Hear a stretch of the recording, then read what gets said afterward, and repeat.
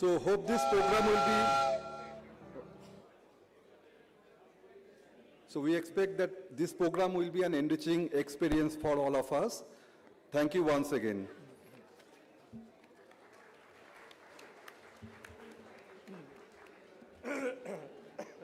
Thank you so much, sir. And may we now request our Pro Vice Chancellor, Professor Chiranjeev Bhattacharjee, for his address.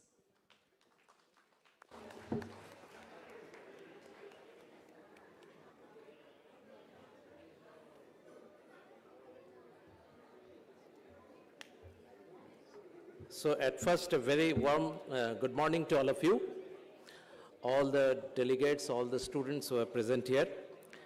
And it's a privilege to be present on the dais with eminent dignitaries like our Honorable Vice Chancellor, Professor Suranjan Das, and Padma Vibhushan, Professor M.M. Sharma, Padma Shri, Professor G.D. Jadhav, Dr. N.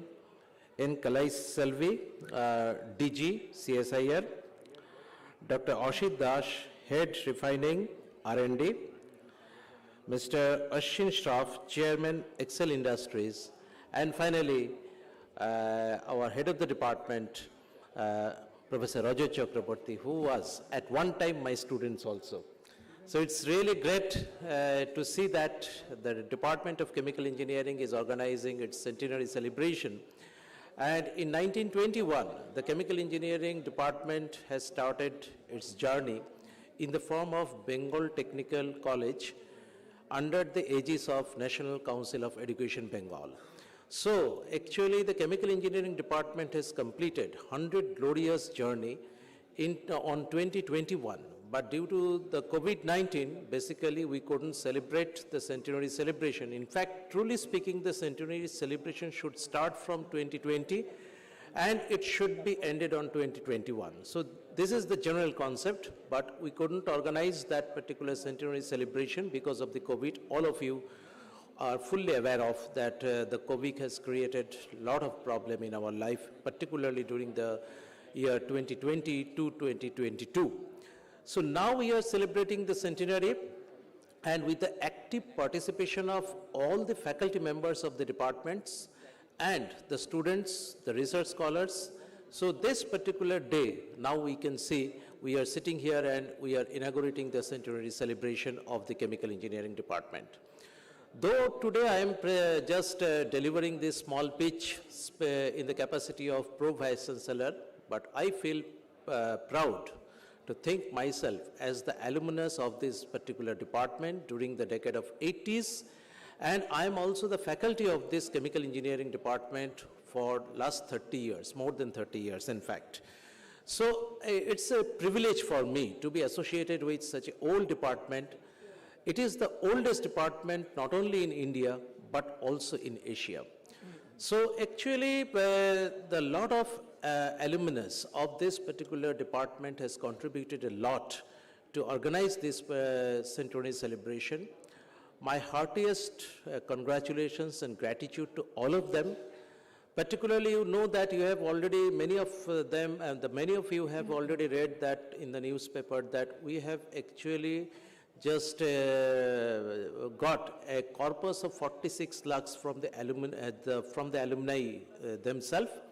And particularly one of the alumni of 1971 batch has donated alone 31 lakhs for development of a pilot plant. So definitely I must congratulate and I must pay my gratitude to him. He has contributed a lot. He is Mr. C. Ravi Prasad, Chennai based, and passed Chemical Engineering Department in 1971. And this pilot plant would definitely serve a lot to give the glimpses of a real chemical engineering equipment. It is a continuous high pressure reactor which will be installed in the department. And basically you are having the CRC lab, the Chemical Reaction Engineering Lab, but there you are finding a very small prototype of the reactors, but here you can see a real life reactor, how it operates in industry, and it is fully automated. So definitely I must thank Mr. Ravi Prasad for his the contribution to the department. Apart from Mr. Ravi Prasad, several other faculty, several other alumni also donated a lot to make that corpus 46 lakhs. And in the capacity of Pro Vice Chancellor, I have also tried to give some amount from the university also for the facelifting and for the structural augmentation of the chemical engineering department, particularly its building, because you know that our building is a very old building, particularly the original building was very old, and it is not made of the concrete or the cement.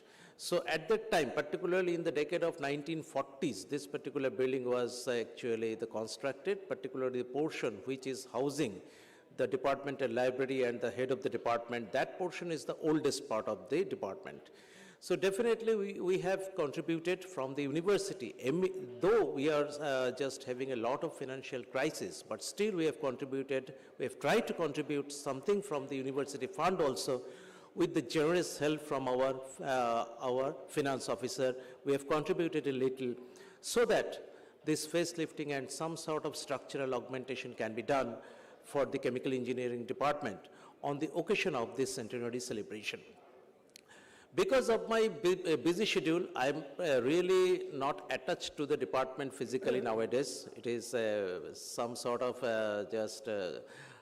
pain for me also that the chemical engineering department is always in my heart and in my mind. I always think myself as a chemical engineer, as a professor of the chemical engineering department, but due to my extreme busy schedule in the dual capacity as a Pro Vice Chancellor as well as a President of West Bengal Council for Higher Secondary Education, I am not getting any time to be associated with the chemical engineering department physically, particularly for organization of this centenary celebration.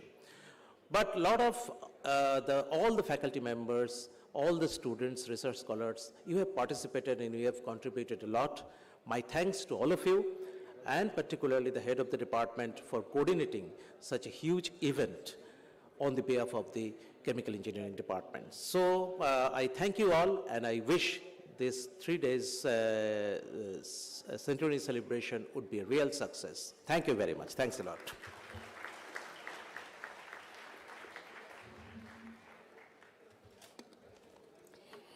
Before requesting the Vice Chancellor for his address, we would now proceed for the formal inauguration by lighting of the lamp. And may I request all our dignitaries on the dais to accompany the Vice Chancellor, the chief guest, for the lighting of the lamp ceremony. The lighting of the lamp ceremony would unleash the true effervescence of CHEMERVESCENCE, and we look forward to this momentous, this historic occasion of the inauguration and the recognition of a centennial journey of the Department of Chemical Engineering, Jadavpur University, the oldest of its kind in maybe Asia.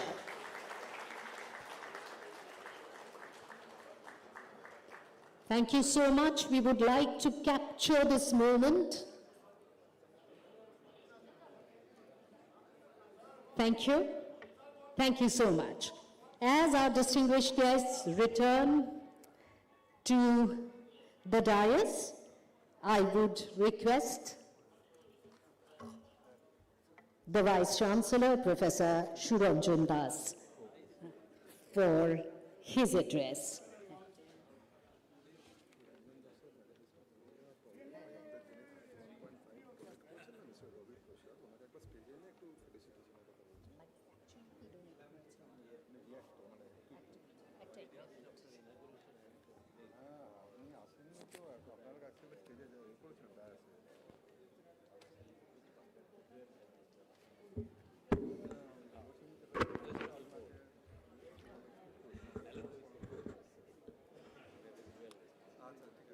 Distinguished personalities on the dais, which include our nation's leading personalities from the world of learning, the world of industry and other walks of life, my esteemed colleagues of the university, which include my Pro-Vice Chancellor, Professor Chiranjeev Bhattacharya, the esteemed alumni of this department, and of course, my very dear students. Could I say a very big thank you to the Department of Chemical Engineering for enabling me to be here and be a part of the centenary celebration of the department, which happens to be the oldest department of its kind, not only in India, but of the whole of Asia. Friends, today as we seek to put the Indian higher education in a transformative mode, we are stressing the importance of national science and technology. We are stressing the importance of unfolding the indigenous knowledge system. We are stressing the importance of university-industry partnership program. And we are stressing the importance of turning inventions into innovations.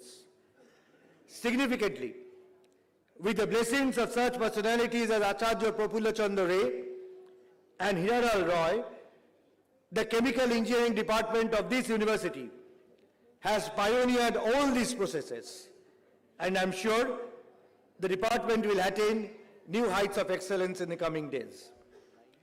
I congratulate the head of the department and his colleagues for joining hands to celebrate the auspicious occasion in a befitting manner. On my own behalf and on behalf of the university, I express my sincere gratitude to all distinguished personalities, with some of whom, especially with Professor Sharma and Professor Jadhav, I had the privilege to work in policy formulation bodies of the Government of India, to spare the valuable time and be with us to provide a source of sustenance to my colleagues in the department. I particularly recall the proud moment when during my tenure as a Vice Chancellor of Calcutta University, I had the privilege of conferring the honorary D.Litt degree on Professor M.M. Sharma and also to award him the first Acharya Prafulla Chandra Roy Medal. It was indeed, sir, it was indeed a very proud moment for us, for me. I join Professor Chiranjeev Bhattacharya to particularly express our university's gratitude to the alumni of the department for making generous contribution, not only to organize this program, the Centenary program, but also to develop the infrastructure of the department. The alumni of a department remains the link between the past and the present. The alumni of the department, of any department, remains the ambassador of the department. And by extending the timely help, the alumni of the department has fulfilled the hopes that are reposed on them. We do look forward to receiving the alumni support in the coming days to meet the emerging challenges of Indian higher education, especially for a state university like Jadavpur. Friends, there is no doubt that compared to the countries which won independence almost at the same time that India did, what in history we call the period of decolonization, India has made tremendous progress in the realms of science and technology. But, as a social scientist, I'd like to pose a question to the distinguished House. And the question is, have we been able to foster a dynamic and constructive relationship between science and society? Perhaps not. The pursuit of science and society, as I see it, cannot be an end in itself, but it is a means to an end. The end being to create a better world to live in. And what I would like to do is to raise a couple of questions in the context of this crucial relationship between science and society. Let me draw your attention to two quotes from two leading scientists. The first is, I quote, "Science begins when speculation ends," unquote. The second is, I quote, "The whole of science is nothing more than a refinement of everyday thinking," unquote. And the question that I would like to raise is whether after 7 decades of our independence, have we been able to avoid speculations? Or have we been able to get rid of superstitions? Perhaps not. In fact, sometimes I'm struck that very often my friends from the science community tend to be more superstitious than we who come from humanities and social sciences. We thus need to ask ourselves, why has not the pursuit of science caused what Einstein looked for, the refinement of thinking, or what Swami Vivekananda called for, the scientific temper. I believe among the factors, this dichotomy has been due to the absence of what I call an effective science communication policy, by which I imply a process which enables communication of the fruits of scientific knowledge to the broader sections of the society. One way of ensuring the communication of scientific knowledge to the society is surely by undertaking popular science exercises.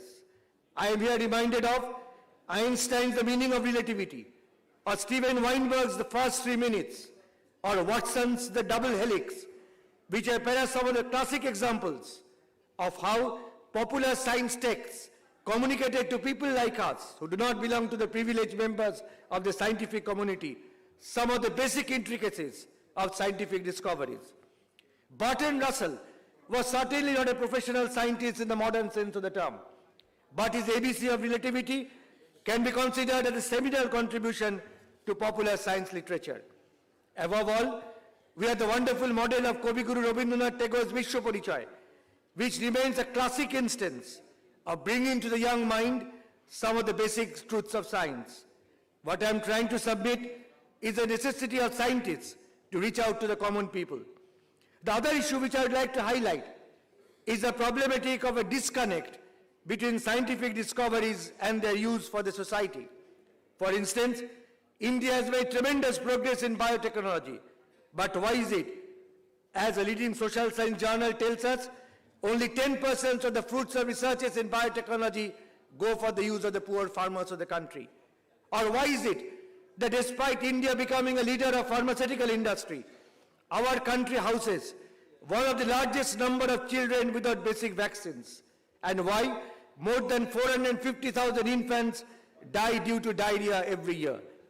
We do look forward to our scientists of not stopping at discovering, but also to help the process to ensure that the fruits of the discoveries benefit the broader sections of the society. The fundamental question I wish to raise for your kind consideration is how to pursue science and technology in a country like India so that science can become a weapon for inducing inclusive growth based on social equity and social justice and preservation of the rich legacy of our cultural pluralism. We thus look forward to the scientists to tell us how quantum mechanics or gravitational theory or the basics of nanoscience and chemical science can refine the thinking capacity of the civil society without which democracy cannot flourish. The famous scientist Richard Feynman had noted, and I quote, "I think we should teach students wonders, and that the purpose of knowledge is to appreciate wonders even more, and that the knowledge is just to put into correct framework the wonder that nature is," unquote. What Feynman was underlining was the need of scientists to come out of the cloisters of laboratories, to relate their researches with social aspirations and social demands. And I do hope that my colleagues in Chemical Engineering Department can use the rich legacy of the department to contribute to this process, reminding themselves of how Gurudev Rabindranath Tagore had reposed in the faith, his faith in the students of the Bengal National College and School, which was the precursor of the present Jadavpur University, and I quote from him, "তাই আজ আমি ছাত্রদিগকে অনুরোধ করিতেছি, এই বিদ্যালয়ের প্রাণকে অনুভব করো, সমস্ত বাঙালি জাতির প্রাণের সঙ্গে এই বিদ্যালয়ে যে প্রাণের যোগ হইয়াছে তা নিজের অন্তঃকরণের মধ্যে উপলব্ধি করো। ইয়াকে কোনোদিন একটি স্কুল বলিয়া ভ্রম করিবে না। তোমাদের উপর এই একটি মহৎ দায়িত্ব রইল।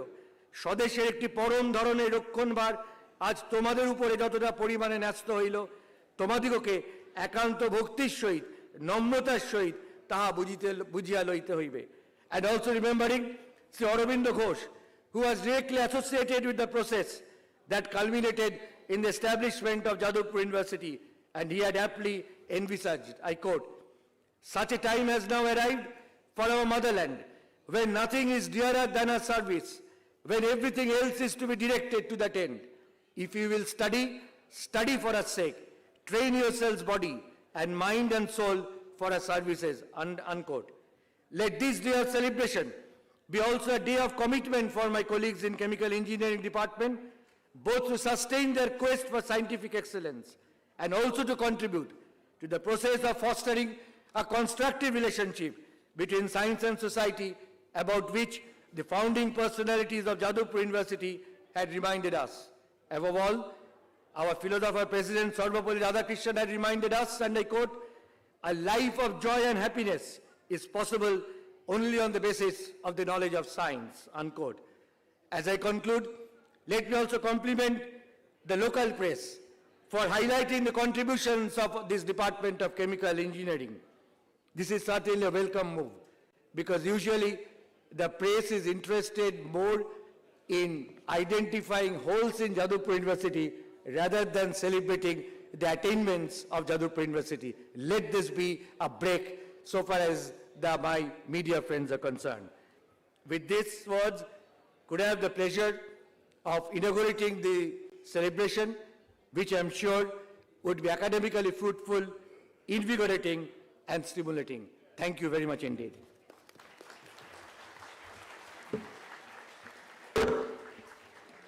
Thank you so much, sir. That was a truly thought-provoking lecture on the sociological implications of science. Thank you so much for this very, very well thought-out inaugural address. And now, as mentioned by our Pro-Vice Chancellor, we are immensely grateful to C. Ravi Prasad, who has contributed an actual reactor to the department. Can we request you, sir, to kindly come up on the dais, and we would request our HOD to felicitate C. Ravi Prasad on giving us such a valuable equipment. A very, very big hand for C. Ravi Prasad and his extraordinary generosity to the Department of Chemical Engineering. C. Ravi Prasad, thank you once again. May I request our head of the department, Professor Chakraborty, to present a memento to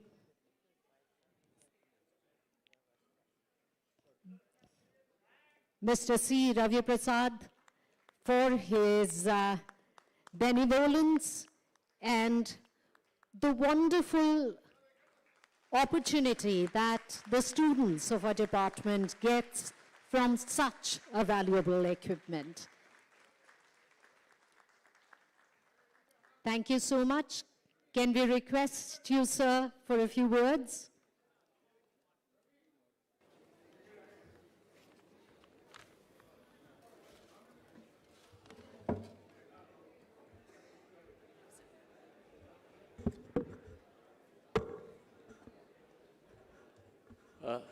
I am overwhelmed with emotions. First of all, such an august audience who fill me with awe, and such a wonderful young students and my ex-classmates. Honestly, I'm speechless. I can't quite think of what to say here, but I would just like to say one little thing. Somebody asked me, why did you do what you did? I just want to summarize that in 2 lines. I spent all my student life in Calcutta in Jadavpur Vishwavidyalaya. I didn't, more than chemical engineering, I learned what a good human being means. So my value systems, my code of ethics, everything around that, I learned in Jadavpur University. And I can never tell you all how grateful I am for the boon given to me by the gods to study in this august university. What I've done is a very small Guru Dokkhina for the enormous learning during my 5 years in Jadavpur Vishwavidyalaya. Thank you very much, Jadavpur Vishwavidyalaya. Thank you very much, all my professors, and thank you very much, all of you.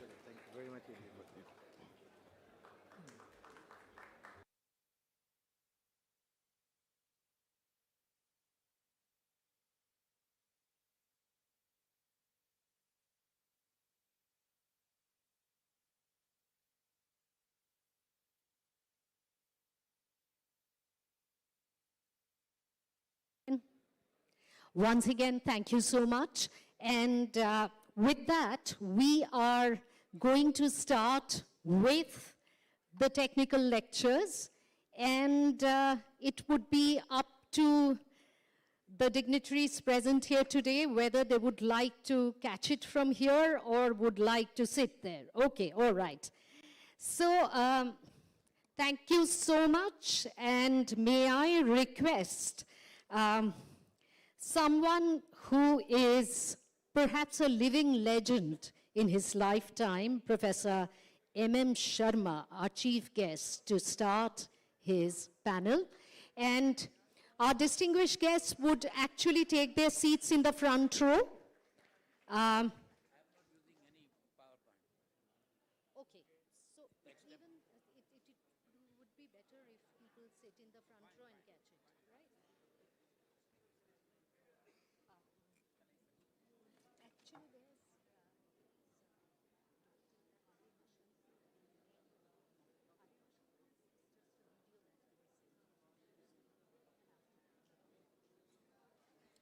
right. So we have here today Professor Sharma, Professor M.M. Sharma, who is perhaps one of the most redoubtable combinations of being an academic and a scientist.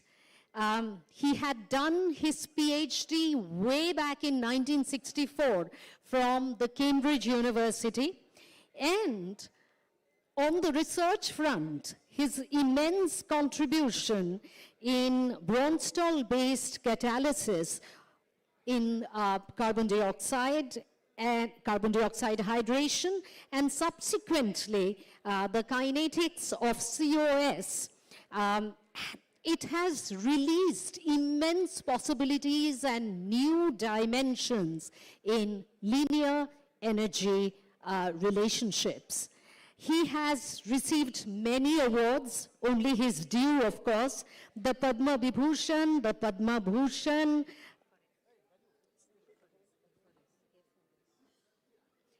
and also the Leverhulme Medal and the Shanti Swarup Bhatnagar Prize.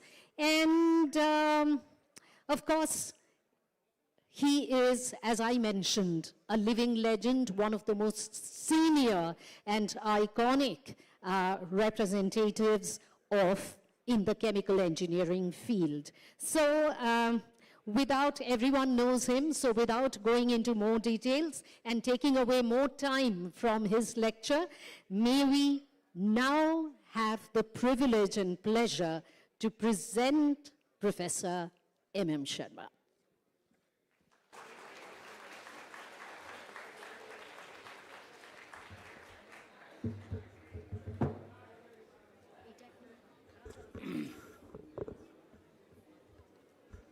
Mr. Vice Chancellor, Pro Vice Chancellor, distinguished guests of honor, first of all, I wish to bring to you greetings for your momentous occasion of the centenary celebration. I did have the pleasure of participating in your Platinum Jubilee more than 25 years ago, and I'm here to greet you on this momentous occasion. I'm delighted that Professor Chakrabarti has taken all the pains to organize this momentous occasion.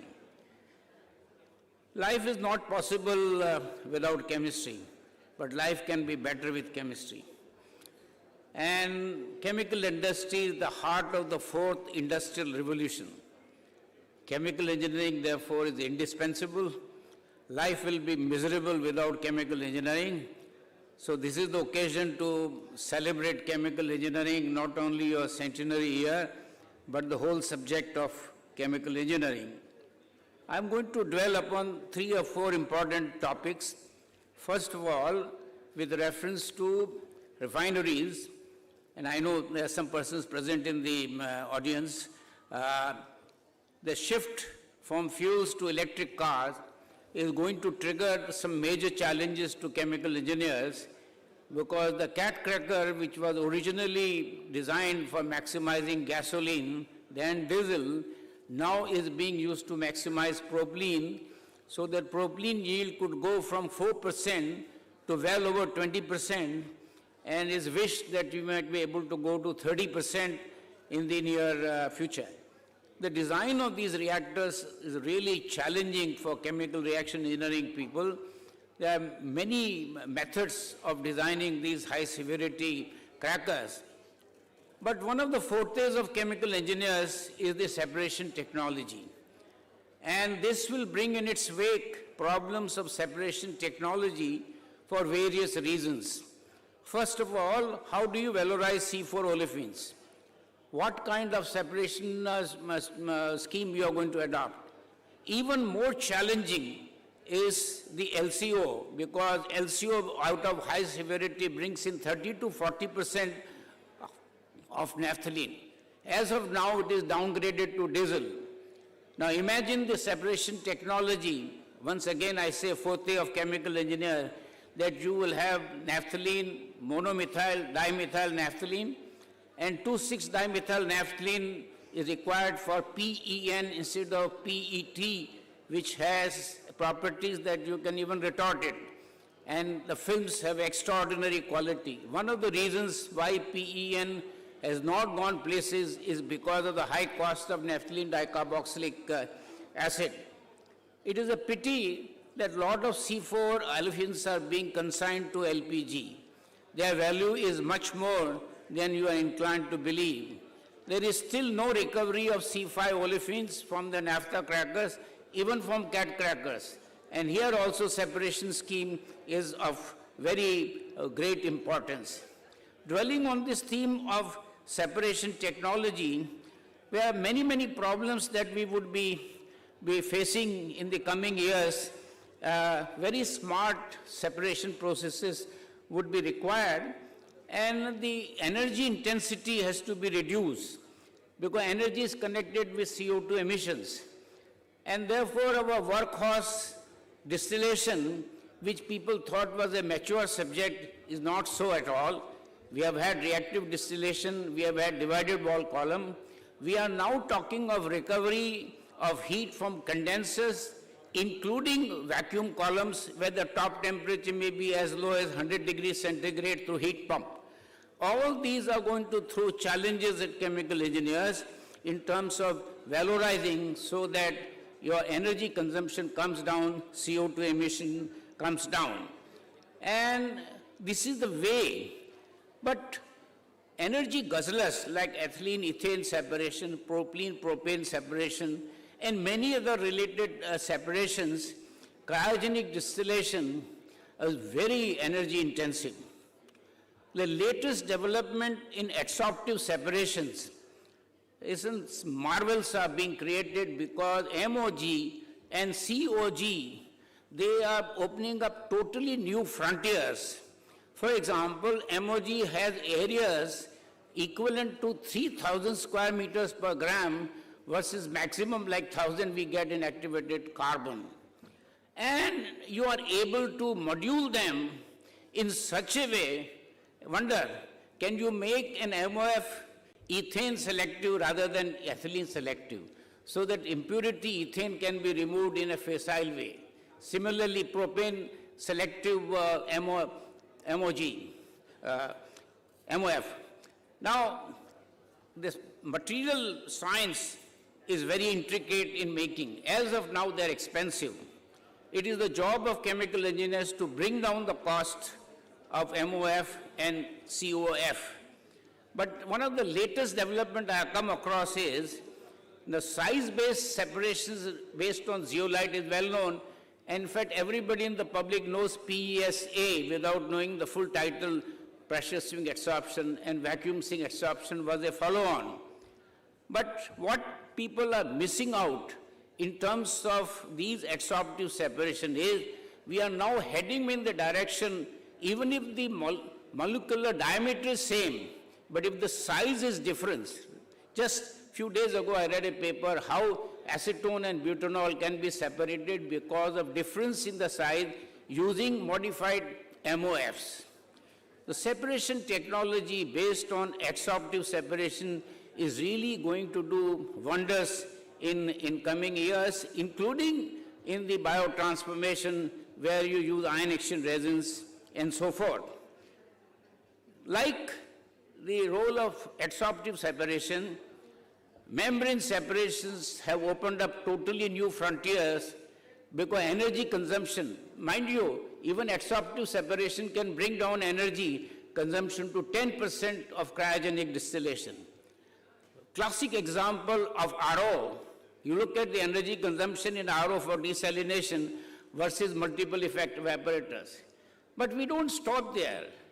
With the advances in polymer science, we had all this hollow fiber based thing.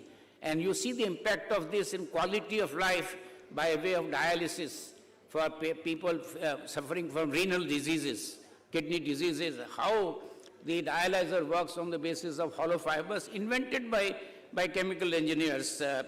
Membrane separation is going places. How?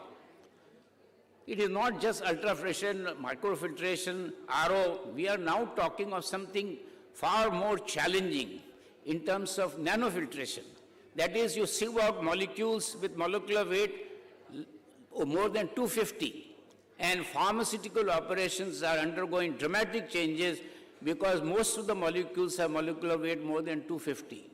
So nanofiltration and membrane separations based on valency, monovalent from divalent. Look at the marvel that you can design a membrane which sieves out divalent from monovalent.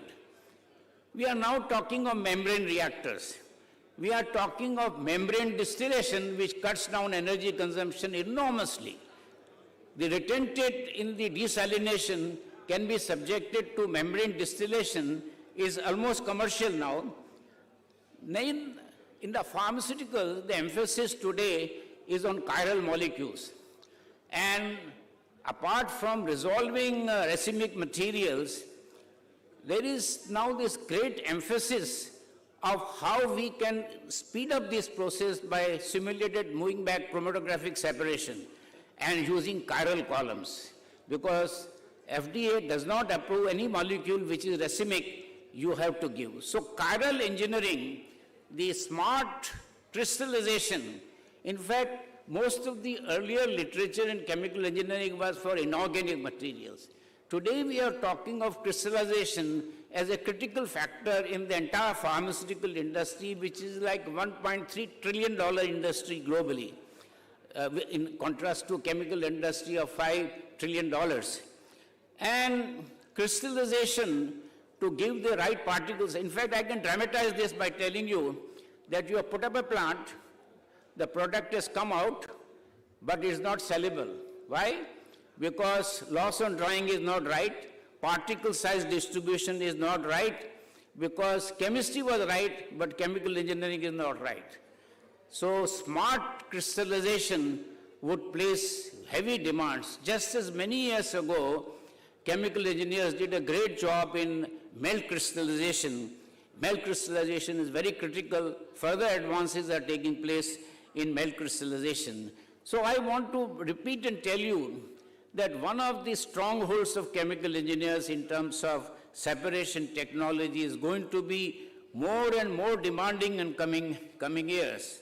I now switch on the gear and talk because in your celebration, sustainability has been. First of all, I want to make a very positive statement. Sustainability is attainable. Chemical engineers can do it, and they have a very big role to play. I'd like to pose 2 or 3 very important issues in this. Our biggest biomass that is available, almost distributed throughout the country, is bagasse, sugarcane bagasse. We are only simply burning fiber. Remember, taking out cellulose, hemicellulose, and lignin. And how lignin will undergo pyrolysis, catalytic cracking to make phenolic substances. Now look at the quantity of lignin that would be available year after year without any problem. 35 million tons of sugar is produced in India. We are only taking cane juice to make alcohol, where a lot of carbon dioxide is emitted. At the same time, we talk about carbon dioxide emission to be curtailed. Same material can be converted to far more value-added products, which also pose some separation technology problem. Let me dramatize this by a very simple example. In Second War, 2,3-butylene glycol was made by fermentation, just as in First War, acetone and butanol were made by fermentation by Weizmann. 2,3-butylene glycol was dehydrated to make butadiene. Now, 1,4-butanediol is commercial, and very soon 1,3-butanediol will be also commercial. Can you imagine how we can turn around bugs to make 2,3, 1,4, 1,3? That tells you how we can ferment and get itaconic acid, such a versatile material. But today, even precursor artemisinin. So biotransformation of renewable raw material is going to go places, and it is going to be a very demanding job. And let me explain to you why. Just as when you want chiral intermediates for drugs, whether it is sitagliptin or whether it is atorvastatin, we have no expertise worth the name in India. And this requires, in the context of the Nobel Prize winner Francis Arnold, directed evolution. You change the bugs through directed evolution, and you are able to do these incredible transformations. Imagine a precursor of artemisinin being made. Itaconic acid is a simple thing. Alcohol is a thing you can't go wrong in fermenting. Any fool can make alcohol. Your efficiency may be low. Lactic acid has come to some status, but the scope is much more than we are inclined to believe. You know, today vanillin is running in pilot plant by biotransformation. Farnesene is commercial. So many more things are going to be commercial. What is the role of chemical engineers? Very big role, because bugs are critical. Just like in catalytic processes, catalysis is important, but major investment is downstream. Here also major investment is downstream. Many times the concentrations are very low, like B12, vitamin B12. And we need very smart separation technology post-fermentation. So once again, chemical engineers will be called to solve these problems. So renewable raw material, many times too much is being talked loosely in India. Very close to Calcutta, Rishra had alcohol-based ethylene polyethylene plant. Union Carbide had ethanol-based complex in Chembur, Bombay. Synthetics and chemicals in Bareilly had synthetic rubber based on renewable raw material alcohol. Alcohol gave acetone, alcohol gave acetic acid. All plants are shut because they are not economic in relation to petrochemical processes. So it's one thing to talk, you should use, but our job is to make them economically competitive. Now, this sustainability in terms of energy consumption, sustainability in terms of availability of raw materials. As long as food is produced, you will always have materials like bagasse, but you take even rice straw. Rice is one crop where after you burn, you get silica. And this silica is already valorized for making precipitated silica, which is competing with carbon black in the tires. Silica coming from rice husk is an interesting phenomenon. Now 2G alcohol will take some more time, but it's all question of how you can make sure that is converted to fermentable sugars. And it is very much on the annual. Now with renewable energy being available both through wind as well as through solar, we can have new paradigms in chemical industry, and I refer to electrochemical engineering. You can have hydrogenation plants in any nook and corner, because electrolytic hydrogen cells today are designed to give hydrogen at 30 bar, and many of the hydrogenations are done so you can eliminate compressor.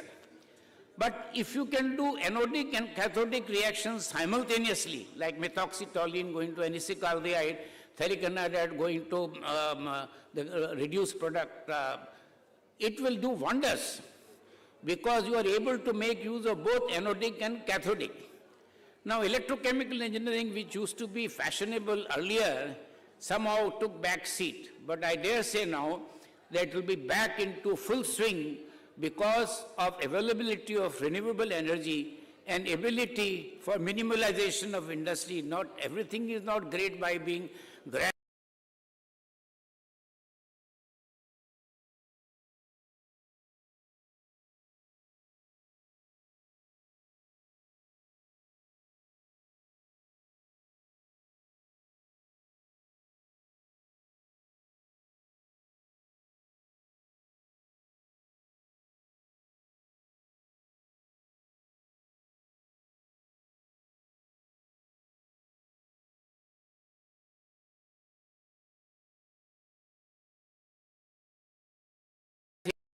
Pyrolysis of polyethylene waste or polypropylene is simple. It is not at all simple.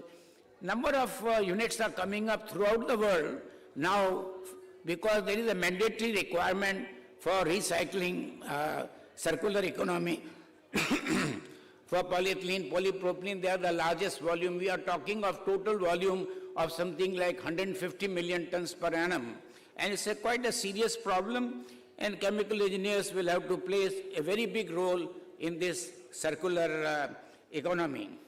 Now, water is going to be a very, very demanding item.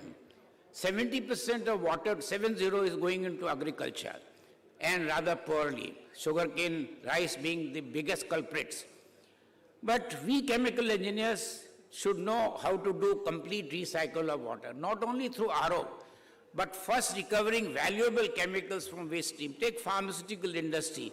For every kilo of API, many times you have 5 kilos of unwanted material, sometimes even 10. And there is nothing like a waste stream. Waste stream is a raw material with negative cost. So valorizing these so-called waste streams, or I call them feedstocks with negative cost, they are very challenging problems in chemical engineering, and I can tell you more from my first-hand experience, they are worth a fortune. You can have crores and crores of rupees in a pharmaceutical company only recovering chemicals from waste stream, but not by very textbook solutions. Textbook solutions, like many of the problems you have in separation, you can't solve through simulation, through Aspen packages. So recovery of chemicals is going to be a crucial part. But in the drought-affected areas, harvesting moisture from air, where adsorptive separation will play a big role, is something to look forward to. So water-stressed area, water is like sweet. Water is like sweet, and water, there are many famous sayings that you go in desert and then you can't have water for all the money that you might have in your pocket, but here is a new avenue. Then I also want to say, whatever way you can recover water from any stream, please go for it. Because water is going to be a very stressed, and chemical engineers have decisive role to play in this area. And valorization of food waste. Look at chemical engineering that you can apply and valorizing food streams. There is a lot of production of now instant coffee, instant tea. What do you do with the waste? Burn them? There are many valuable components in them to be recovered, and now attempts are being made. You have processing for orange. Remember how limonene was recovered, how pectin was recovered from large orange farms. We have pineapple, we have mango juice. What do we do with the residue material? valorizing them using smart chemical engineering would be a very, very welcome feature in coming years. Remember cashew nut shell liquid from cashews, which today is in great demand, so much so that we are importing cashew nut shell liquid from Vietnam, from West Africa, East Africa. It's a phenolic substance capable of giving high-class epoxy resins, many other products, ethoxylates and all. Here is a renewable raw material. As long as you produce cashews, you will always have CNSL. Similarly, what you do with jute, or what you do with banana, what you do with pineapple, all these are candidates for chemical engineers to work on in coming years. Finally, I want to talk about something, about challenges. Can we use propane in place of propylene for downstream projects? There is already an awakening, and people have been able to make acrylonitrile from propane. Mind you, there is a big difference in the cost of propane and propylene, ethane and ethylene. If propane can be used for ammo oxidation to make acrylonitrile, even via two-step, if not one step, if propane can be used to make acrylic acid, will bring down the cost substantially. If we can make many products that we make from ethylene, from ethane, for example, there is a pilot plant running in Saudi Arabia where ethane is converted to ethylene and acetic acid by smart catalytic oxidation. Therefore, you can have large capacity vinyl acetate plant because you have ethylene and acetic acid. We want to throw challenges. Will you be able to make hydrogen peroxide by direct reaction of hydrogen and oxygen? Will we be able to make phenol directly from benzene? Will we be able to make aniline directly from benzene? These are some of the challenges that are in front of us. What I want to say is, chemical engineering has always been an evolving discipline. What I learned in my school days, or if you have your oldest chemical engineers from Yadavpur University, ask them. When I started doing research, I didn't have a formal lesson in solvent extraction, and my first area of research was in extraction. And if we show slide rule to our son or grandson, as per the age, and they will, laugh, what is this damn thing called slide rules? Now, we all worked, and remember how long it used to do plate by plate calculation, which you can now do in a whiff. But remember, all these simulation packages like heat transfer coefficients in agitated vessels, they were based, those equations are based on small scale equipment which are not reliable. Therefore, if your model is not reliable, what simulation will do? But the scope of doing simulations, doing smart scale-up, we need astute scale-up, safety like in nuclear plants. Therefore, simulations will be very important, artificial intelligence will be important, digitalization will be important, and of course CFD. You can't put pilot plant for many things. Let me give you one example, how waste cases are being converted into alcohol. There are 2 commercial units in the world that CO2, hydrogen, CO all put together in fermenter. Now look at what is the chemical engineering challenge. All of them have very low solubility in water. So unless you make gas liquid mass transfer exceptionally efficient, and KLA, liquid side mass transfer coefficient, to be of the order of 1 reciprocal second, whereas in a normal gas liquid contactors, we hardly approach 0.1. So you are talking of 20-fold increase in the gas liquid interfacial area. So you are now talking of micro bubbles and even nano bubbles in the design of these kind of reactors. So the scenario is changing all the time. When I say chemical engineering is an evolving discipline, and remember, no technology is ever mature. No technology ever mature. We are still making big differences to ammonia plant. In fact, after 110 years, we are still looking at how we can make ammonia production smarter. I see some great opportunities, not in another forte of chemical engineers, catalysis, reaction engineering. If we can modify the Haber-Bosch flow sheet, ammonia plant is an energy guzzler.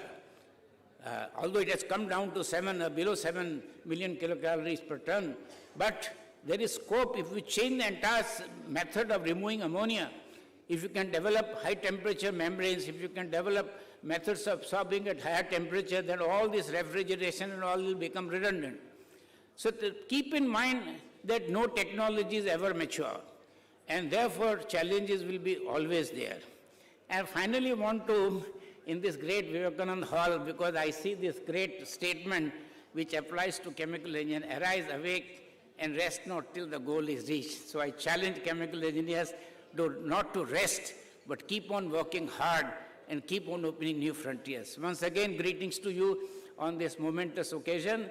Radha Chakravarti, you have done a great job. I compliment you and your colleagues and the support that you received from Vice Chancellor and Pro-Vice Chancellor, and one Pro-Vice Chancellor is chemical engineering faculty member, so it makes things somewhat easier to deal with in a state university. Wish you all the best. Have a wonderful time in the next day or two and enjoy yourself.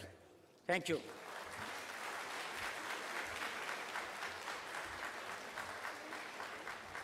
Professor Sharma, just a stool has to be given. Can you just move that side? I also pay my tributes to late Hiralal Roy, in whose name I have given today's lecture. I had given H.L. Roy lecture before also.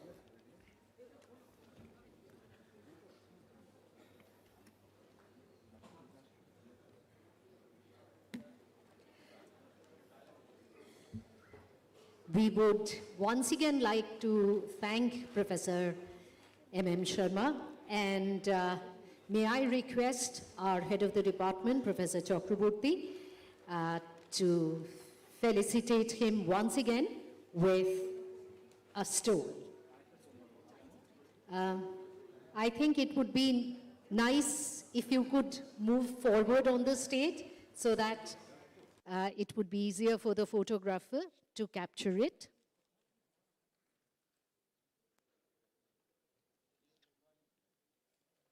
This is Professor Sharma is being felicitated with a traditional Tasar stole of Bengal. Thank you once again.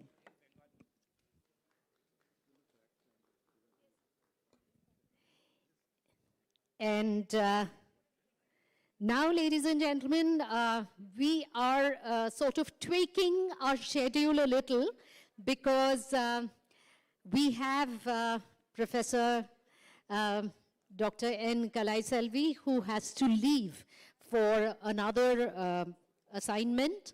So may I request Professor Dr. N. Kalaiselvi to kindly come up on the dais. Dr. Mrs. N. Kalaiselvi, she assumed charge as director of CSIR, Central Electrochemical Research Institute, in February 22nd, 2019. Dr. Kalaiselvi's research work of more than 25 years is primarily focused on electrochemical power systems. And today, of course, she is going to talk about how she has worked on lithium and beyond lithium batteries and power storage system, and enlighten all of us. Please welcome Dr. N. Kalaiselvi.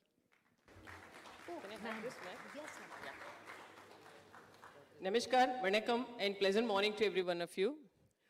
I'm very glad to be a part of this centenary celebration of Chemical Engineering Department of Jadavpur University. And the title itself is very, very encouraging. And I should really appreciate and congratulate the organizers for having picked up such a nice title like CHEMERVESCENCE.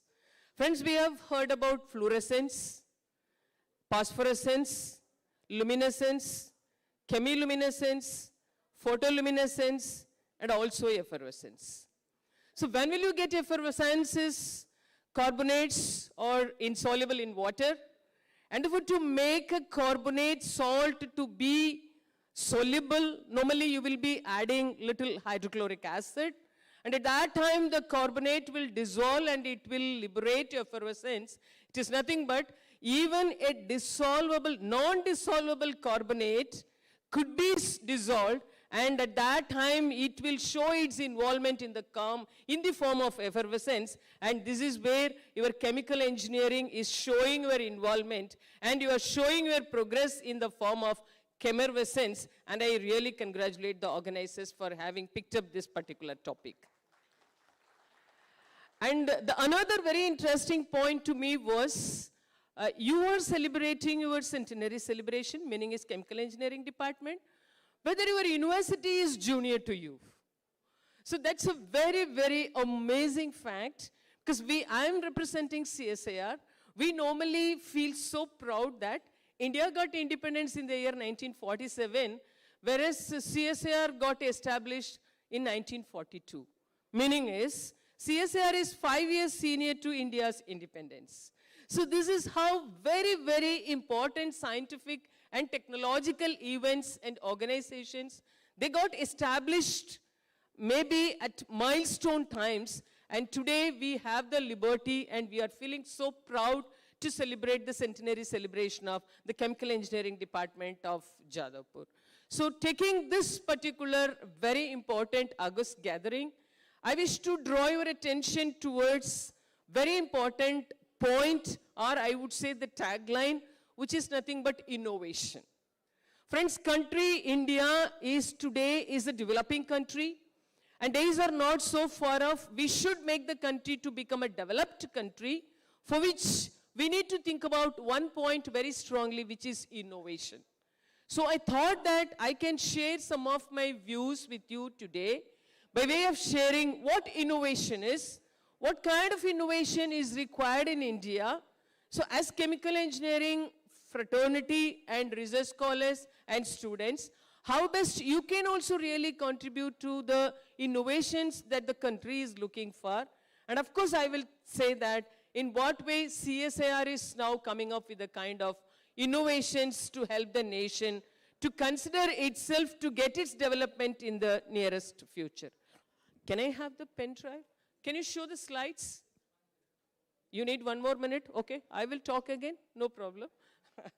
So friends, so now we are living in a very, very important point when the country is celebrating science, scientific research, science, technology, and innovation also. For a country like India, once upon a time, we were criticized for the kind of population that India is having. 2 countries were teased by all the global community for the kind of population. One is China, the other one is India. But China changed the history by way of making all its human resource for the benefit of the country. Almost 2 decades back, China started calling back all the experts, calling back all those who have migrated from China to other countries, and they now are showcasing to the entire world that if at all human resource for their capabilities and expertise could be tapped in the right way, could be mentored in the right way, could be channelized in the right way, yes, you can really become a supreme power in the coming days. And therefore, for India, this is the critical time. Now in India, the youth population that is below the age of 40, it is so huge.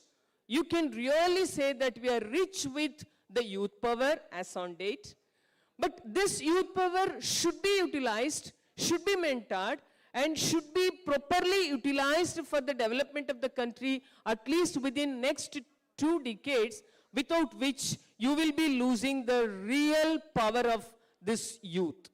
And therefore, you as very responsible citizen of the country, you and me, because I am not a youth, but then what we can do is, we leaders are here just to handhold the youth and to channelize your thoughts and to help you and to direct you and put you in the right path, by means of which the country can soon see the developments by way of making use of all the human resource and the youth power that we have. And when we talk about our aims, our vision, We are living now in a particular era, which we call it as the very, very important era of Atmanirbhar Bharat, and self-reliance are getting popularized, are getting celebrated, and this period is called Amritkal. So when we are living in this Amritkal, we are fortunate, we are gifted, and this Amritkal period should be utilized by each and every one of us very, very properly. And therefore, I say that this Amritkal is the right period when countries should think very strongly about innovation, and this innovation could be made in reality only by youth like you. So coming to today's thing, so I'll be talking about CSIR, how it is getting itself geared to act as the innovation engine of India. So recently we had our 200th General Body meeting, wherein the Honorable Minister of Science and Technology unveiled the new tagline of CSIR, which is CSIR, the innovation engine of India. Friends, CSIR is such an amazing organization. Most of you may be knowing. Across the country, we have 37 national laboratories. We are touching the lives of this country, lives of every citizen of this country, through various science and technology-driven disciplines, for which no branch of science is an exception. And we are so fortunate to have the Honorable Prime Minister as the President of CSIR Society, and the Honorable Minister of Science and Technology as the Vice President of CSIR. And I thought that today Professor Mashelkar will be here, and CSIR is always so proud to have the visionary leaders in the past, and therefore I'm standing here as the Director General of CSIR, and at that time I really thankfully recall all the leaders who have really helped me to stand here with a lot of pride in the name of CSIR. And one such leader is Professor Mashelkar. As all of you know, Mashelkar, he is a very vibrant leader, and he only told in the year 1998 that I in CSIR must stand for innovation. Friends, when CSIR was established in the year 1942, that time the country was not at all even independent India. Therefore, the country would not have had any kind of Indian industry, but it was named, the organization was named as Council of Scientific and Industrial Research. But by the time, originally it would have been functioning as Council of Scientific and maybe Indian Engineering or Indian Research. This is what it would have been functioning. And therefore, Mashelkar, he said that I in India, it should be really thought in this way that it should not stand for imitation, meaning is we should be second to none. Even today, many a times, when a technology is developed by some other country, we casually take it and we start practicing it with some kind of a marginal improvement. So this kind of incremental improvement in the technology should be avoided. Therefore, there should not be any kind of imitation, and also there should not be any kind of inhibition also. In science, actually you should be really forthcoming, you should win over inhibition. And therefore, I in IIT must stand for innovation, I in industry should stand for innovation, I in CSIR also should stand for innovation.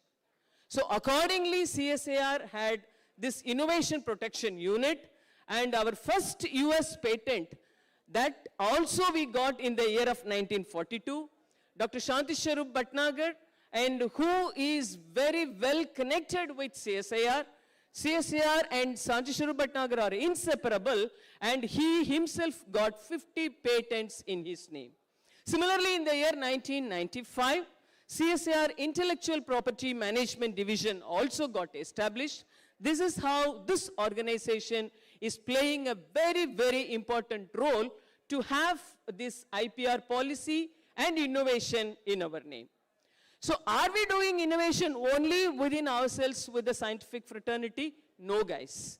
We always make it applicable that whatever is happening at the lab level, in the research level, that should percolate to students also, and therefore we have created CSIR Innovation Award for even school children. So whenever school children are coming up with a new idea, innovative idea, So this was started in the year 2002 on a very special day of World Intellectual Property Day. Meaning is, we are very strong believers that next generation leaders like you, if at all you really pay interest to science and technology, only then we can do wonders. So this is again CSIR Innovation Centers. At different places we got CSIR Innovation Centers, and recently we got one innovation center which is on Innovation Center for Next Generation Energy Storage Solutions. So we are living in one particular period where energy is gaining a lot of importance. Energy generation, energy conversion, energy storage, energy audit, and energy management. All the 5 factors ought to be considered very seriously, and therefore this energy storage is gaining a lot more momentum, and this is where our Chennai center is coming up with a kind of innovation center for next generation energy storage solutions. Similarly, this year is the year of millets, and therefore we have one exclusive institute, that is Food Technology Research Institute in Mysore. So there we are coming up with a kind of a specialized activity on millet mission.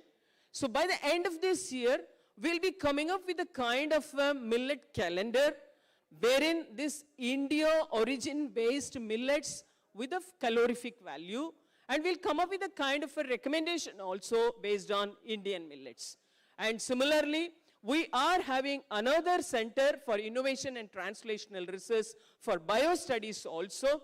So that is available at least in 4 or 5 different areas.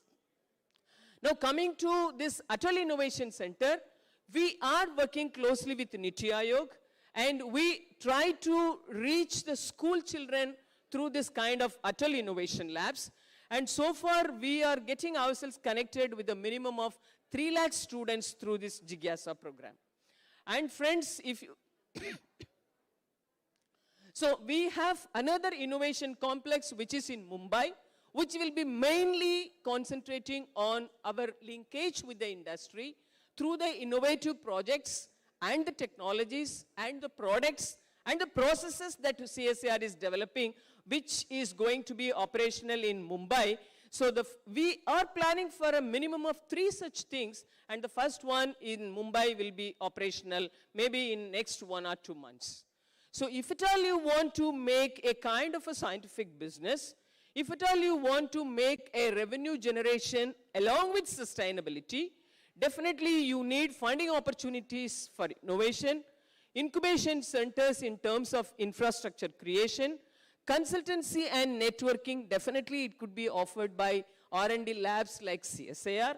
And of course, we ourselves are giving training as well as we are extending our services. We give skill development training program to almost every age group of students, even for school left out students, school 10th class failed student, 10th class pass, plus 2, UG, PG, PhD, postdoc.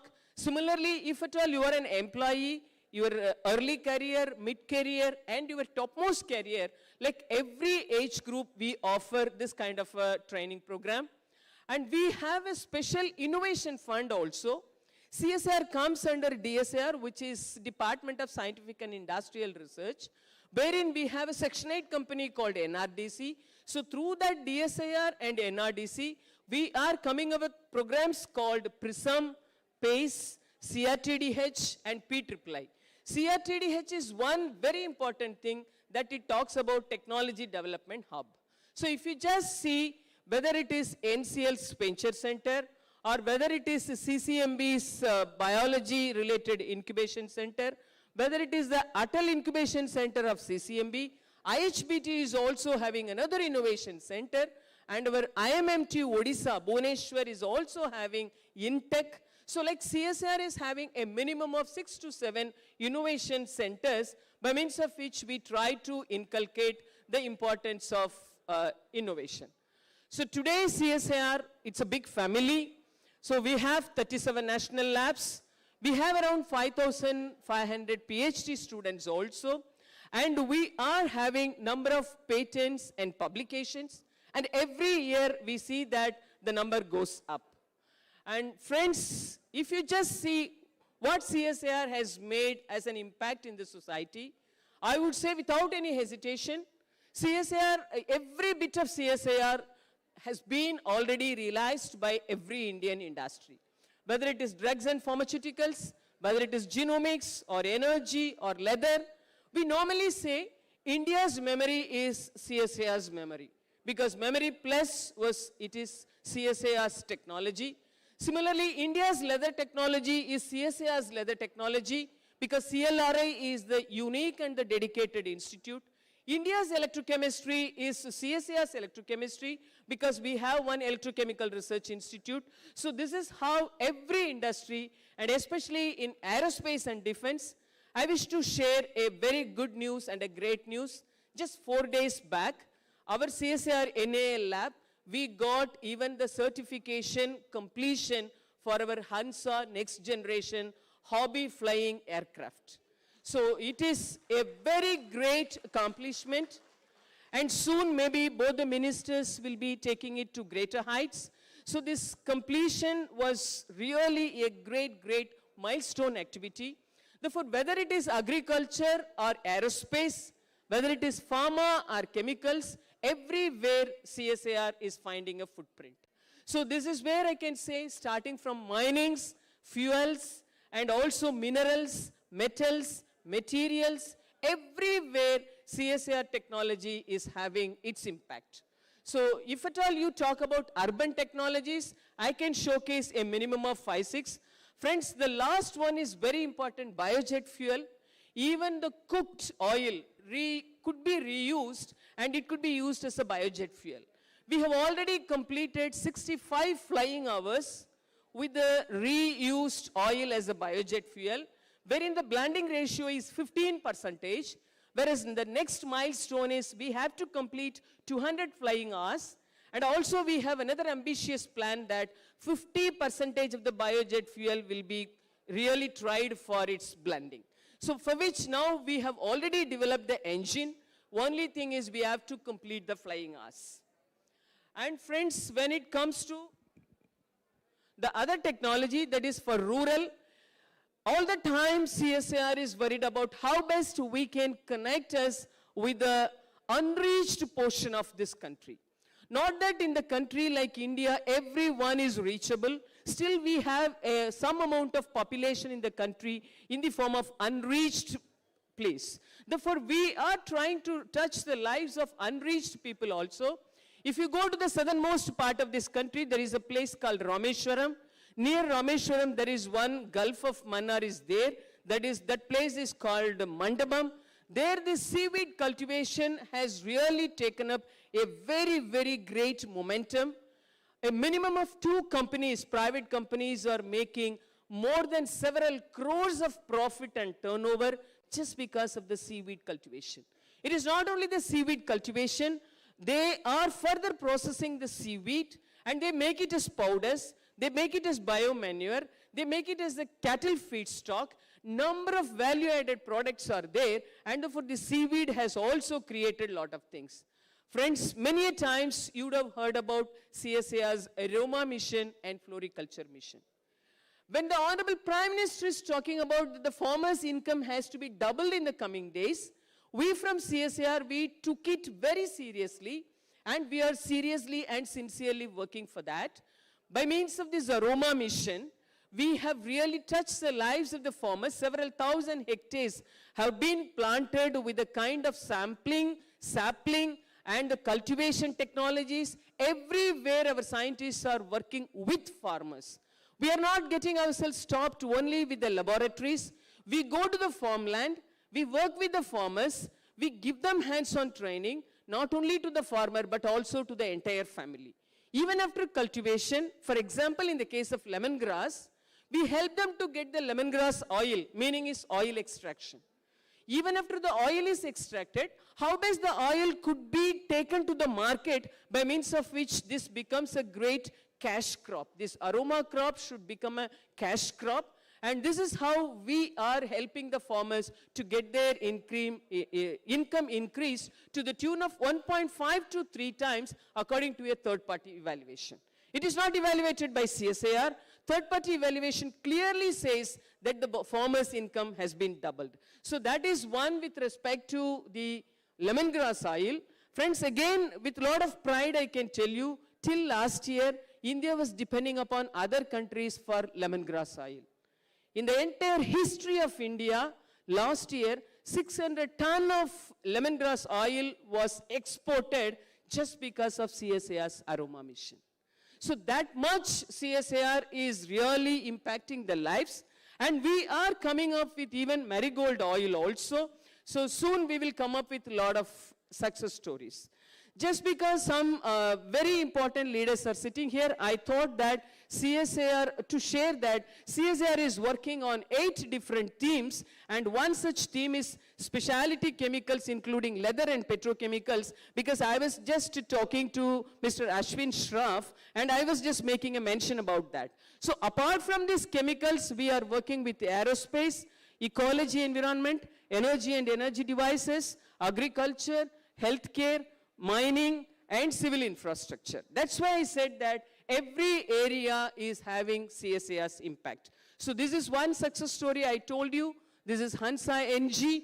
This is a 2-seater aircraft. It is a sport aircraft, and it is a hobby flying aircraft. So here only we got the certifications, and soon we will come up with series of Hansa NG production in the country because the technology has already been transferred. And similarly, we are having a lot of strength with respect to multi-copter drones. During COVID time, the drones were used for drug delivery. Now we are using the drones for even fertilizer spraying. So in a place called Uttakamandalam, Ooty in Tamil Nadu, several thousands of hectares, the fertilizer spray has been completed with our drone technology. And Professor M.M. Sharma was sharing his concern with respect to water management and water security. So here from CSAR, we're using a technology called Helibone technology. We're trying to map and manage water. We call it as water mapping and water management. And for water mapping, we use Helibone technology. And for water management, we use AI, ML, and IoT. So even in the water arid regions, you can really explore how much is the water and how best water could be rejuvenated, and that kind of attempts are also ongoing. Along with water, now we are extending the Helibone technology to explore even metal as well as mineral wealth also. So this is what I said, that in the country now all of you are living with only mobile phones. Life without mobile phone cannot be imagined at all. And all the mobile phones are having lithium batteries, and in the country, we started this kind of a lithium battery producing facility at Chennai. Right now, this can produce 1,000 lithium cells per day, by means of which we will try to address the requirement of the country at least to a level of a fraction of its total requirement. So now, last week was a very, very enjoyable week, and it's a special week for all battery researchers, because even in India, lithium reserves have been identified. So we are also, like you as chemical engineers, we are also coming up with a number of technology transfers to chemical industries. Recently, Honorable Prime Minister dedicated hydrazine hydrate manufacturing facility, and he dedicated it to the nation, which is CSAR IICT's technology. Why it's not working? Can you help me to switch on the next slide? I have 4 or 5 slides. Yeah. So this is our low chilling variety. So once upon a time, apple means it will be growing only in one part of the country. But now we are trying to make that apple should be grown, and apple can be grown in other parts of the country also. Especially in Northeast we are trying, and this has found a place in Honorable Prime Minister's Mann Ki Baat also. During pandemic, yes, we created a kind of a big network of 280 plus clinicians and 70 centers, and everywhere our CSAR labs really worked a lot. Similarly, what I told you, like metals, minerals, and materials, waste to wealth, Professor M.M. Sharma was talking about circular economy, recycling, refurbishing. Yes, CSAR is into that, and we have already transferred a minimum of 50 technologies. Friends, this will be very, very interesting to the country because India is a country where more number of steel industries are there. The steel slag is now utilized to make roads. All of you would have been aware about this Noida Twin Tower demolition, and many of you may not be knowing that CSAR's technology and CSAR's advisory role was also included in the safe demolition of Noida Twin Towers. Our scientists went there as a team. They placed several sensors, and they only cautioned that this is going to be the impact of this demolition, and accordingly the measurements were carried out. And similarly, recent issue of Joshimath. So again, team of scientists from CBRA went over there. They are only helping to provide technical guidance for immediate as well as permanent shelters. COVID, again, thanks to COVID helped us to identify and come up with makeshift hospitals. Now we are repurposing the technology for immediately making some permanent shelters also. So this is what I told you. So CSAR is not getting stopped only with the elderly scientific group. We are grooming our second line leaders, starting from school children. So this is our Jigyasa strength. And similarly, this is our skill development. As I already told you, every age group we have one or the other program. And recently we started ACSAR. That helps us to even tap the PhD students also. And friends, this is my last slide. So you can very well see that wherever CSAR innovation is happening, it is appearing in the news. And I just want to touch upon one point of your Honorable Vice Chancellor, who was sharing his concern about the popularization of science and science communication. In CSAR, we have one lab, dedicated lab, which is called NISPER Delhi, which is exclusively taking care of only scientific communication.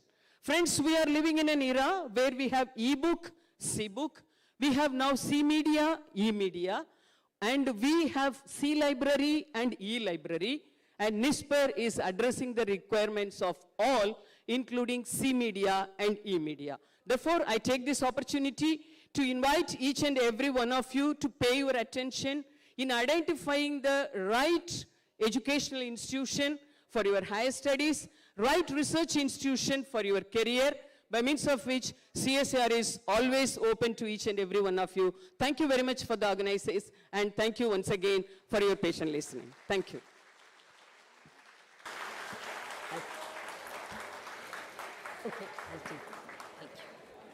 Thank you so much, Dr. Kalai Selvi. And it was good news all the way. We are indeed heartened and encouraged. And thank you once again. May I also call upon the dais Dr. Mrs. S.K. Mishra, who also represents the same organization. And may I request Professor Ranjana Chaudhuri to felicitate Dr. Kalai Selvi. Would you, ma'am, would you proceed towards the center of the stage? Thank you so much.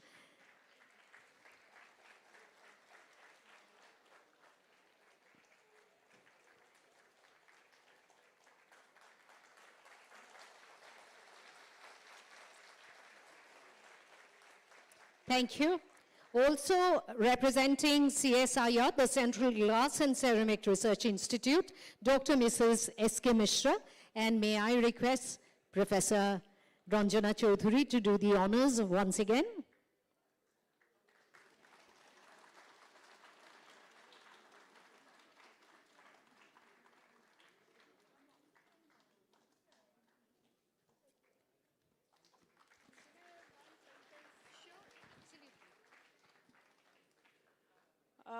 This is the, what I say, ek ke saath ek free. Nowadays, that is the thing. I came with our DG, and I am fellow, just we are actually, Jadavpur University and CGCRI is having one wall common. I know there is a lot of, we are working together. I look forward with the Chemical Engineering Division, few works are going on. Professor Rajat Chakrabarti, we look forward for more collaborations with you. thanks for considering me to felicitate in this August gathering. Thank you once again. Thank you very much. I invite all of you to visit CGCRI as a director of that institute. Thanks to all. Thank you so much. There was quite a lot of food for thought, and now there is food of a different kind to process the food for thought. So, ladies and gentlemen, for our dignitaries, tea or coffee is served outside in the lounge, and for our students in the foyer below. So do have a sip and come back in 10 minutes, and we can commence with our next session.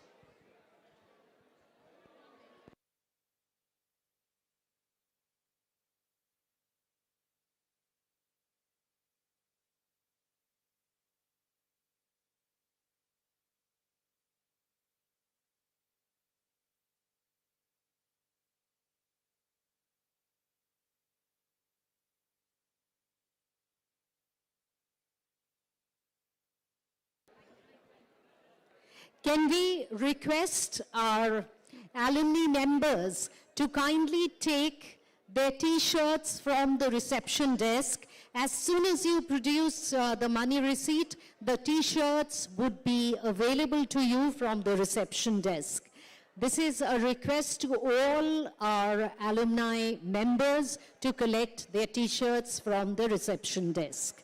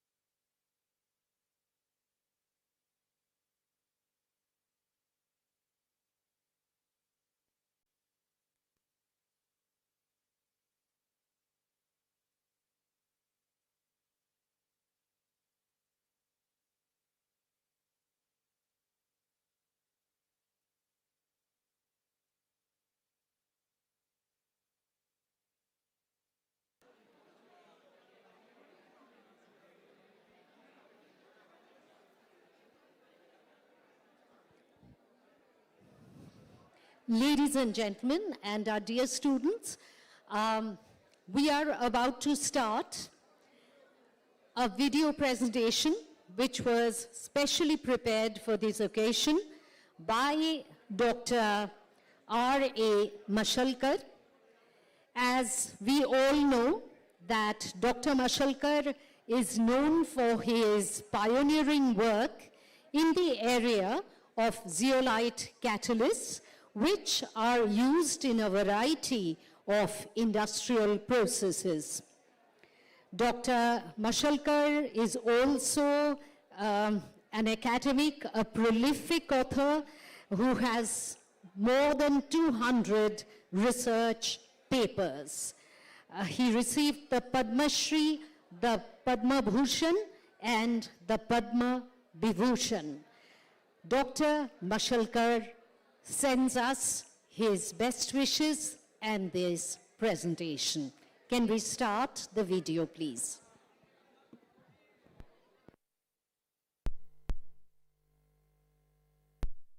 Years is a long journey, and what a wonderful journey we have had at Jadavpur University. I will like to actually begin by going back to a book that came out which was edited by Nicholas Pepys from Purdue University, and it was all about 100 years of chemical engineering. And different people were asked to contribute their own history from their own country. And I had the privilege of being invited to write. And actually, if you see here, this book came out in 1989, and there was a paper that I had written with my colleague J.V. Rajan, and it was on chemical engineering developments in India. And I'm very proud to say that I had said there, and I quote, it was the foresight of the late Dr. H.L. Roy who introduced chemical engineering in the curriculum of the Bengal National College, the nucleus of the present Jadavpur University, as early as 1921. Interestingly, then the discipline of chemical engineering was still in its infancy, even in the developed countries of the West. So Professor H.L. Roy was ahead of his time, and we all remember him very, very gratefully. We pay our homage to him on this historic day, and I feel particularly happy and proud that I have been privileged to pay my humble tributes to our pioneering guru, H.L. Roy, after 34 years again. So thank you, Rajat, thank you all your colleagues at Jadavpur University for giving me this opportunity. I'm going to talk about next-gen chemical engineers.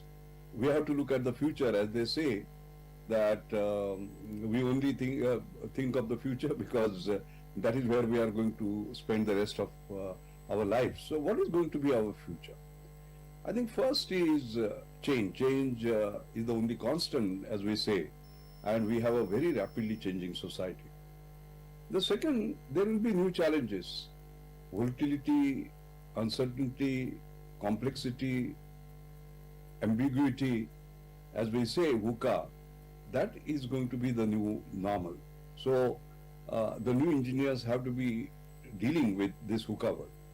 The third is there are changing societal expectations and demands from us as chemical engineers.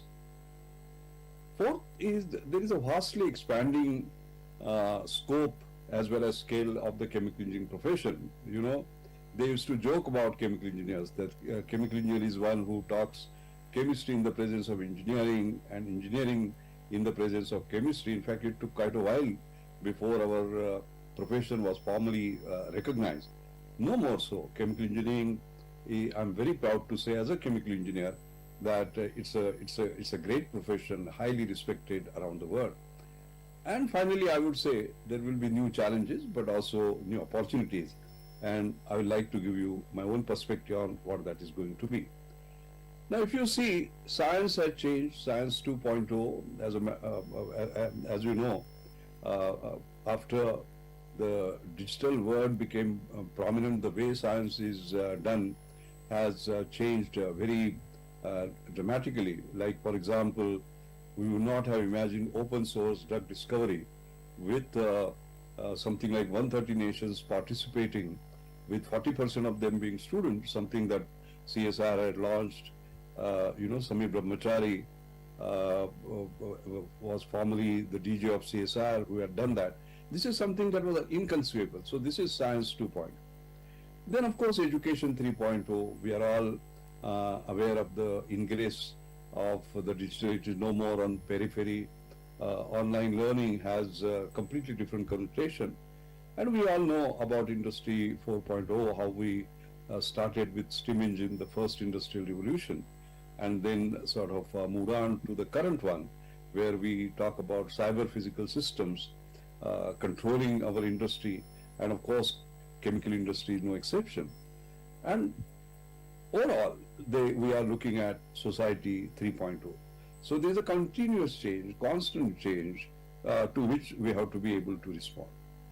Now, if you see, I mentioned about the scope changing, and if you just see the range of length scales that are covered by chemical engineering today, it is incredible.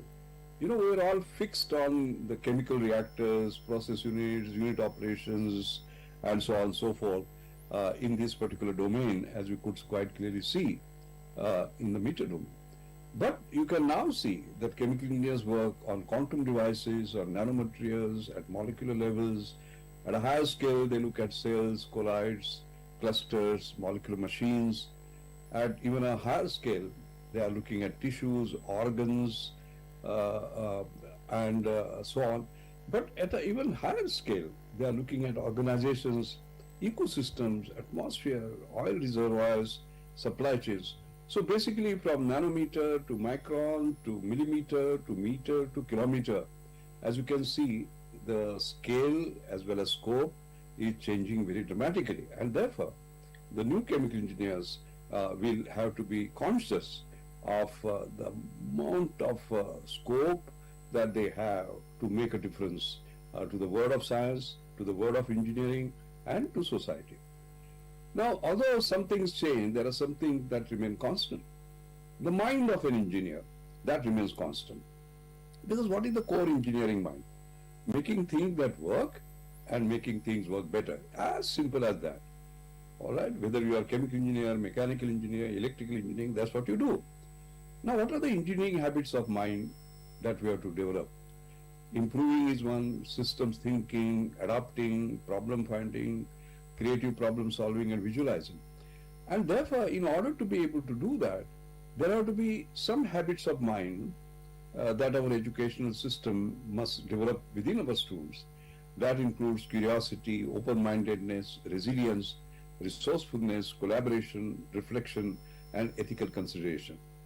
The point I try to make is that although there are certain things that will be changing, these are things that are constant, and these are very critical attributes of an engineer. Now, I'm going to propose, as far as Gen Next engineers are concerned, first, they will have to be responsible engineers, chemical engineers. Second, borderless. Third, solution engineers. Fourth, assured engineers. And finally, what I like to call as MLM engineers. And I will explain that to you. It is Gandhian engineering. That was a term that I had coined, more from less for more. That is a term I had coined. Now, many of them, many of these will be familiar to you, but some of these will not be familiar to you. So I'll explain each one of them. First, responsible engineers. I was the president of Indian National Science Academy, and I remember Lord Martin Rees, the president of Royal Society, gave the Blackett Memorial Lecture in INSA in Delhi. And the title of his talk was The Last Century. Will the civilization survive the 21st century? This was in 2007, almost 16 years ago. What was his concern? His concern was climate change was going to create a major human challenge. Global warming that was in the offing, and that has intensified now. Ravaging of biodiversity by modern society. So there were so many acts of human which are going to cause sort of problems. And as chemical engineers, we have to ask ourselves, are we mitigating this or are we adding to this? This is a very, very important question. My lecture, you will find I'm talking about things from the book of my life. You will see frequently my photographs or where I was present when there was certain action, etc. So please forgive me for that, because I'm trying to take you through the book of my own life. I think the first disaster the chemical industry had, which was very, very, very tragic, was this Bhopal gas tragedy. Overnight, some 2,600 people died, and they're still sort of suffering after effects. And as it turned out, I was the technical assessor for the one-man inquiry commission, and I was on the accident tank after the methyl isocyanate had leaked out from one tank, and the other tank still had 40 million tons, and what to do with it, I remember. And Professor Sharma is there in the audience. He was there too. I mean, we were all called to find basically solution, and then I worked for a couple of years as technical assessor for the inquiry commission. So I have personally experienced this tragedy that chemical industry had caused. Then, as luck would have it, we had this Maharashtra gas cracker complex accident in 1992 when 34 people died after a blast, and the government of India at that time had appointed me as the chairman of the committee. And what I learned from both these accidents were that they were both man-made in some sense or the other. I won't have time to get into the detail. And therefore, as responsible chemical engineers, it becomes our responsibility that this never happens again. That is one part of the responsibility. The other part of the responsibility is that we have to create a sustainable energy future, and I'm quite sure Professor Sharma has already given an amazing talk on this subject, very, very informative, very, very insightful. I will add my little word to it, to whatever he has said. I think we have to look for new carbon economy, low carbon economy, no carbon economy, carbon neutral home finally, and transitioning to net zero, and the whole world is busy with that. And it is responsible engineers, responsible chemical engineers that can make it happen. Look at, for example, one of the aspects. Everybody is talking about green hydrogen. And if you look at India's energy security, this hydrogen can reduce over $160 billion worth of imports for India. And I have given the details in terms of crude, the natural gas, the coal, the petroleum products, and ammonia. So it is important from that perspective. The second is there is a significant reduction in carbon dioxide emissions. India is world's third largest emitter with 3.6 gigatons of carbon dioxide equivalent across sectors. So green hydrogen will play a key role in the energy transition. And the third is it is critical to meet India's target of 500 gigawatt of renewable energy by 2030. The current capacity is 100 gigawatt. So surplus electricity from India's renewable plants can also augment green hydrogen economies. So that is very important. Now, here is something interesting. This is Asia Economic Dialogue that Pune International holds. I am the current president of Pune International Center. Dr. Vijay Kelkar, the great economist, is the vice president, and we have been in existence for more than 10 years. And we have this Asia Economic Dialogue to look at the future challenges. And last year, almost, this is 23 February 2022, almost to a year, there was a fireside chat between two of us, Mukesh Bhai and myself. And as you know, both of us are alumni of Institute of Chemical Technology, formerly UDCT. And it was interesting that two chemical engineers from UDCT were having a fireside chat in the opening session of the Asia Economic Dialogue. And as you know, Mukesh Bhai is known for his grand vision, looking beyond the realms of possibilities. And I want to repeat for you what he said. First of all, he said that India should be able to do 1-1-1. That means produce 1 kilogram of green hydrogen for $1 in 1 decade. Looks audacious, isn't it? But that's what Mukesh Bhai is. That's what he did in Jio, for example, by giving 4 rupees, per gigabyte and voice free and 500 million sort of customers at the lowest cost, the highest quality, 4G LTE. That's what he wants to do. But he has this confidence, amazing. India can export $500 billion green energy to the world. Because he said, what is our raw material?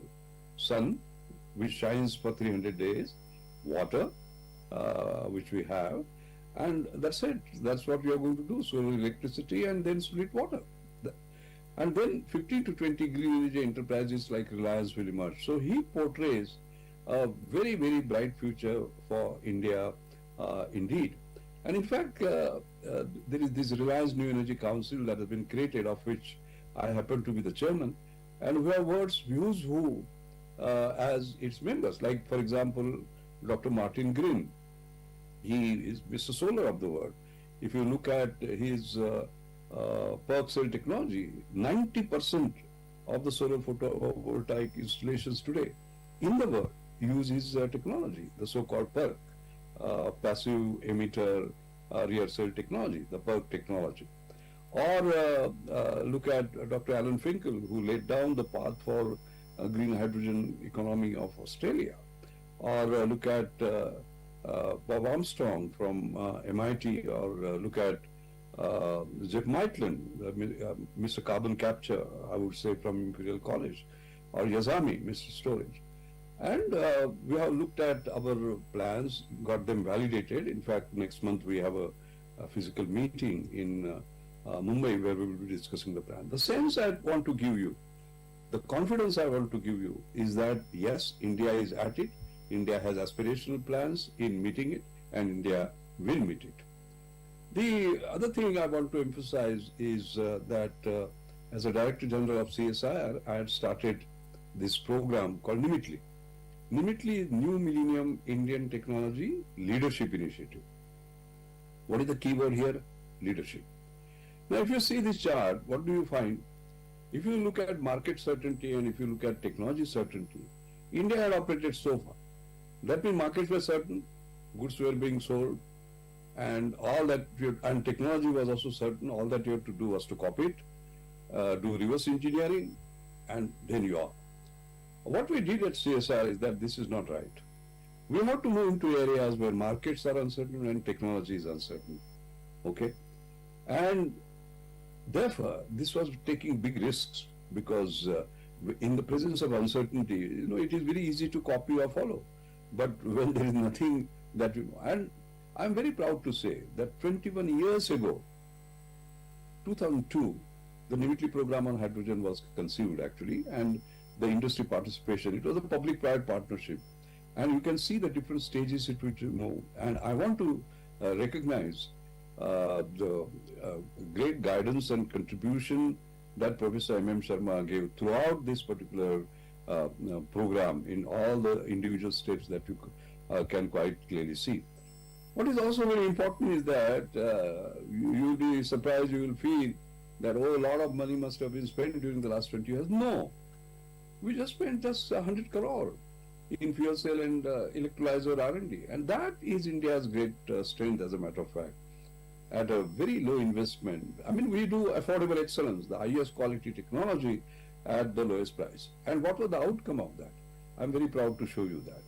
The hero here is Professor Ashish Lele. Dr. Ashish Lele is the director of NCL, one of the finest engineering scientists that the country has, chemical engineering scientists.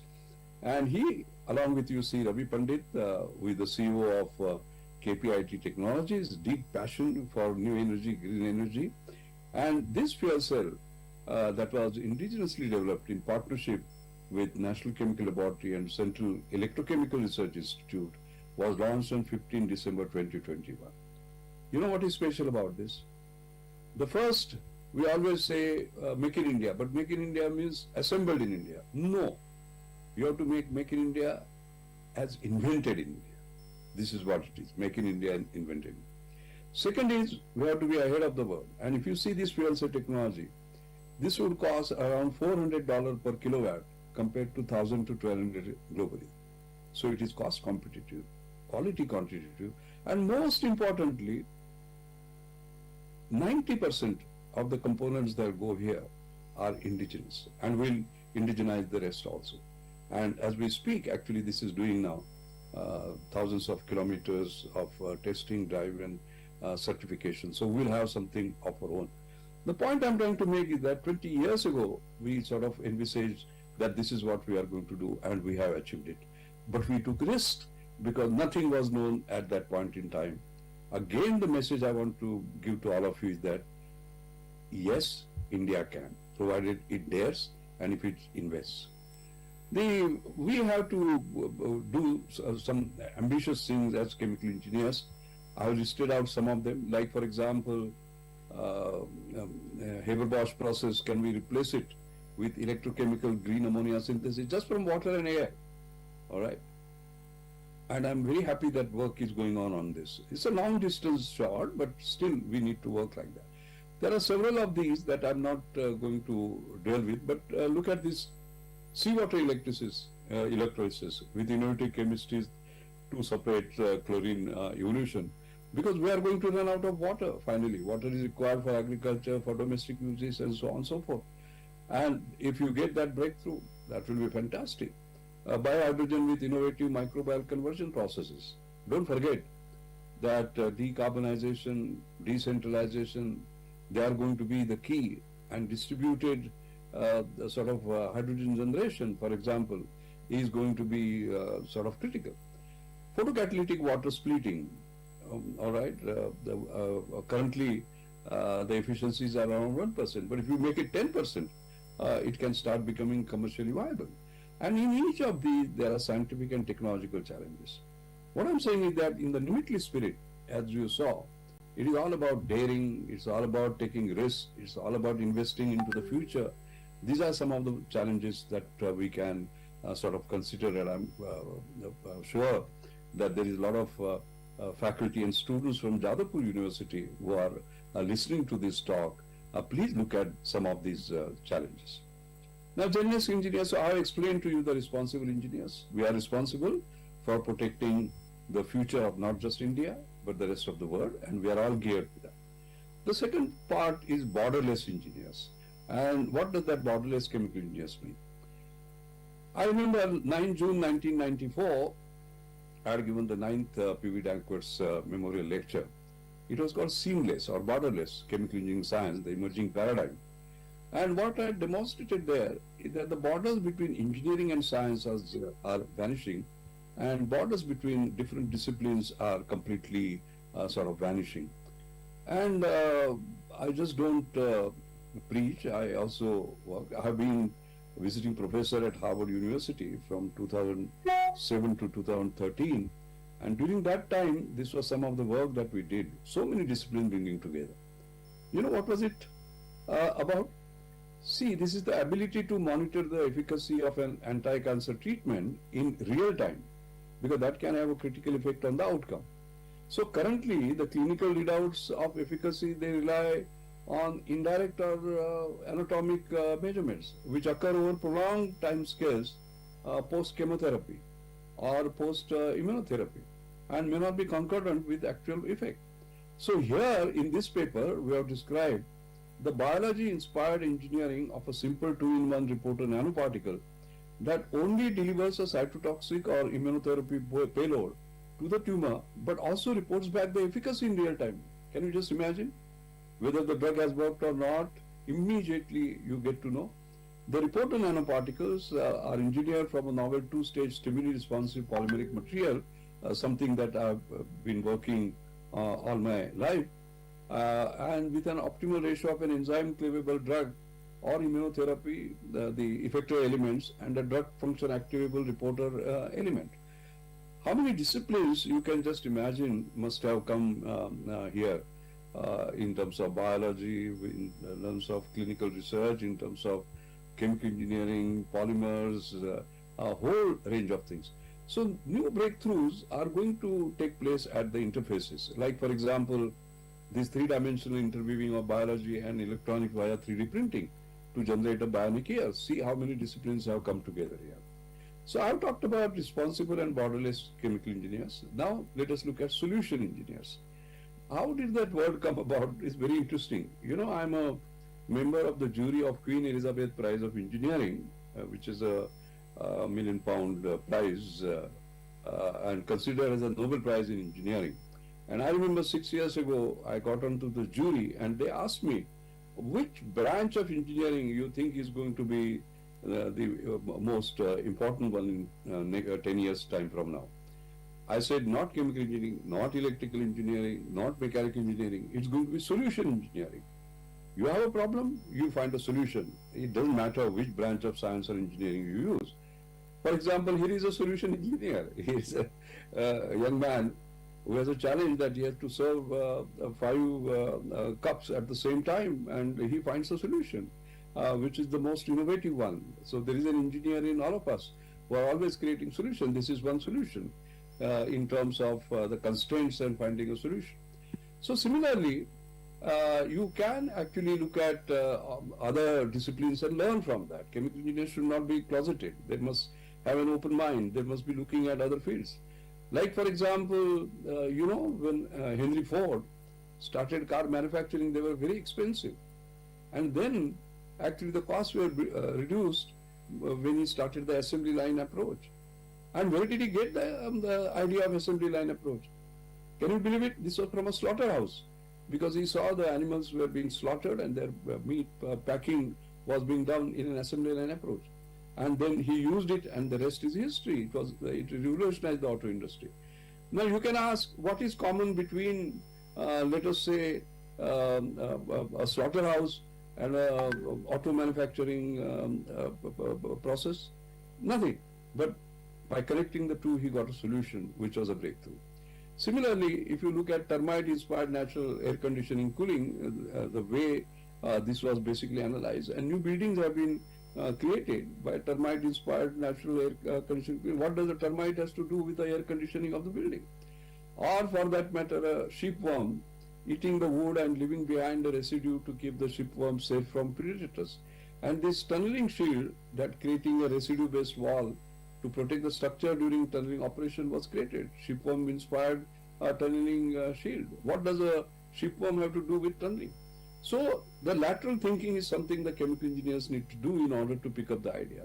And I'm very happy to say that next month our book will come up. I have partnered with a young, fantastic innovator, Harsh Helatkar. The difference between his age and my age is almost 38 years. And this book is called Experiment. Experiment is exponential improvement through converging parallels. Now here is the paradox. Parallel lines never meet, they never converge. But what we are saying is that, like slaughterhouse and auto manufacturing, nothing to do, they are parallels, all right? But you bring them together and you get no ideas. I hope you will enjoy this book when it sort of comes to you. The simple point I'm trying to make is that chemical engineering is a solution engineering. Just find a solution given a problem. Having covered all these, let me tell you about assured engineers. What does assured engineers mean? Once again, I bring these two chemical engineers back, and I was been the chairman of Reliance Innovation Council, where growth is life, but innovation as a way of life, and therefore innovation-led growth has been the main dictum. And one day, Mukesh Bhai and I were talking, and he said, "Doc, we must leapfrog."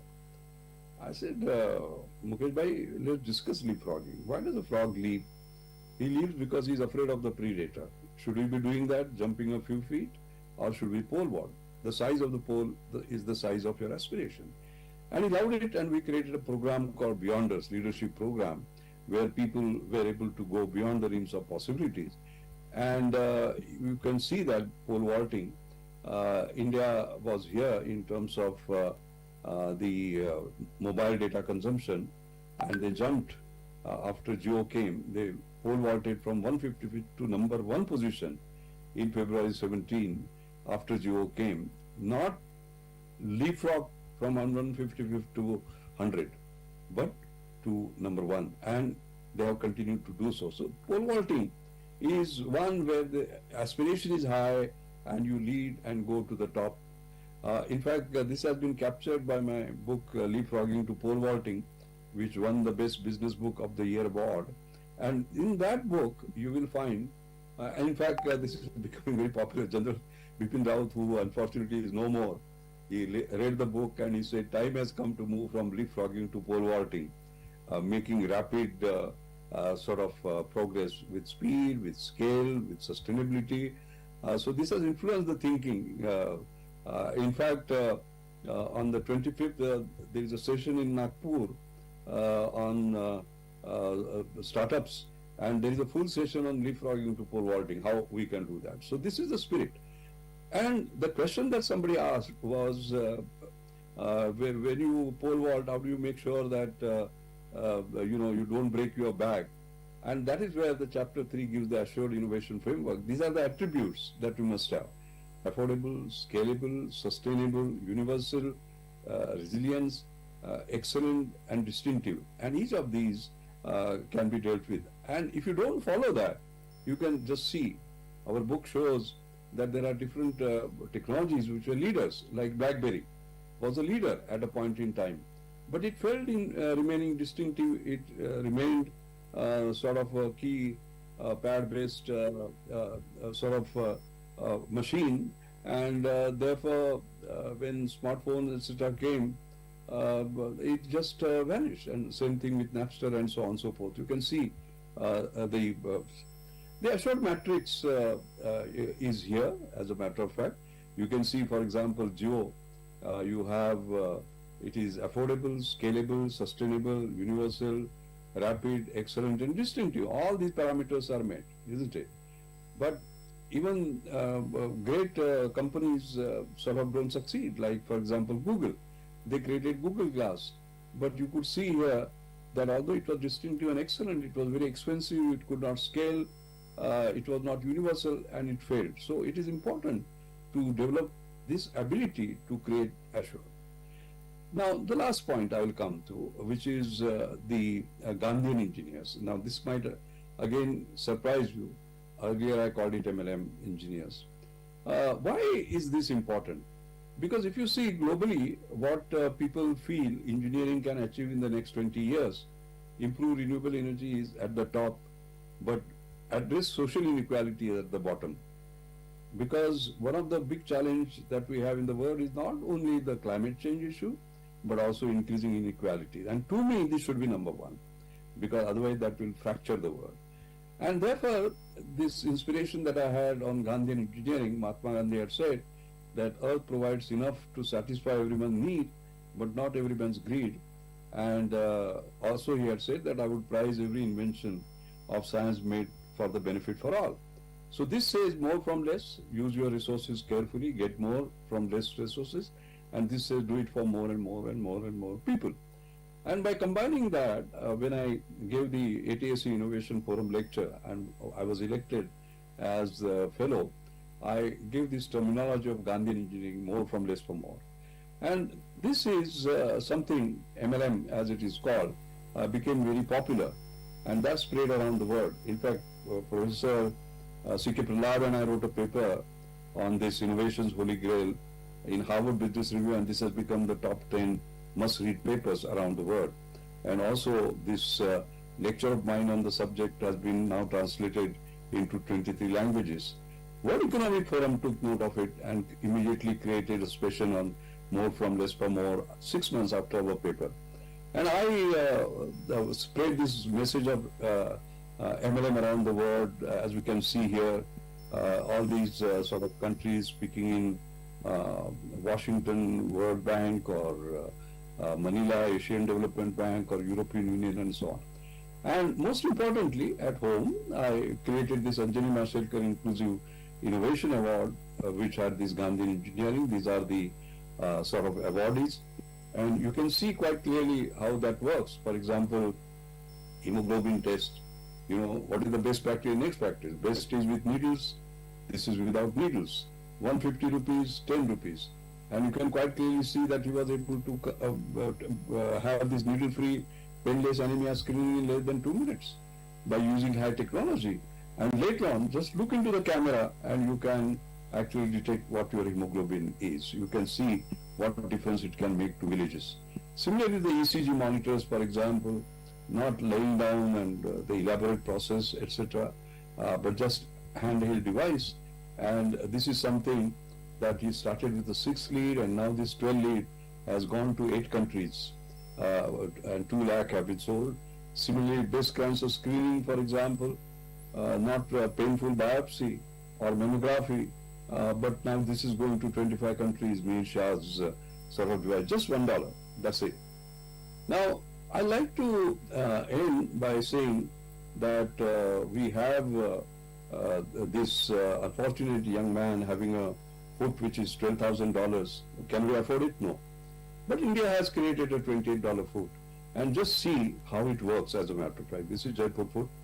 And he can climb, you can quite clearly see, like sort of very sturdy, very flexible, very real sort of a foot. And you can see him jump, and still he's just fine.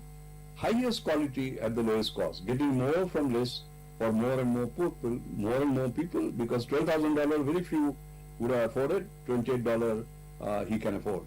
But as I said, it is not just affordability, not cheap, but it is affordable excellence. And just see how he runs, as a matter of fact. He runs 1 kilometer in 4 minutes 30 seconds. This is the beauty of Indian innovation. This is the beauty of more from less for more. This is what chemical engineers need to do. So I would say inclusive engineering, or an inclusive word, has to be the same. Finally, these are my final slides. I took over as the president of UK Institution of Chemical Engineers in his golden jubilee year in 2007, and I'm very proud that for NCL 50 years earlier there was a English director, and after 50 years of Institution of Chemical Engineers, there is an Indian for the first time who became the president. It's a matter of great pride for India. And in my speech, I had shown the same slide that Lord Martin raised, the last century, will the civilization survive the 21st century? And I had said, no, not only it will survive in the 21st century, but it will sort of thrive simply because of chemical engineers. And I had said that don't forget, it was the Haber-Bosch process, creating nitrogenous fertilizers, that actually made the humanity survive. And once again in the 21st century we'll do it.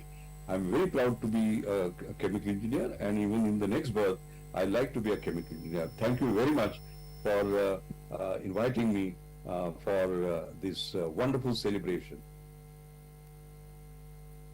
Thank you so much. And that was a wonderful presentation by Padma Vibhushan, Professor Dr. Mashalkar. And now may I call upon the stage to chair this plenary session, Professor Ashit Kumar Mitro, former professor and head of the Department of Chemical Engineering, Jadavpur University. And it would be Professor Ashit Kumar Mitro's responsibility to introduce the eminent speaker of this particular session, Padma Shri, Professor G.D. Yadav.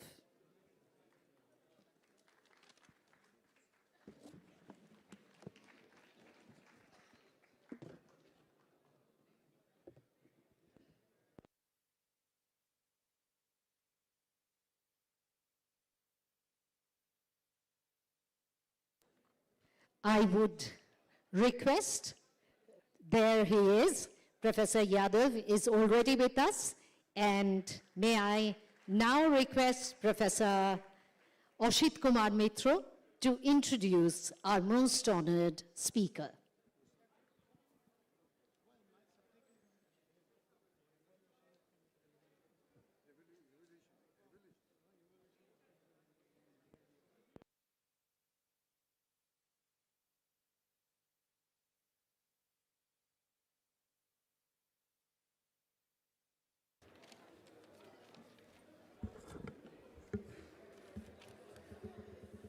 Good afternoon, everybody.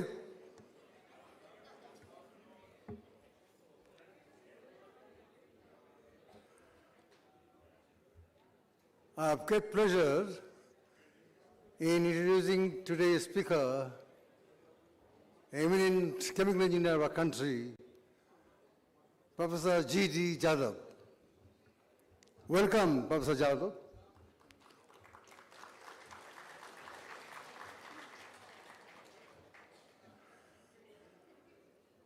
He's an old friend of mine, much younger to me. Professor Jadhav presently is the emeritus professor of eminence of Institute of Chemical Technology, Mumbai, and he was awarded Padma Shri in 2016.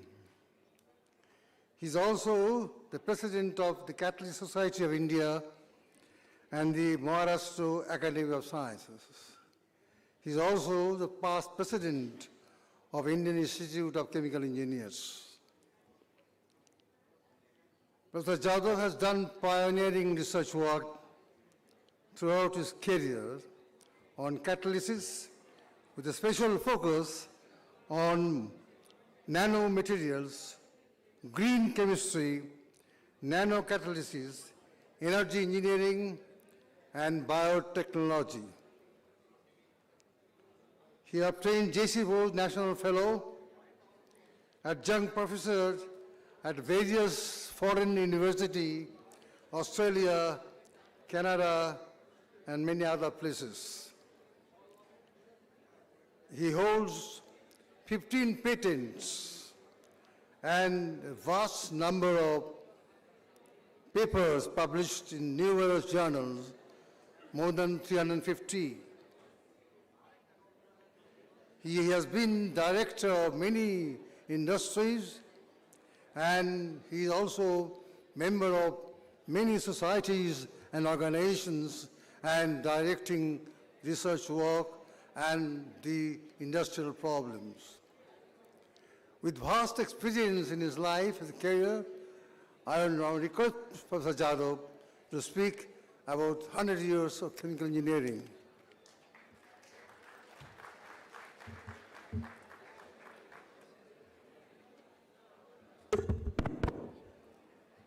Thank you, Professor Mitra. I am standing between you and the lunch, and I hope you won't desert the auditorium. Where are my slides?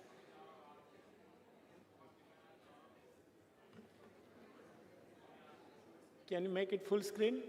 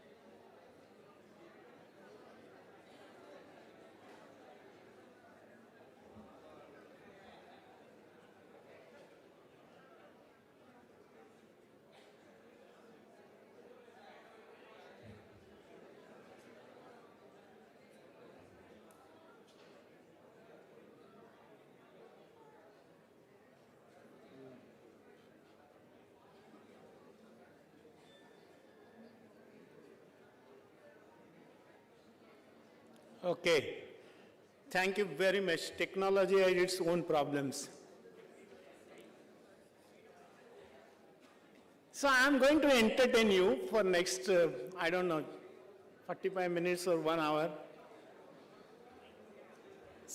So ladies and gentlemen, at the outset, I want to thank Professor Rajat Chakravarti and his colleagues, and Professor Suranjan Das, whom I know very well, Sanjeev Bhattacharya, Chiranjeev Bhattacharya, and many others in the organization who thought it worthwhile to invite me for this very interesting 100 years celebration. So at the very outset, let me pay my tributes to Dr. H.L. Roy and also Acharya P.C. Ray, who were responsible for this Jadavpur University's campus and the first course of chemical engineering, which was started then.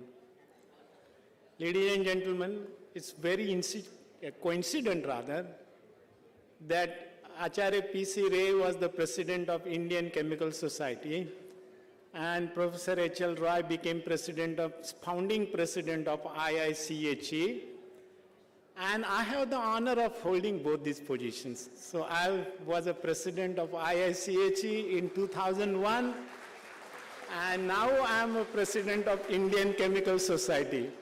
And we are going to celebrate our 100 years of the Chemical Society and the Platinum Jubilee of IICHE during this year. So it is I'm very fortunate to be associated with both these organizations. Now, see, a lot of students ask me these questions whenever I go for some conferences. Why should they become chemical engineers? So is there any charm left in this profession? Is there any beauty? And what are the challenges for our profession? So I'm going to trace a little bit of history and add some of my own thoughts on this. And also I want to give some advice to the young students. Okay, so I'm attributed with this statement, God is a chemical engineer. I said this when I was the president of IICHE, and if you search on internet, you will see that there is a video, maybe there are more than 2 videos, where I've been proclaiming this. It is not to disregard other professions, but just to point out that chemical engineering is present everywhere. So it is omnipotent, omnipresent, and omniscient. From atom to atmosphere, we live in the words of chemical engineering. So I'm going to say a little bit of that. So it is being all powerful, pervasive, and being present in all the time in the past, present, and future. So we are talking about sustainability and how chemical engineering is going to help that, program. I'm going to talk about that. And so since God is providing all material and energy, in what way chemical engineering doing that? So the story is like this. To be precise, on 18 February 2001, I was in Bhubaneswar, and I was in the chair addressing a meeting of people from industry and IICHE, the so-called Kalinga chapter. And the secretary of the Odisha government said that he is going to ban all chemical industry, and Bhubaneswar will be Cybereswar. I was on the dais.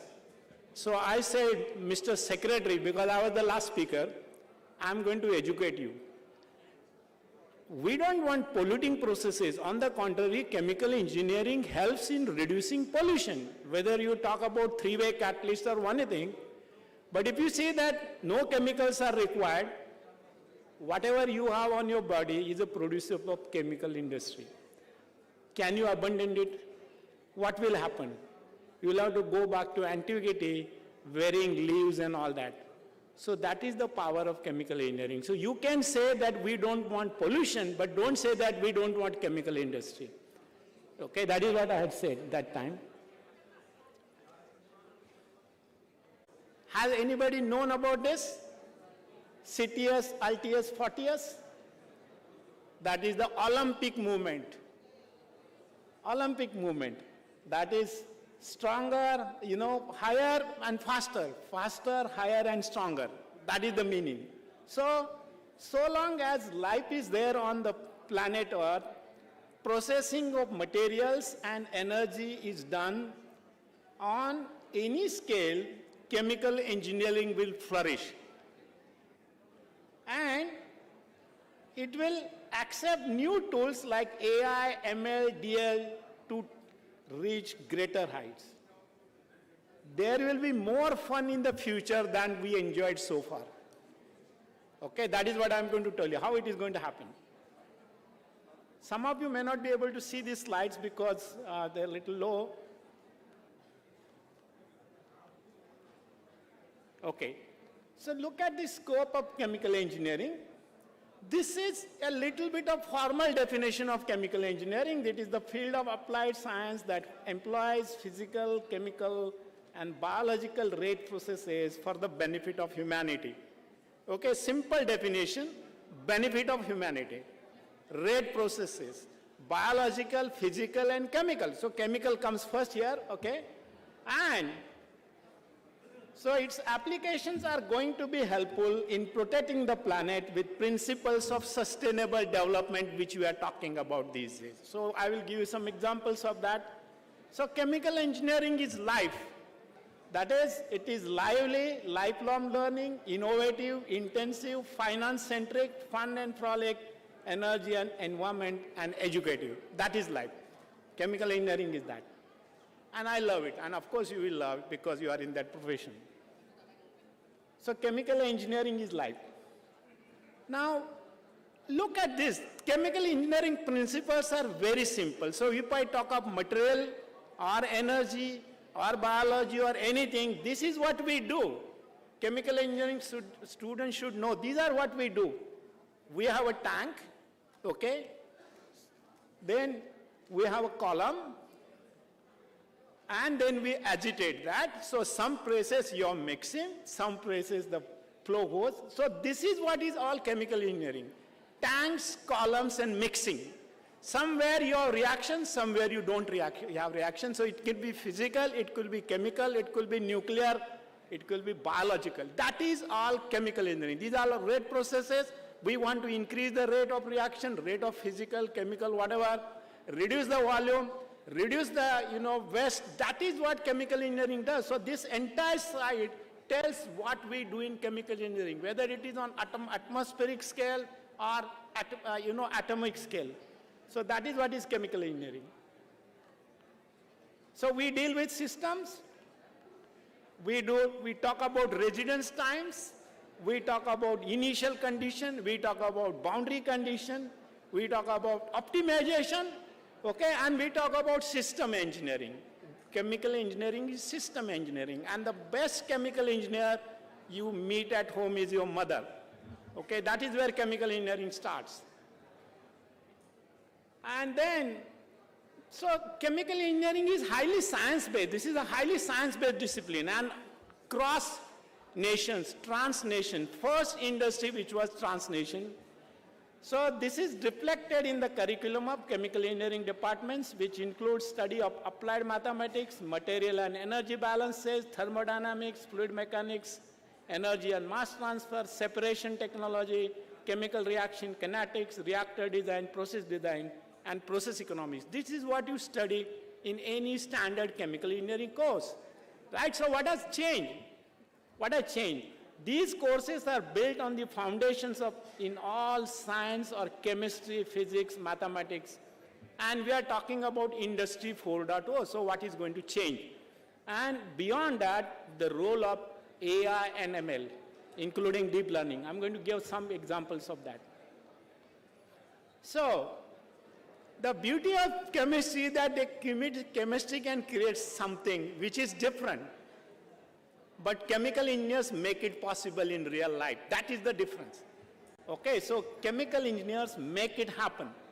You may have the attributes of chemistry that most distinguishes chemistry from rest of the sciences is the ability of chemists to control the structure of matter at molecular level from complex natural products like vancomycin to nanoparticles and whole genomes.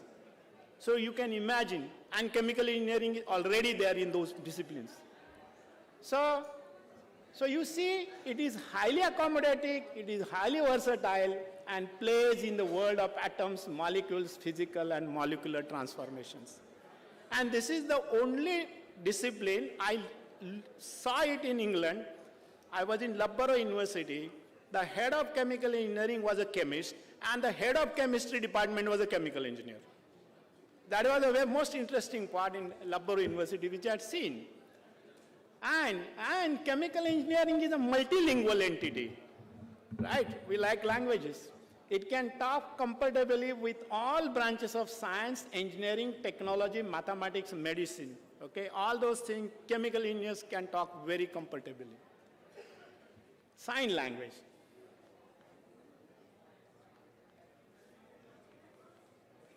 What is happening? Can you go to the next? Yeah. So remember, so in chemical engineering, we do analysis of systems and system boundaries. We talk about space, we talk about time, and we do it across all disciplines. So wherever there is a processing, whether it is material, energy, chemical engineering principles are applied. That is what I want to tell you, okay? So, very simple thing, which many times students don't know that, in a broader sense, chemical engineering does not say what it is doing. It says beyond that. So it is just a reference point. Chemical engineering, the term chemical engineer is not even intended to describe the type of work a chemical engineer performs. Instead, it is meant to reveal what makes the field different from other branches of engineering. That was the beauty of the definition. And so you can see that they are, in great demand, because many of these youngsters may not know that they would be enamored by something else, right? So I'm trying to tell you that you may be working, having careers in synthesis and processing of chemicals, materials, and energy, but there are many opportunities. Some of these opportunities, I'm going to show you just pictures, will not say anything about that, and that is biotechnology, pharmaceuticals, electronics, device fabrication, and environmental engineering. And the reason is very simple, because of the unique training you get in the classrooms will make you smarter in these areas. So you see, I'm going to show you some pictures. I'm not going to comment on that, because maybe some of your alumni right now might be working in this industry. For instance, pharma industry, or polymer industry, or fertilizer industry, or a dyestuff industry, or food processing industry, oils, edible oils, fats, waxes, pigment industry, solar industry, which is a new industry, okay? Or a wind energy industry, textile, minerals industry, hydro processing, hydrometallurgy is all chemical engineering. In materials industry, coal fields, okay? And you remember many of these things, and refinery, was the first which we started all our careers. Biorefinery now we talk about. Nuclear industry was one of the biggest employers of chemical engineers. Then formulation, biotechnology, semiconductor industry. In fact, in Taiwan, they have renamed chemical engineering departments as semiconductor engineering departments. This has happened last few years. Of course, construction, because it is materials industry. Then automobile industry. And, see, the ETP. You name it. So the reason being that we live in a world, and we are talking about greenhouse gases, because we have two carbon sources. Our economy is carbon-based economy. One is the fossil fuel, another is the so-called renewable. So no matter what you do, whether it is a fossil fuel or renewable, the ultimate fate in the energy sector of the carbon is carbon dioxide. And by 2050, we will not have any crude oil. So what are you going to do we require carbon for our life. But we don't require carbon for energy. I'm telling you that. Carbon should not be used as a source of energy. So obviously you know this, the refineries and what they do and how ultimately the consumer benefits in the end. And of course, the fossil-based resources, you get all sorts of, the traditional industries which you have, okay? But the versatility of chemical industry is they can right now, whether they are working in R&D or manufacturing or product development or process development, all principles make them smarter in comparison with others. And look at the materials world. We develop materials which could be regular materials, could be functional materials having multifunctional functionality, or smart materials, or engineering materials. Chemical engineering comes to the fore in all these industries, no matter what sort of function you have there. And this is just one example. You look at the, I said biology is coming into fore, metabolic engineering, chemical catalysis, and the last separation, purification, and formulation. Look how many principles are used, whether it is biochiral synthesis, biocatalysis, microbial technology, chiral pharmaceuticals, small molecular synthesis, protein and small molecular purification, new manufacturing techniques, new separation techniques, combo and whatnot. So it is all chemical engineering. Very importantly, this slide is telling you what is going to happen in future. And this is it. That is material recycling, zero energy society, and sustainability. This is what is going to be the future, because otherwise we'll require 3 Earths. So recycling business is the best business. And all principles of chemical engineering can be used in recycle. So this is recycle engineering. So chemical engineering will increasingly be recycle engineering. So all what you have studied in the classroom is going to help you. But beyond that, you will be using some principles which are required for that. And why? Because from atmospheric to atomic, on every scale, chemical engineering principles will be used, no matter which sort of industry you have, okay? Historically, what happened is this. That is, chemical engineering processes began as a substitute for this Lee-Blanc process, which was highly polluting. And this is where the genesis of chemical engineering is, and also green chemistry, which we talk a lot about these days, is in this, soda ash process, of Solvay soda ash process. And the person who did it was George Davis, who is credited to be father of chemical engineering.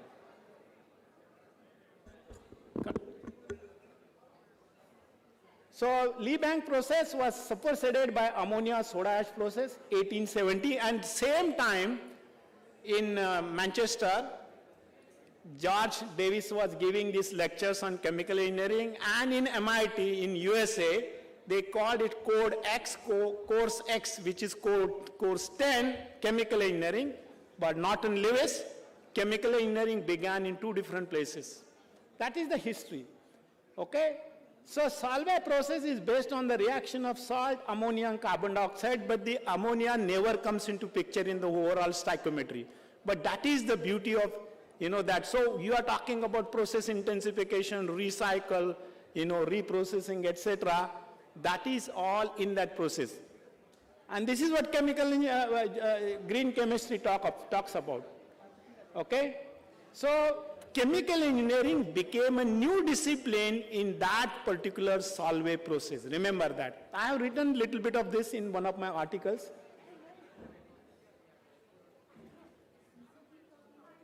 Okay. Now, there were great many practicing chemical engineers, professors in America and Europe of the yesteryear who literally took this discipline to the new level. However, still it was a sort of art, cooking, like the chemist does, only the cooking on a larger scale.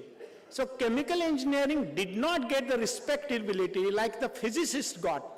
Physicist has a hero in Einstein. Chemical engineering did not have a hero of that caliber, although it was a well-established discipline.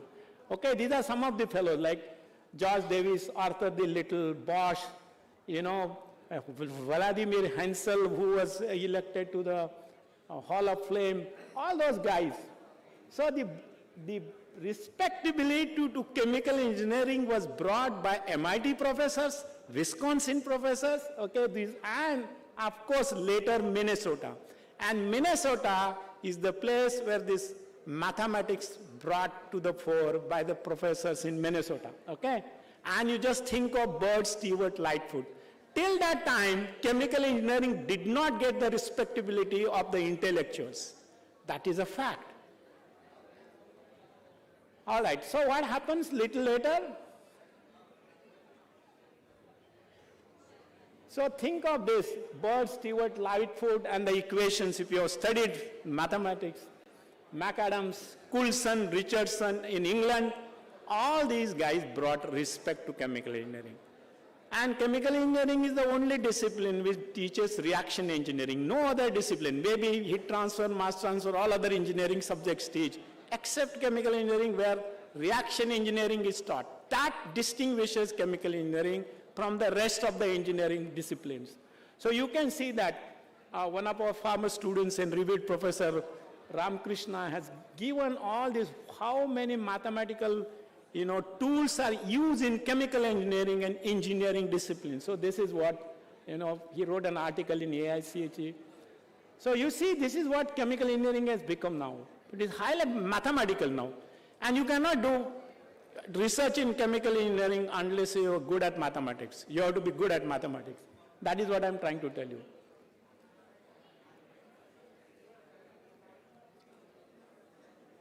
Okay, so since chemical engineering is continuously evolving, it is the job of the professors to teach this thing to their students. You have to make them attracted to the field. If chemical engineering students, and this has happened in many IITs, I must tell it openly, the students are leaving chemical engineering and going to IT or some other junky discipline because they think chemical engineering is not glamorous. And they decide in the third year itself that they will be either management students or something else and not chemical engineering students. And India is thinking of $30 trillion economy in the last 30 years. How do you do that without manufacturing sector getting the right quality manpower, the engineers and whatnot? So this is what the professors must tell you. And this in the NEP 2020, you must have major courses, minor courses, all those things you should have because you can teach chemical engineering students more than one. Okay, so this is NEP. This we can do now. IICHE should prepare videos and interviews of successful chemical engineers and show to all colleges, put on the website. This is what is required in today's world. So expansion of chemical engineering, which was traditional, all the courses, what is happening now? We have business and communication skills being augmented by new expertise in science and engineering at molecular and nanomolecular scales, in biosystems, in sustainability, and in cyber tools. These are the new tools chemical engineering students must know. They must study them. So over the next 25 years, how will this change your industry? So we have to think that as professors. So if we look at the future of chemical and allied industry, Professor Sharma very beautifully said about it. So there is a need to develop an environmentally, economically, and socially sustainable circular global economy. And in that circular economy, recycling is coming, so which I mentioned earlier, recycle engineering. The desire of many countries to reduce an over-dependence on fossil fuel imports by diversifying their energy sources and the so-called net zero goal. In fact, I am saying net negative, not net zero. Because if you just depend on net zero, to achieve a global temperature less than 1.5 degrees C rise by 2050, you require carbon negative technologies and not carbon positive. So the so-called, the chemicals and materials are designed for cost, material and energy efficient recycling, and the end of life solution for the products. So very important. So you will be doing green product design. It is not just product design, and recyclability will be incorporated as a part of that product. That is very important.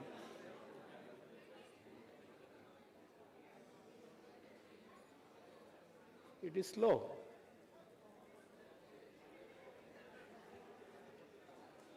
Okay. So in fact, what is happening, several of these oil and gas majors are turning their strides on downstream chemical processing. This is going to be a very big business, downstream industry. Like in bioprocessing, the downstream costs a lot of money, maybe more than 80%. So you have to, focus on this downstream chemical industry. And so the other interesting part is going to be miniaturization. That is micro-reactors, micro-separators, waste to wealth, circular economy, all these things will be, interesting part of this industry. So ongoing evolution, since the title evolution was used in my subject, the evolution of profession, including the need for new modes of education, we learned it in last 3 years, okay? So it has to be some sort of hybrid mode, high standards of performance and conduct, effective technical and business and public communication, and desire for a more sustainable future. So this is what is going to happen in, in our business. Okay. So how do we extrapolate this to the future? Predictions are very difficult to make. You cannot predict anything. 20 years back, nobody imagined the avalanche of these mobile phones and what they could do. So a lot of this data analytics will be part of our profession. We will use these tools for every possible activity in chemical and allied industry. So you can see that, so extrapolation is hard, but at the same time, there is another model. What they say, you imagine what will be there, say 50 years down the line, and come backward. So it is literally a figment of imagination. Couple of weeks ago, I participated in a seminar, India at 2047. What will be India at 2047? It's actually figment of imagination. Because in 2008, nobody had known about this mobile technology. Nobody had known about Ola. Nobody had known about Uber. But these are being used every day today. So predicting future is extremely difficult, but it will be based on some scientific advances. So we know we require materials. We know we require energy. We require medicines. There will be more people, super senior people, maybe non-Nigerians and all that. Their diseases will, so you can predict all these things and go backward in time and decide what sort of courses should be there, what sorts of educational patterns should be there. Should it be just one single discipline or multiple discipline, designer's degree, take one course here, another course in music, third in maybe something else, and you design your own degree. That is going to happen in future. So what will happen to chemical engineering profession? So you can see that one of the things definitely which is going to happen, the carbon efficiency. Consumers are going to define, society is going to define what carbon efficiency is required. And we are talking about carbon trading and all. All chemical companies or even other companies have to give a sustainability report to their shareholders in the annual meetings. They are supposed to talk about it. So and at the same time, because we have, you are waiting for me to finish or what? So you can see that there will be more demand for food because population is going to rise. Perhaps India will be 2 billion people, maybe plus by 2050. So we need food, we need quality food. So we will have designers' food, you will have designers' drugs. So you imagine, and that has to be done all the time using these processes. So the mother in the kitchen may have a small micro-reactor where she puts the waste and she gets the, good product back. That is going to happen, which we are not seeing this miniaturization.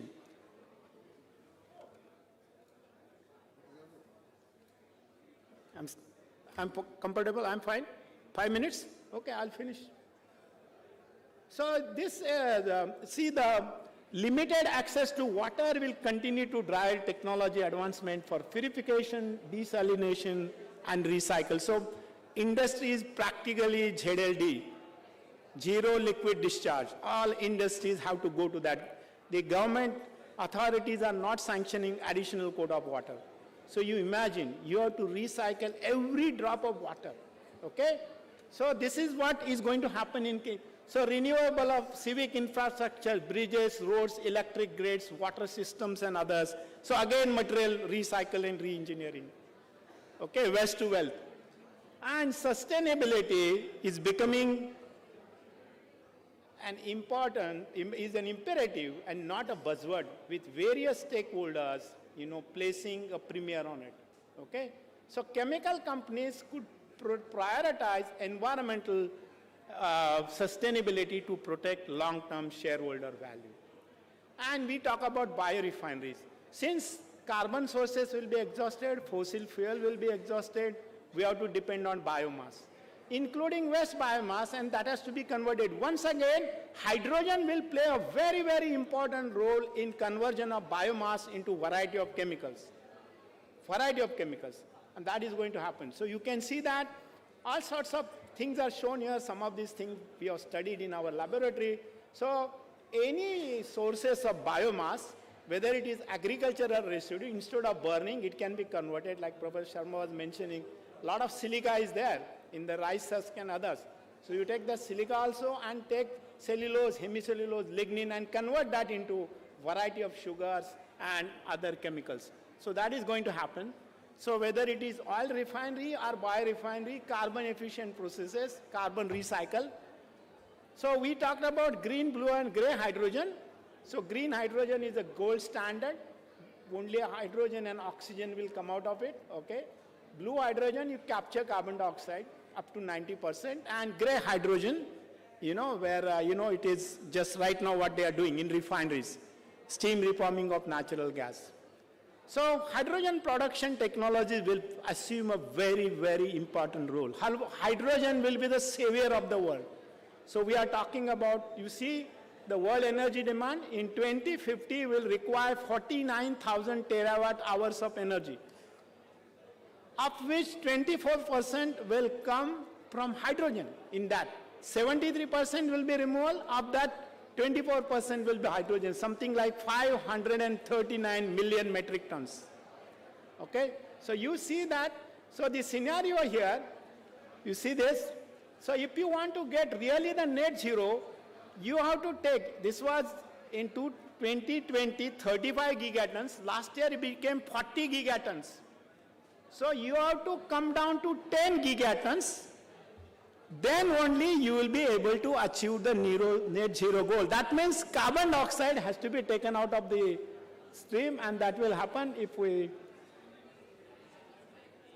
what is happening now?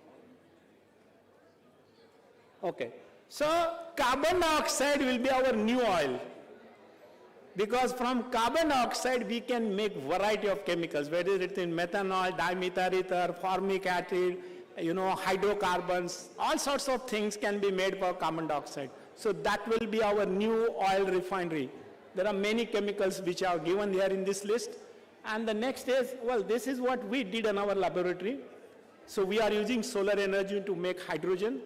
And we have used in all these processes we have studied in our laboratory and got patents also. And we claim that we can make hydrogen in less than $1. So so-called 1-1-1 principle. 1 kg hydrogen in $1 in a year. That is the target given by United States Department of Energy to all researchers across the world. So anyway, biomass can be converted into a variety of chemicals. Lignin can be converted. And once again, hydrogen plays a very important role in all these reactions. That is what I said, hydrogen is a savior. And you can see the number of chemicals which you can make by using biomass and lignin. And we are living in 4G, 5G, I don't know what will be 10G. It is just imagination. What is going to happen that time? And this is where all we need in material and energy. And this is the reason why chemical engineering will flourish. Because wherever material and energy is required, processing is required, only the scale will differ. The kind of reactor may be different, kind of separator may be different, but this is what is going to happen. So I talked about green energy. What is going to happen? You have the used panels, solar panels, used blades. They have to be reprocessed. So material recycling, once again, batteries, for example. Batteries is a very big business, recycle of batteries, because once the battery goes down to 80% capacity in a EV, it becomes useless, but it can be used for something else. In China, this business is flourishing. They have a growth rate of 9%. So you can see that. So a lot of these fuels and feedstock I talked about. So since I have a limited time, I will go towards the sustainability is becoming an imperative and not a buzzword, okay? So we can do that. Then alternative feedstocks. I gave you some examples of that, okay? And obviously, there will be many new ways of energy generation and storage and transfer, okay? That is going to happen, and they must be inexpensive, okay? The next one is design of inexpensive, highly energy density and quickly rechargeable storage batteries. That is what is going to happen. That is what is going to happen, because quick recharging is a very interesting aspect of this, okay?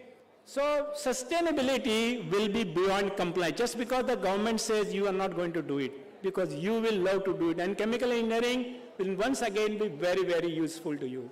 Whether it is nuclear power, enrichment, or nuclear waste, chemical engineering once again becomes very, very important in these areas, okay?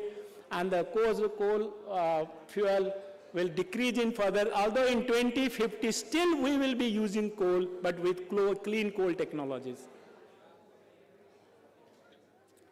So another interesting part is health-related biotechnologies. This is the area where chemical engineers work, in a lot of these areas. So the health sector, new ways of information genetics leading to more personalized diagnostics and medicines. And a lot of professors in America are already working in this area. Our own students, our alumni are working in this area. So this is another area where chemical engineers will make a great contribution in health sector. Then mimicking and tweaking biomolecules. This is another area where chemical engineers, whether it is fermentation or beyond that, chemical engineering will be highly useful. Then the biosciences business, chemical engineers will go into that in a much bigger way. And we know that it is already happening. Biotechnology cannot be done without. Then gene editing and AI, artificial intelligence. Once again, this will be used as a tool. And many chemical engineers are working in that area.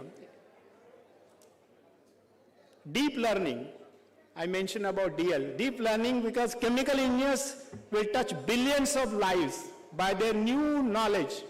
And this is where deep learning will once again help them. So whether it is live materials or energy, chemical engineering will be very, very important. The so-called process intensification, okay? That will lead to sustainable solutions, smarter solutions, greener solutions, okay? More energy efficient technology. So you can see that in space sciences, all sorts of polymers are used, all sorts of materials are used. There is a temperature variation from minus to plus. Okay, so the materials which are developed there are totally different. Okay, alternative, production processes for chemical reactions. Okay, that is another thing where once again energy efficiency will matter. Nanotechnology and nanomaterials, everybody knows about it, so I won't spend time on that.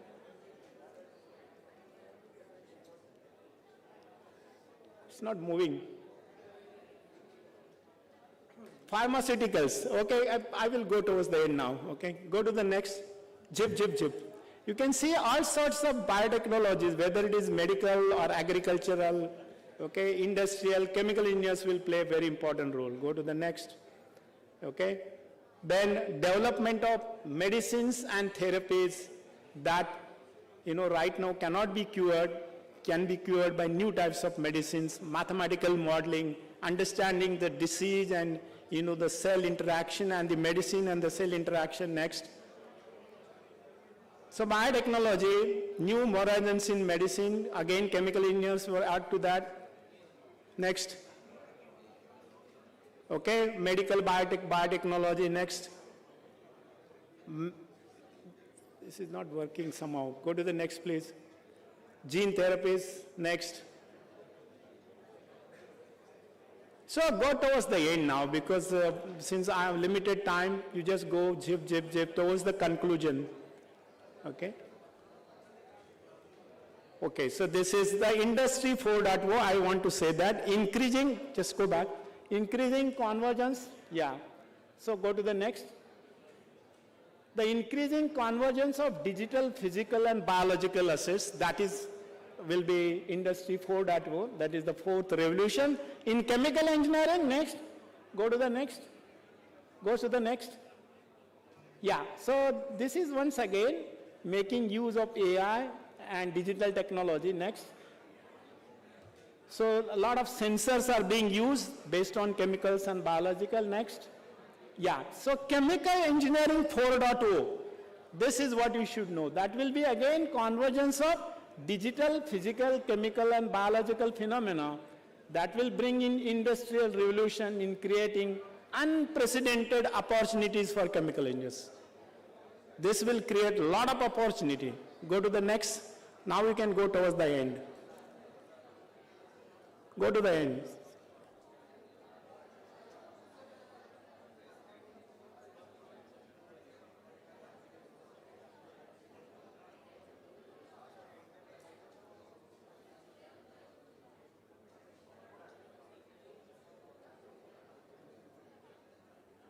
Okay, so chemical engineers' new role will be bringing new technology to chemical function, technologies having origins in scientific discoveries on atomic and molecular level. Because chemical engineers understand molecular world and skilled in integrating product design, process control and optimization, they will be highly useful. And their skills are needed to develop genetic engineering as a manufacturing tool and to create biomolecular devices for information storage and utilization. Next. Yeah. So the future is, as I mentioned, Industry 4.0, Chemical Engineering 4.0. It will be all, combined with digital world. Next. And ultimately, the human body engineering, chemical engineering, because it is biocompatible materials. So chemical engineers can produce this. So imagine you are born with one body, God has given you, nature's body. 95% of that can be replaced by synthetic materials. And in Bhagavad Gita, you say, Nainam chandanti vastrani, nainam dahati pavaka, nacha kledayante apo nasoshayitum ajatra. The soul is not burnt. It cannot be clothed. It cannot be wet. It cannot be dried. It migrates from one body to another body. Atma and Paramatma, right? So if I replace 95% of the body by synthetic materials, Atma had already gone to another body. Next. So anyway, new industries will be created, lighter weight, more durable materials and fully easily recyclable. Next. And so you see, when I mention omnipotent, omnipresent, omniscient, remember chemical engineering is going to solve all these problems, connecting theory, simulation, experiment, analysis, and prediction. Go to the next. So yes, all these innovations will be there, and chemical engineering will be a discipline to be respected. Next. And you see, a lot of research will happen in this area. I have listed a lot of these areas where research will happen. And I mentioned about downstream processing. Go to the next, AI and digital technology, net zero, go to the next. Well, once again, God or nature, atom to atmosphere, next. And we talk a lot these days about green economy, bioeconomy, circular economy, biobus economy, all these areas will flourish because of chemical engineering. Because you learn the basics, you use all those principles in this industry. Last, go to the next. So we can create a zero-waste society. Next. And now conclusions. Chemical engineering has been evolving continuously, and in addition to many of the traditional jobs, chemical engineers are at the forefront of every innovation. There is nothing like a pure science anymore. All boundaries are disappeared. Adaptation is the new mantra. That is, adaptation, adaptation, and adoption is the new trinity. Chemistry continues to evolve from its historical focus on molecular structure, reactivity, and synthesis to take on challenges of making small and large molecules, even systems of molecules, with tailored properties and functions. That is what I talked about, functional materials. And chemistry has bestowed chemical engineering with the soul of its functions. Next. Greener and cleaner processes based on cleaner and safer regions are highly desirable in view of the tightening environmental regulations. Sustainable development and responsible care are most important issues of the industry. And catalysis with renewable feedstock is the way ahead in developing green, smart, and economical processes. Next. So applications of chemical principles, engineering principles to biological phenomena has revealed new opportunities, for example, drug discovery. Growing sophistication in the methods used to produce and identify molecules that engage in distinct interactions with one or few components of a more complicated and dynamic biological milieu. AI, ML, and DL will be embedded in chemical engineering, and it will play a prominent role in sustainability and lifestyle at all scales. Next. Use of biomass, carbon dioxide, water and air, and sunlight will lead to sustainability. So nothing is waste but wealth. New types of catalysts, reactors, and processes will be required for process intensification and waste minimization. And the understanding the role of pores, particles, surfaces, and interfaces will help in developing cleaner and greener processes. Next. So I said before, chemical engineers, God is a chemical engineer. So I'm going to end with a small quote, but chemical engineers are not gods. So the question is to be a chemical engineer and not to be a chemical engineer. Think again. And if you are there, remain in chemical engineering. Don't be fooled by some attractions and not become a junkie. Next. So my question is, because I had started with this, is God a chemical engineer? Now, if you believe in that, in divinity, if you don't believe, is nature a chemical engineer? Next. And who says so? Okay? Go down and you read for yourself. God says he's a chemical engineer. Go to the next. Next. Okay. Next. Thank you. Next. Thank you very much. Thank you very much for giving me this opportunity. I hope I have convinced at least some of the youngsters to remain in the profession of chemical engineering. Thank you very much, Professor Jadhav. Very illuminating lecture. He goes for a long time. But anyway, the lunch is waiting, so I've been given the warning, please conclude. So I'm very sorry to conclude, to interrupt Professor Jadhav. I hope you have all enjoyed this talk, and he has given 100 years of chemical engineering profession as well as future of chemical engineering. Thank you very much, Professor Jadhav. Thank you very much.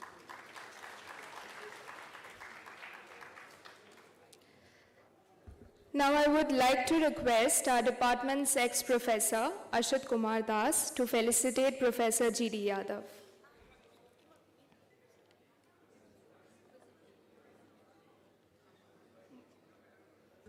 I'm extremely sorry, Professor Ashit Kumar Mitro to facilitate Professor G.D. Yadav.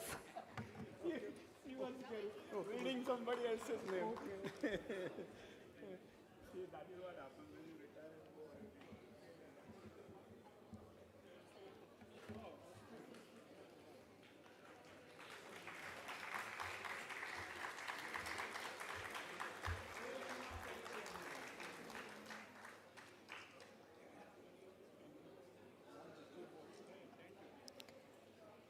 I would like to call on stage Professor. Sir, could you?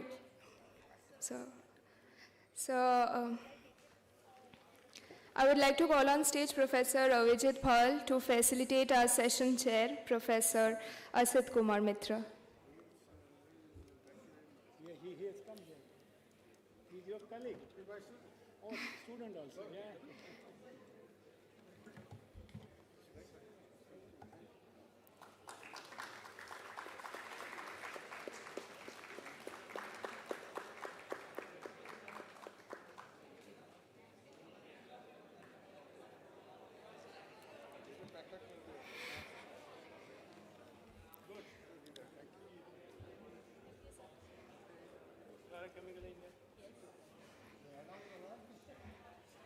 With this, we would like to end the session and cordially invite all the dignitaries and faculty members to join us for lunch that will be served at the lounge outside the hall. And the students are requested to head over to the ground floor area for having their lunch. Post-lunch, we'll be meeting again at 2:40 p.m. sharp to hear about the changing face of chemical industry by Mr. Ashwin Shroff, Chairman of Excel Industries Limited. Thank you.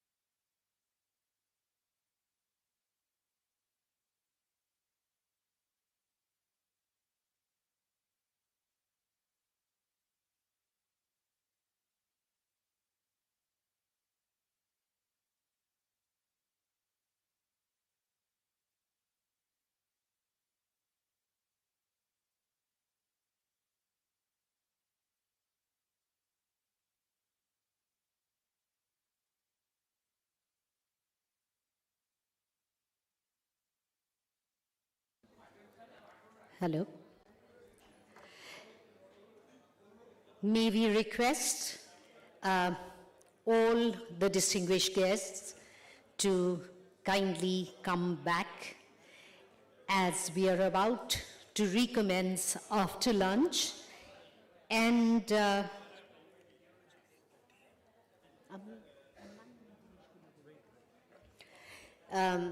as we are going to commence in a very short while with our guest of honor, Mr.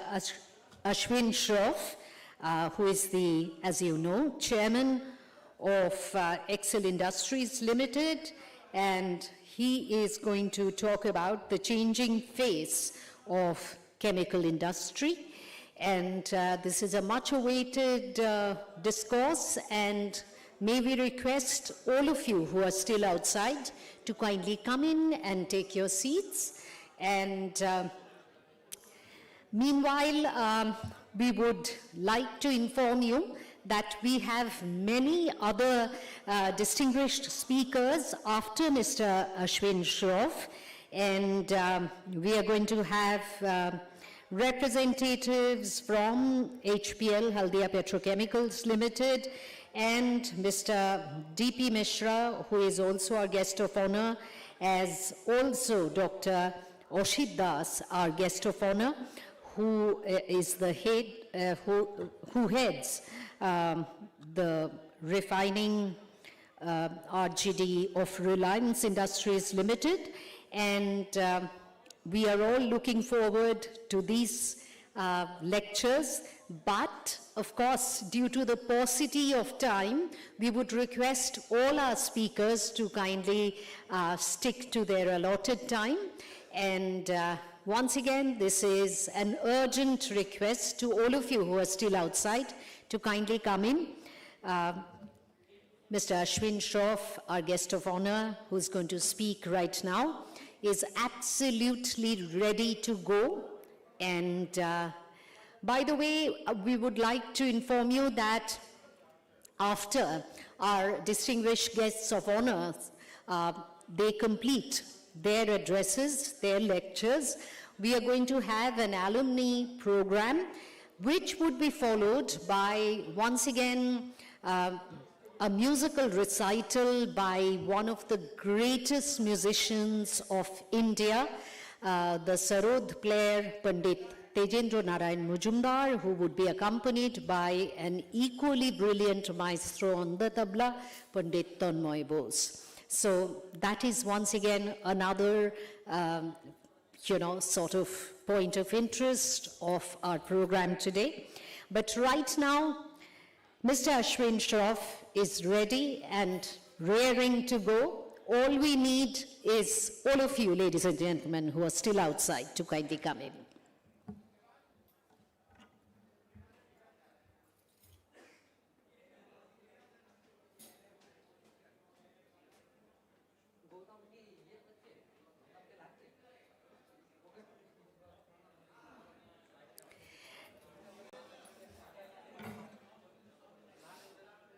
Before I commence, of course, Mr. Ashwin Shroff is very well known in his area, but some key points about him. He has multi-dimensional expertise across various aspects of chemical engineering, and his main research concerns petrochemicals, the petrochemical industrial matters, and this has come after years of research, absolutely hands-on experience, and of course, analysis of the chemical engineering scenario.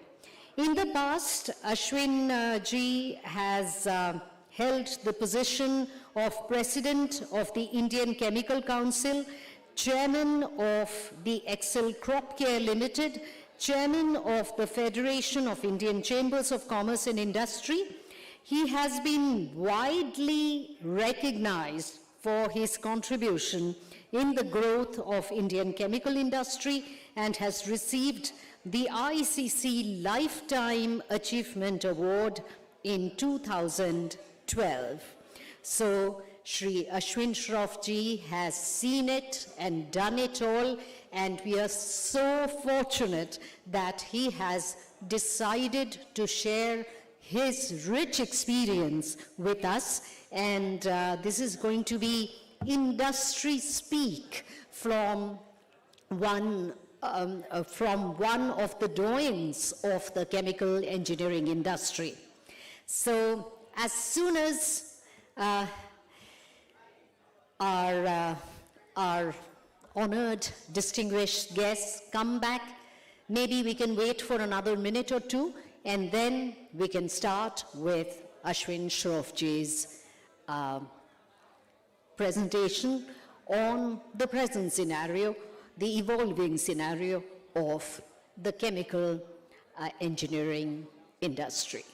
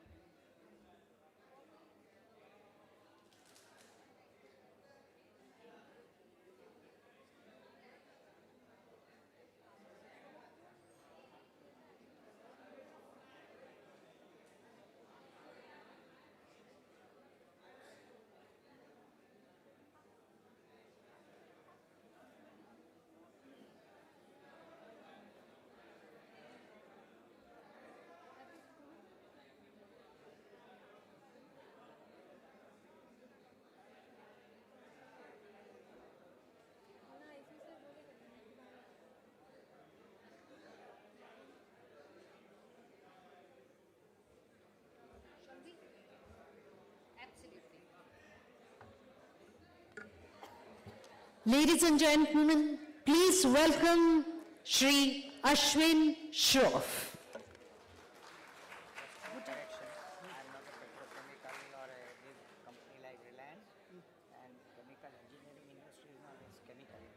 Chemical industry, okay.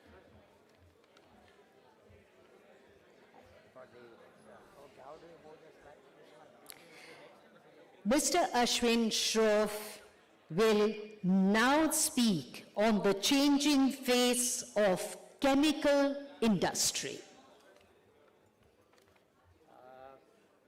Would you like this?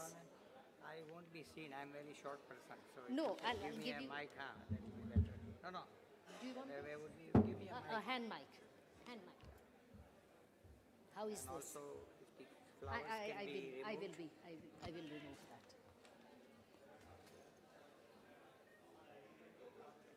How is this? Fine.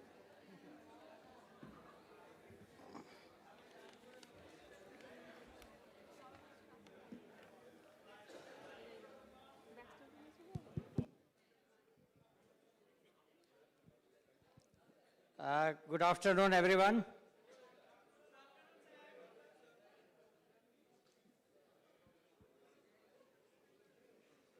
I'm a very short person, so I'm not going to speak from behind the dais, otherwise you won't be able to see me.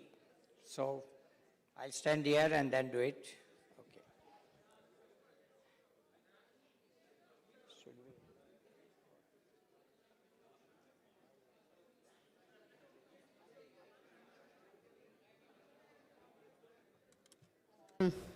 This is a request to Ashwin Shroff ji that people are actually coming in, so if you can wait for a minute or two, sir, and do take a seat.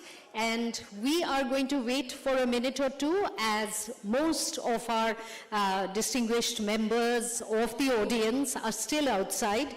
And may I request them very, very urgently that can you please come up, because Mr. Ashwin Shroff is already on the dais and ready to go. Can I ask the volunteers to kindly speed up the entry of our important guests? Can we request our student volunteers to kindly bring back people from lunch, not half-eaten lunch, only those who have completed. So can we do that, please? Right. Dr. Sharma is already here, Dr. M.M. Sharma. Padma Vibhushan, Dr. M.M. Sharma is already here. All of you back from lunch. I would like to first compliment the Centenary celebration organizers. Also thank them for inviting me on this wonderful occasion. It has given me an opportunity to meet so many wonderful people. Stalwarts like Dr. Sharma and Dr. Yadav from Mumbai, but also many of you who are on the eastern part of the country. So thank you very much for inviting me. Maybe some of what I will say has already been said in the morning. Dr. Sharma, Dr. Yadav, they've said this and it is known. But anyway, since I prepared the whatever presentation before I knew what they will be presenting, so I hope I won't be very long. And there's about 4 or 5 slides presentation. After that, a few comments that I have, I will just share with you and then I'll be through. Okay, so may we have the first slide? Just to tell you, the title of my presentation is The Changing Face of Chemical Industry. In a way, in the morning or since morning, we have heard how the industry is changing, the whole world is changing, the new problems, the new opportunities, and how chemicals and chemical engineering are going to be very, very important, very, very crucial in adopting, and being able to live in the new world in which we will have many problems, but also many opportunities to do things differently and still make it a livable world. So that's the kind of spirit of what I'm trying to say. Okay, may I have the first slide? Am I audible? Okay. Yeah, well, this was, I just prepared good morning. It's actually good afternoon. I already said that thank the organizers for inviting me and to share not only the dice with stalwarts, but also to know wonderfully that the alumni of the Jadavpur University is so well known, and one of the most well known names are the Rabindranath Tagore and Aurobindo. But talking of chemical engineering, of course, there are many alumni, but that is also very good. A little bit brief about my company. I was just jokingly thinking when the DG CSIR told us that CSIR was started in pre-independence in 1942. So I was just smiling to myself that we were 1 year earlier than that. Our company was started in 1941. So we are 1 year senior to CSIR, but of course they are much widespread. We are a proud company. We have played our part, but the company was founded in the pre-independence India. My family was highly influenced by the freedom movement. So being part of the society, being a good corporate citizen has always been part of our DNA. So not only being a business, but being more than business, a higher purpose to yourself has always been our guiding spirit. So some of the values and culture that we have tried to create is, all of us know about Gandhiji's idea of trusteeship and commitment towards society. The point that he had made was that you are not the owner of all that you have, you are only a trustee. So by all means take legitimate your needs, but after that give back to the society. One of the guiding principles. Satisfying all the stakeholders. In fact, we used to joke within the company when the only stakeholder concerned was the investor. Give maximum return to him, pay the highest dividend, fine. All other stakeholders, don't worry. We have always believed that all stakeholders, shareholders, customers, suppliers, society around you, our own employees, of course, are all part of our stakeholders, and you have to take care of all of them in a balanced manner. Also, one guiding principle that we have used from the beginning is what products do you choose, which business do you choose. So not just anything, but something which is relevant for society, something which is relevant for the country. So that has been, so all our businesses and the new initiatives are based on the basic needs of society and environment and national outlook. So we have very proudly, we say that we have 4 or 5 companies in the group, mostly in chemicals, but we have more NGOs than companies in the group, about 7, 8 NGOs and 4 or 5 companies. So we like to do a lot of work for the society, give back to the society. We always believed in evolving and adapting to the changing circumstances. So the first set of products that we had were import substitutes. Later on, we got into exports.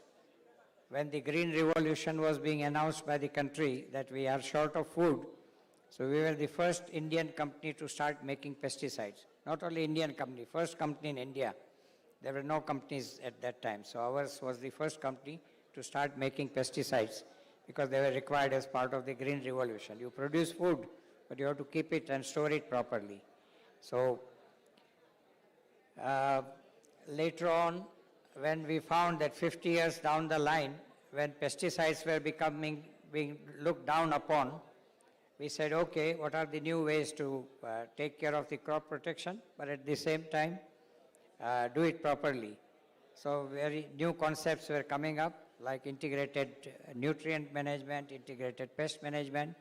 So we were the first pesticide company to adopt the integrated pest management, where all tools to do the protection of the crop are welcome, including biopesticides, including natural products, etc.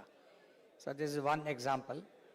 The other one was that we were an agro-related company, but we were not in fertilizers. But we found that by overuse of fertilizers, our soils were getting spoiled.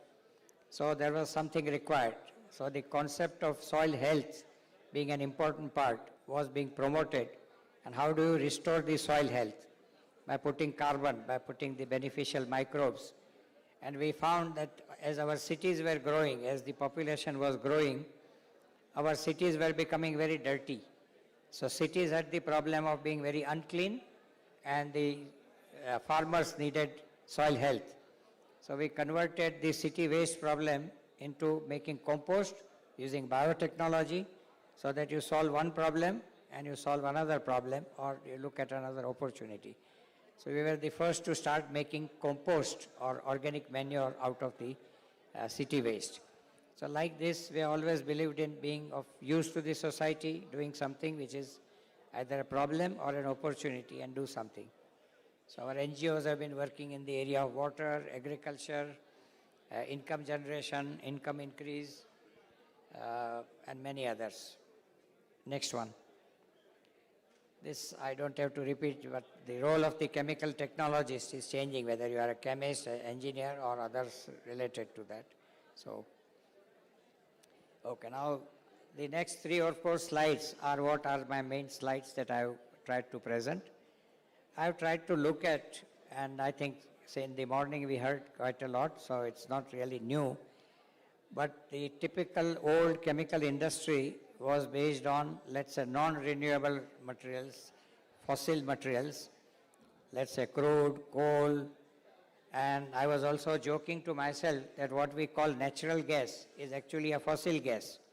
It is not produced naturally, you are just extracting it out of the earth. So it is also a fossil raw material. You can't call it natural. The natural one will be biogas or bio-CNG, not the natural gas. So by and large, we have been using more of the fossil raw materials. So what are the new raw materials that we can look at? Natural, renewable, waste resources, recycling, all these will provide our new raw materials for our industry. Coming to the processes that we will follow.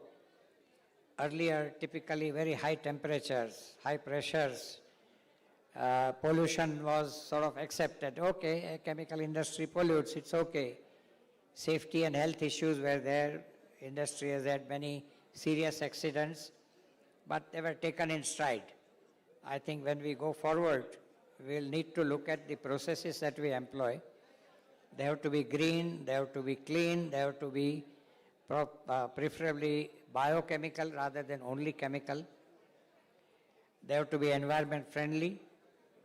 they have to consume less energy, they have to preferably give back energy. Similarly, hazards should not be there. Also, as Dr. Yadav mentioned, that the new way of even doing the reactions will have to be looked at. Microreactors, flow chemistry, etc. Where you do the thing, get maximum yield, minimize the pollution, minimize the byproducts. So these are the ways to go forward in terms of how will you do it.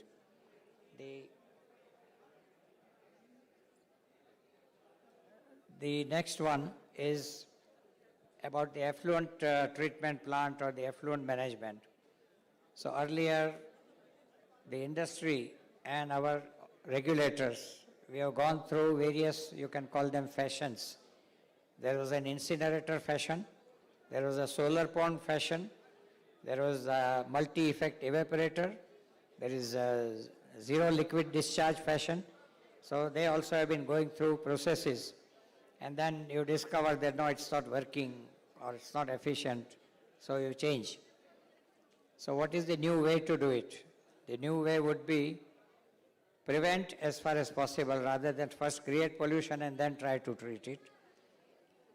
If the yields are low, reaction yields are low, go as much towards stoichiometric yields or the 100% yield or theoretical yield rather than being satisfied that, oh, I've achieved 85%.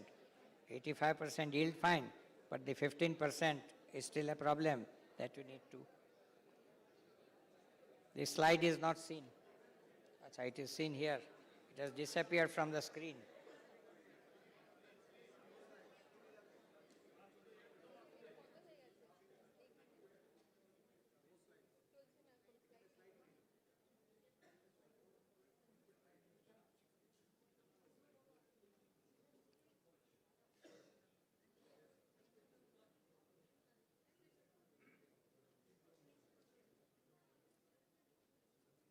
Now, should I do the change or you will do it?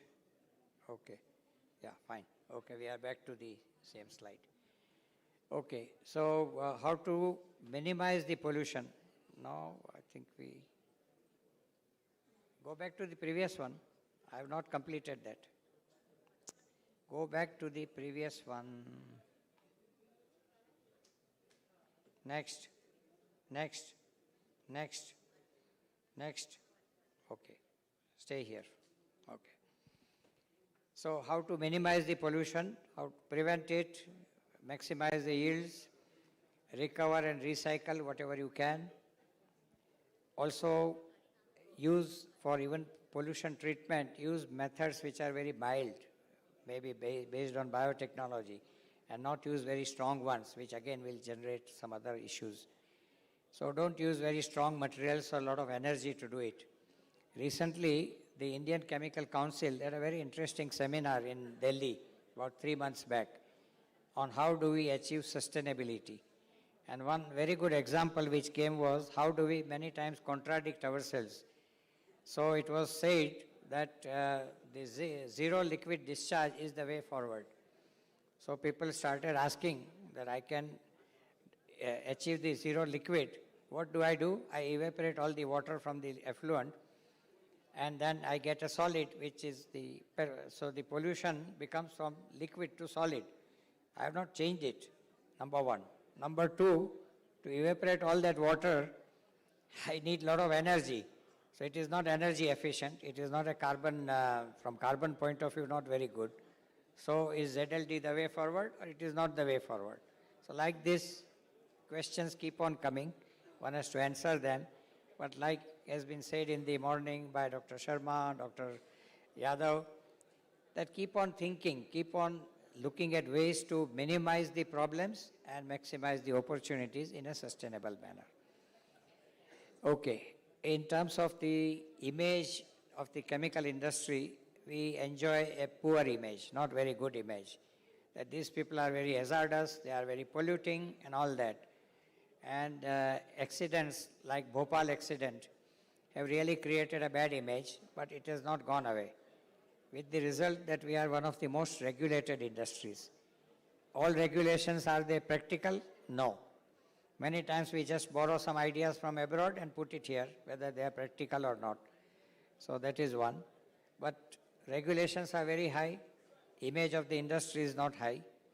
So by becoming better, by becoming cleaner, by becoming greener, what will happen? We will have a better image. We will have less regulations, which all of us want. We want less regulations. But first, let's improve our image, then the regulations will not be there. So I think that's the way to go. The next point that I want to share is, I would say, something which is very dear to my heart. I am very passionate about that. That so far, the whole world has been following economics, GDP growth, economics growth, income growth. That has been the only driving force. I think part of the ruining that we have done of ourselves, and I'm not talking of ours means only chemical industry. Today the whole world is suffering from n number of problems.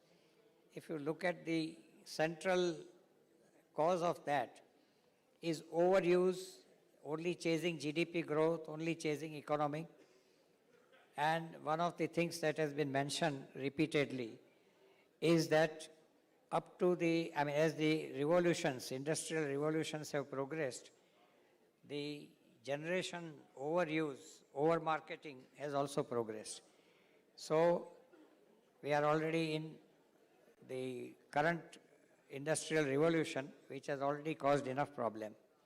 And we want to still grow. And I think after COVID, one thing that all political leaders, national presidents, prime ministers keep on saying, we must get back to economic growth. We must get back to economic growth.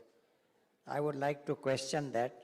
That is chasing economic growth the only objective? And at what cost are we achieving? I think we need to balance the economics versus the environment. It's not versus actually. Environment should be probably a little higher. Which is where one strong point that I want to just share at this point is that these days one of the buzzwords for all industry is that we have to be ESG compliant. You have to be environmentally compliant, socially compliant, your governance standards must be very clean, very transparent and all that. Okay, for whom is this meant? It is for the producer. So I should produce in a very responsible manner, take care of environment, society, etc. After that, what do? Then I tell my marketing people, abhi jaake becho. Somebody referred in the morning, buy one, get one free. I think the lady from CHEMERVESCENCE, she mentioned that, CHEMERVESCENCE, that buy one, get one free. That mentality of buy one, get one free and getting many freebies is, I think, ruining the world. And to top it all, I find it very peculiar that some of the best known names in the industry, and I'm not talking of only chemical industry, industrial circles also keep on pushing this, that no, you have to be compliant, but ज़्यादा consumption तो करना चाहिए. So what should have been responsible consumption, need-based consumption, has turned into consumerism and consume more and more. What do you do after the consumption is over? Which is why I'm not fond of the plastic bottles for the water, that what you want is water, not the bottle. And after you have drunk the water, what happened? What do? Throw it. It becomes a pollution. So I think we need to be very careful about what we consume, how much we consume, what do we buy, whether we really need that or it's just that because I'm given an incentive, which is where the role of the bankers comes into picture. They will keep on pushing. Typically, credit card owners will get a message. If you don't have money in your bank balance, don't worry. You spend 10,000 rupees, you only have 1,000. I'll give you EMI. You pay over a 10-month period. Is this required? I think we need to be asking ourselves, let the bank not tell us whether I need it or not. I need to decide whether I want it or not.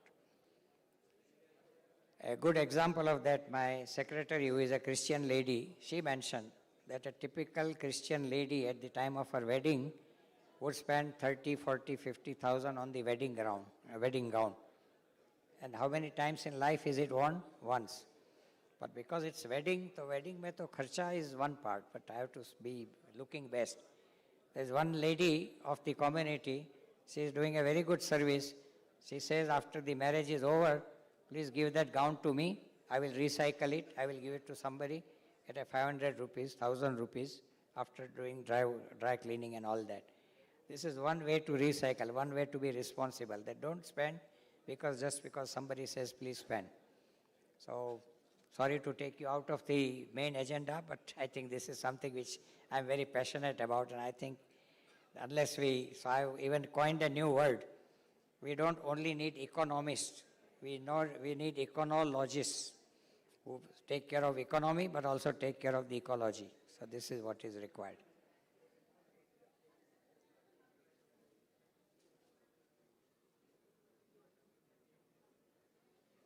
Was that the last one?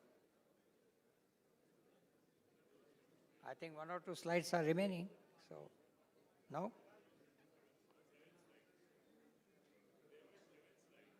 So they are over.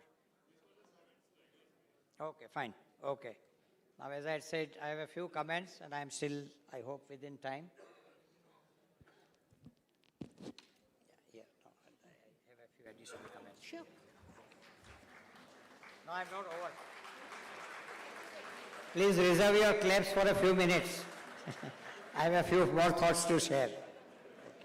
The slides are over, but I have a few more notes. Okay.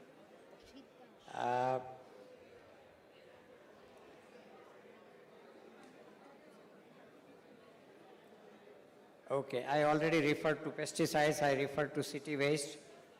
One of the things that we have been looking at, both as a company and also through our NGOs, is water as a resource which is becoming scarcer, becoming less quality.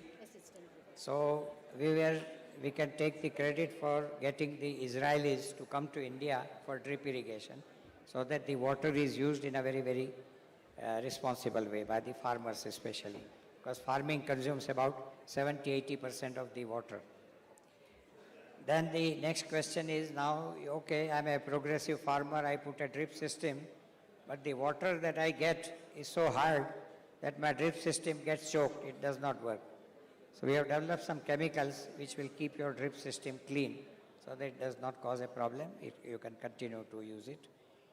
Another problem that is coming is the salinity of water and soil is also increasing. So I was planting one crop till yesterday, now I cannot plant that crop because the crop will not even germinate, the seed will not germinate.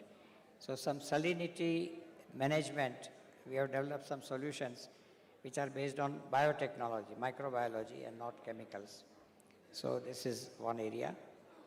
As far as our global warming is concerned, climate change is concerned, I think it is now, at least fortunately, it is getting the attention that it deserves, but more as a problem, not as a solution. So we have been working on that for a long time. And the main reason is we produce too much of energy, produce too much of transport fuels, and keep on using them, and it results in carbon dioxide, which goes up in the atmosphere, and we don't pull it out. So it keeps on increasing the problem. So there's a need to pull out that carbon dioxide, both from the atmosphere and from the oceans. So we have been looking for ways to do that, and one of the things that we have discovered is that seaweeds, which grow in the ocean, they do the photosynthesis, so they obviously need CO2, they need the sunlight, and it grows much faster than anything which can grow on the land. So we are working on that. And as a material, as a natural material which will be coming out, it is so wonderful that you can extract many things out of that. A short way to describe would be you can get food, feed, fertilizer, fuel, fiber, etc., out of that. So many things can come out. We are working on seaweeds as a way of taking out the carbon dioxide from the atmosphere and from the ocean. However, just pulling out this carbon dioxide is not going to be full story. That can't solve the problem. We also have to stop generating more carbon dioxide as far as possible. Where does it come from? By burning any fuel, which is a fossil fuel. So I think the way forward, in my view, would be if we go out anywhere, any city, any village, anywhere, any shop, the amount of lighting, amount of air conditioning that we all have put up is too much, way beyond what can be reasonably justified as required. So the way forward is to stop generating more CO2 as far as possible without compromising your life. Lifestyle, no. I would say compromising your life and comfort. You can achieve it by using much less energy. So one is what can be called as demand side management, the other is the supply side. If we can do both, then I think we can achieve the climate change reversal, not merely adaptation, not merely mitigation. One of the things that I think Dr. Yadav mentioned was how do we use water wisely? You'll all be happy to know that one of our largest factories was in the city of Bhavnagar in Gujarat, and where we used to get water from different wells every day. So it will be hard water one side, another hard water and all that. Then we found that the sewage nala was passing next to our factory. So we picked up that sewage water, put it through what can be called as a biofilter bed. Using simple earthworms, they would clean up the water and we will get good water, no odor, no pathogens, nothing. And we would use it for our industrial water treatment, cooling water. And that has been working ever since very, very nicely. So simple technologies, nature has given this, it can be used for achieving this. Now, just last 2 points I would like to mention and then I close. As far as future is concerned, coming to chemical industry, 2 areas that I would like to just share as possibilities of where we can do something. One is that many of our reactions that we carry out are what can be called as exothermic reactions. So they actually produce heat. Typically what do? We have a refrigeration plant, create refrigerated water of low temperature and cool the reactor. So you spend energy to cool, but that waste heat which is generated because of exothermicity, we don't catch that. If we find ways to do it, then we will not need the external energy, we will have the reaction energy being recycled. So this is one thought I would like to leave with all of you. The second one is, let's say, India and the whole world uses a lot of chlorine as a raw material. And a good part of it is used for what can be called as organic reactions, in which only half the chlorine is going into the final product. The other half comes out as byproduct HCl. There is no market for that. So you create a problem and then there is no market. So then now again regulations have come. Hey, you shall not dispose it off irresponsibly. But when the production of that HCl is far more than what the country needs, what do? Part of it is going to go into some unauthorized channels and it creates problems. So Dr. Sharma, you might be happy to hear this, that if you look at the whole caustic chlorine industry, from salt to caustic chlorine plant to using a lot of energy to liquefy the chlorine, transport it in 1-ton cylinders all the way 200, 300 kilometers, and the empty cylinder comes back, and what the industry gets is a HCl byproduct for which there is no market. Can we find out some way of recycling, recovering the chlorine where it is being generated, the HCl is being generated, rather than doing it centrally in very big plants? So I think these are 2 thoughts that I would like. And like this, there can be many ideas which we can look at, from how to go to the new chemical industry, which is environmentally acceptable, regulatory-wise acceptable to the community, and yet we are also able to continue to grow. So thank you very much for your patient listening. Thank you. Absolutely. Thank you so much. And may I request Assistant Professor Dr. Shashwat Basu to please come up and present a stole to Mr. Shroff.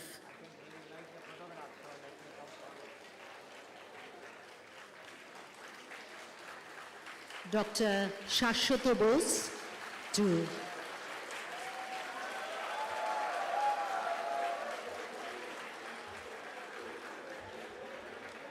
Thank you so much once again, Mr. Shroff, and we sincerely hope that he manages to catch his flight.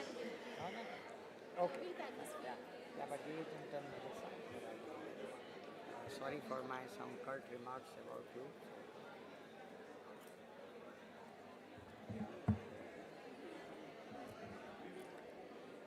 Right. So, Dr. Ashit Das, who's our guest of honor, would be the speaker now. He is the head of refinery, research and development, and process development of Reliance Industries Limited in Jamnagar, India. He had earned his PhD in chemical engineering. Okay. Before introducing and presenting the discourse of Sri Ashit Das, may I request Dr. M.M. Sharma, who would like to address us, to say a few words. May we reach the mic to you, sir?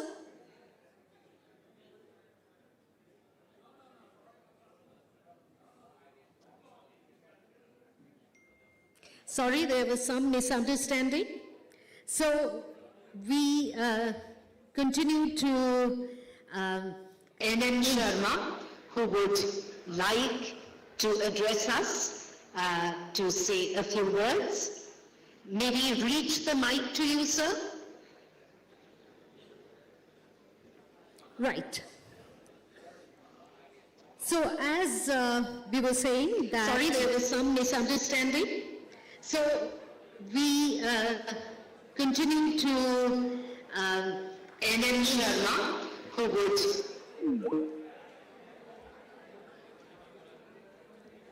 Some comic relief was needed in any case. Right. So can I continue? In great trepidation, I continue. So he had earned his PhD in chemical engineering from the Ghent University in Belgium, and for more than 37 years, he has spent in research in refining and petrochemical agents, and indeed, he has developed and commercialized many from start to finish, many processes. No wonder that he holds 80 plus patents. Indeed, Dr. Ashit Das is going to be a speaker to whom we eagerly would listen to his experience and the extraordinary success that he has already achieved. Please welcome Dr. Ashit Das.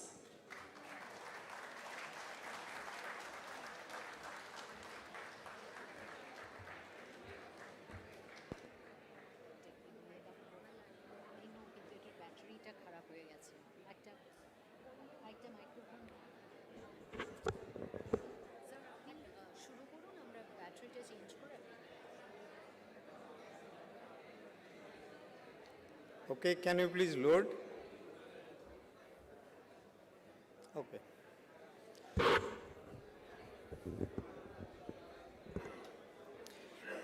Very good afternoon to all of you. It's indeed my pleasure to be here. First of all, I would like to thank Jadavpur University Chemical Engineering Department to organize this centenary celebration, which I really feel very proud of it. Secondly, I also thank them to invite me and give me this opportunity to share some of the thoughts that I have in this momentous occasion. In fact, I am alumni of the same university, same department, so I really feel proud and great about it. I am 1983 batch. I see my professors here, So it's a very, very emotional moment, you know. I could connect it, but let me also thank Reliance Chairman, Sri Mukesh Ambani ji, who has instantly agreed to be the principal sponsor of this event, you know. I just made him one small email request that this is 100 years of the oldest department in Asia in chemical engineering, and he is a chemical engineer, so there is an emotion connected. I could sense it. He instantly said that, Osit, please go there with a team and say my best wishes. He wanted to be here, but for the fact that he had to go abroad, he couldn't come, but he has sent all the best wishes through me. So we really feel good about it.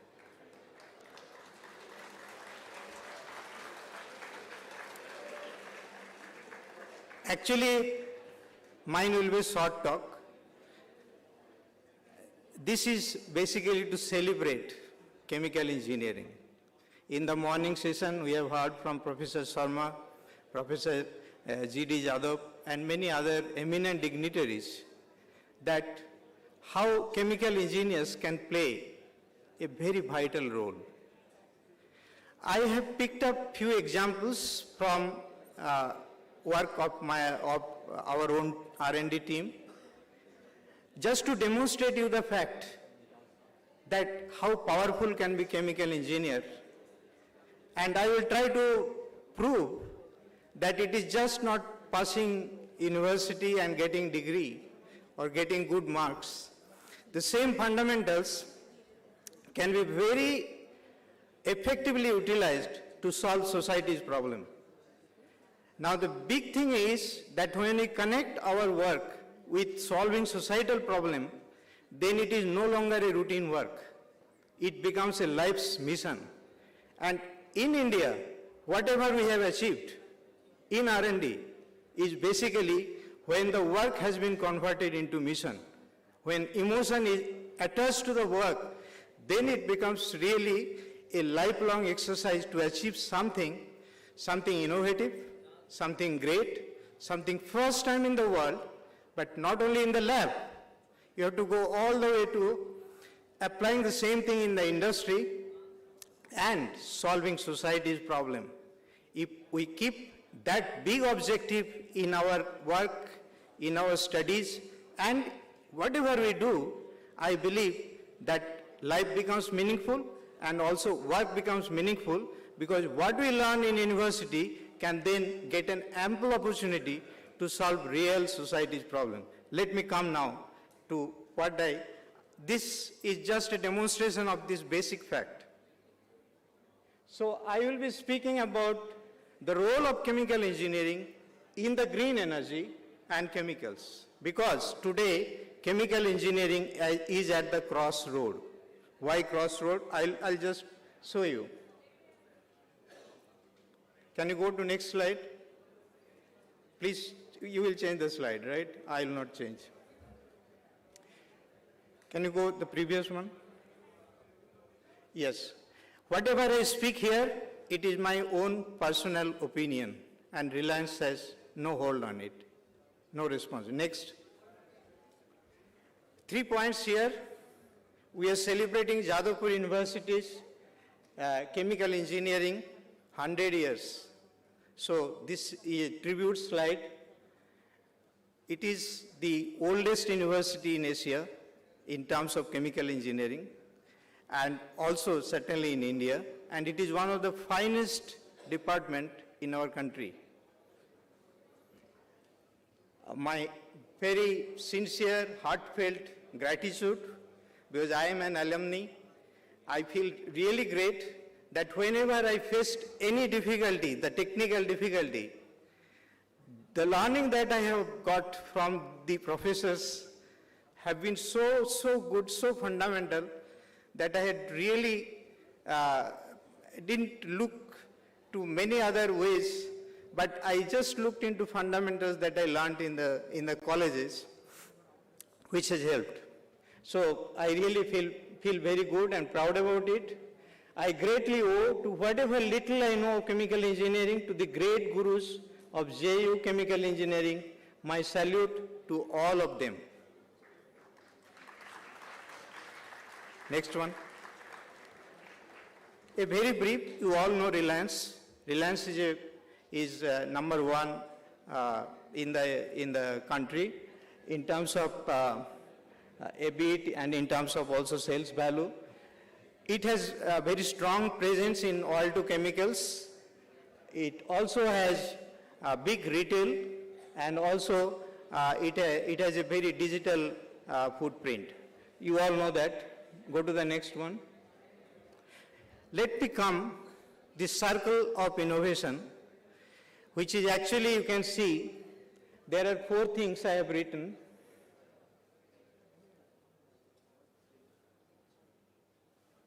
Not visible here. The 4 circular: affordability, the availability, sustainability, and the productivity. These are the 4 circles which actually govern innovation. And each of them are almost independent. When you look at availability, India has been actually importing a lot of resources like crude, LNG, coal. We have started even importing coal. No. So availability in one hand, on the fossil we are not so good, but we have large availability of biomass, which we have almost like 250 million ton availability of biomass. We also have a lot of coal, and there are a lot of other resources which can be used. Look at the affordability. The short thing is that still a lot of people live in the rural part of the country, and their gross salary is much less. Their affordability is much less. So the technologies which are good in the city life may not be really affordable to a large part of the society. We need to develop products and processes for them. Third, most important is the sustainability. This is a new buzzword. Actually, it is encircling a whole lot of things, and the central theme is the net zero. And a lot of new innovations are going to come around that, and of course the productivity, the efficiency improvement. Yeah, go to next. I said chemical industry is at the crossroad, and the crossroad is because there are 2 90-degree vertical lines. In one hand, we always want productivity, but we also need a very good ecology. So it's the economic, the sustainability versus productivity. These are the 2 crossroads which are actually bringing out a lot of innovations. You see the recyclability, net zero. There are varieties of things I have written, but basically it's all about how do we take care of both the things. Go next. We learned the core of chemical engineering, which involves reaction engineering, transport phenomena, and all that. Not that those core part of the subject will go away, but new frontiers are emerging. And the biggest frontier, which visibly is clear, is the interface between electrical engineering, civil engineering, and chemical engineering. We are using power today as utility. But 20, 30 years from now, power would be a raw material, because that would be renewable power. It can have a lot of applications in terms of not only producing hydrogen. Process industry is now looking power entirely which are based on heat-based are getting changed to power-based. Like one of the big example is cracker furnace, you know, the ethane to ethene and propane, all the crude, naphtha cracker and all that. Furnace is a key. Now that furnace is heat oriented. So the chemical industry, big shift taking place is that all the heat-related furnace and other utilities, they are going to give away to switch to electrical things, Because electrical energy would be available, it would be more renewable, it should be storable. All these technologies are emerging. What I'm just trying to summarily say that electrical energy will no longer be an utility, it would be a raw material. So much so that electricity to fuel, which is now known as e-fuel, is also going to emerge out of it, where two raw materials will be there. Energy would be the electricity, and the CO2 would be another raw material to produce e-fuel. So this is the new frontier where it is going. Go to the next. Sri Mukesh Ambani ji, our chairman, has declared recently 4 gigafactories, all based on green energy. What are they? Energy storage, solar PV, manufacturing of solar PV, manufacturing of batteries, manufacturing of electrolyzer for green hydrogen, and manufacturing of fuel cell. In one of the AGM, it has been described, almost 75,000 crore would be invested on all these 4 gigafactories, and the work is already underway at Jamnagar to establish these gigafactories. Obviously, it would ask new type of chemical engineer who are very conversant on electrochemistry. For example, electrochemistry is less taught nowadays, but earlier it used to be a very major subject. That same topic is gaining a lot of importance, because all these, you can see the interface is quite clear between electrical engineering, electrochemistry, and the chemical engineering. So diffusion transport phenomena, which is prevailing in some of these, batteries and others, are going to play a big role compared to the convective pipe type chemical engineering, what we have learned so far. Next one. Now let me show you few examples where the innovation and chemical engineering fundamentals are applied to solve not only waste to wealth, but a variety of innovation have been possible in process industry just based on fundamentals. This is one such example. DSO, those who are accustomed to refineries, DSO is a waste product, disulfide oil. It has a value of less than $150 a ton, okay? And it gets disposed after hydrotreating. So it is a real waste. Today it is handled. What we have done in Reliance is we have developed we have a sorbent bed, and we have a process developed and commercialized. It is commercially operating for last 5 years. The DSO has been purified so much so that it is able to replace DMDS, dimethyl disulfide, which is an anti-cooking agent used in cracker furnace, which is also a pre-sulfiding agent used for the hydrotreating catalyst sulfiding. So the price of DMDS is how much? $1,800. And price of DSO is how much? It's about $150.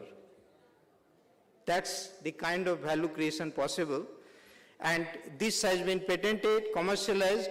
We are now going to actually use this all over India. So the DSO, which is a waste, would be the feedstock replacing the DMDS. Next slide. Yeah, this has been a great innovation from our team. You hear a lot about O2C, oil to chemical. Now, this is a single pot technology, and this is running 11th year. We are almost ready for putting up the semi-commercial plant, which is going to be a major breakthrough. Why? Because this is, look at how chemical engineering is really applied. You look at single one riser. Today FCC unit is known in the industry for almost 70 years. It is running in the refining industry. It has a riser which operates only 3-second residence time. Only single feed is processed. Now that the workhorse FCC has been converted into a multi-zone cat cracker, where there are multiple zones, at least 5 or 6 zones are contemplated. This is nothing but reactors in series. And each reactor is offering the right severity for the feedstock which would be cracked in that zone, and it can handle a variety of feedstock. All the waste type of feedstocks in the refinery are processable here, from C4 boiling point to all the way up to receipt, including direct processing of crude. And what is the intended product? It would be producing only chemicals. There is no fuel. How much? More than 70%. So this is the job what chemical engineering thinking can do. Just apply the fundamentals that we learn, and you can create a great innovation. May not be very complex, but it takes time. It takes time because demonstrating such technology breakthroughs is a lot of investment. There's a risk involved, so that's risk versus reward ultimately is something which takes a lot of time for such technology. Next. This is another classic example. The slurry oil, which is the waste product from FCC, cat cracker, is the lowest value product today.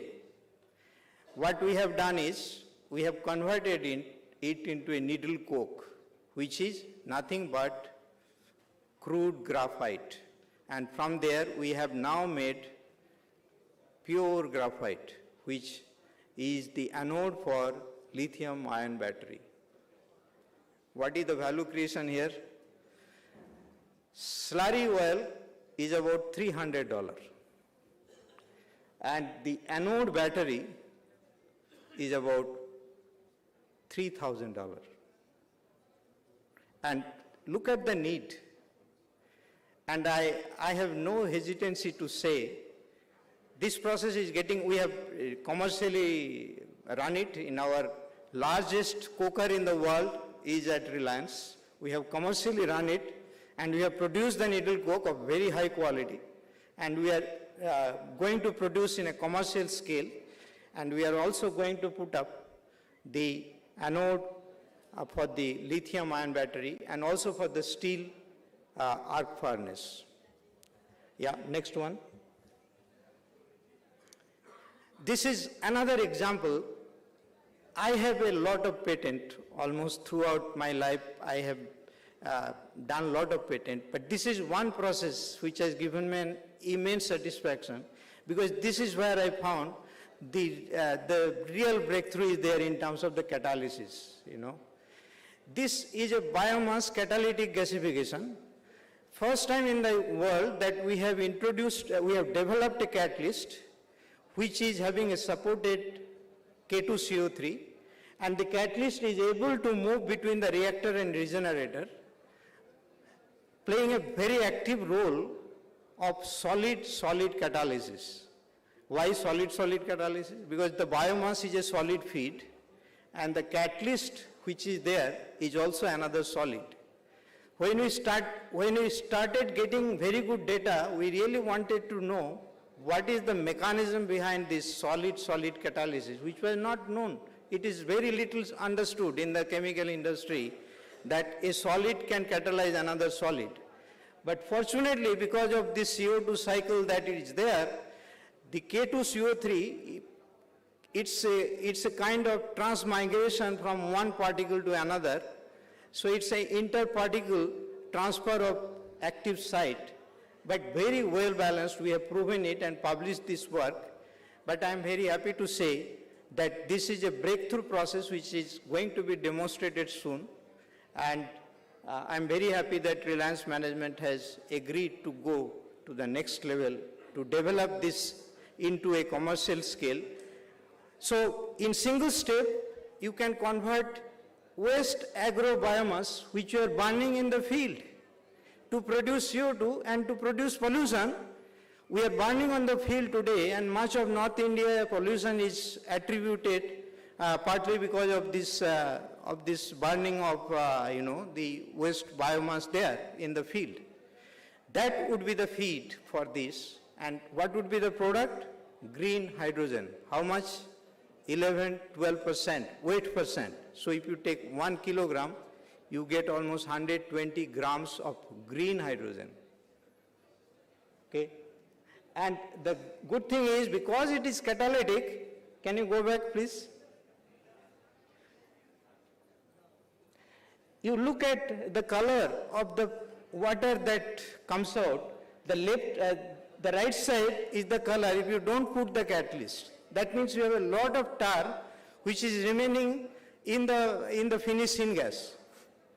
On the left side you see, it's a clean water. There is no tar. Tar is absolutely converted. So it is able to convert biomass, coke, pet coke, as well as coal at the lowest temperature, which is unbelievable. 750 degrees centigrade, we are able to convert pet coke gasification, which today is being done at 1300 to 1500 degree in a thermal gasification. So that's what chemical engineering can do. Yeah, next slide. You all know about waste plastic and the pollution which is there. Who can solve this problem? Chemical engineers can solve this problem. Because it is very much a part of chemical engineering to find a way to develop a process for converting this waste plastic. It's a polymer, so you should be able to either mechanically recycle it or chemically recycle it, produce the pyrolysis well, and bring it back to refinery again to produce monomer and polymer. That's recyclability. I'm very happy to say that our R&D team has been able to demonstrate in ton scale a continuous catalytic process to convert any plastic, starting from PE, PP, flexi, multi-layer plastic, any plastic. We are not going to take oxygenated plastic or chlorinated plastic like PVC or PET, etc., because those are better, PET is better mechanically recycled.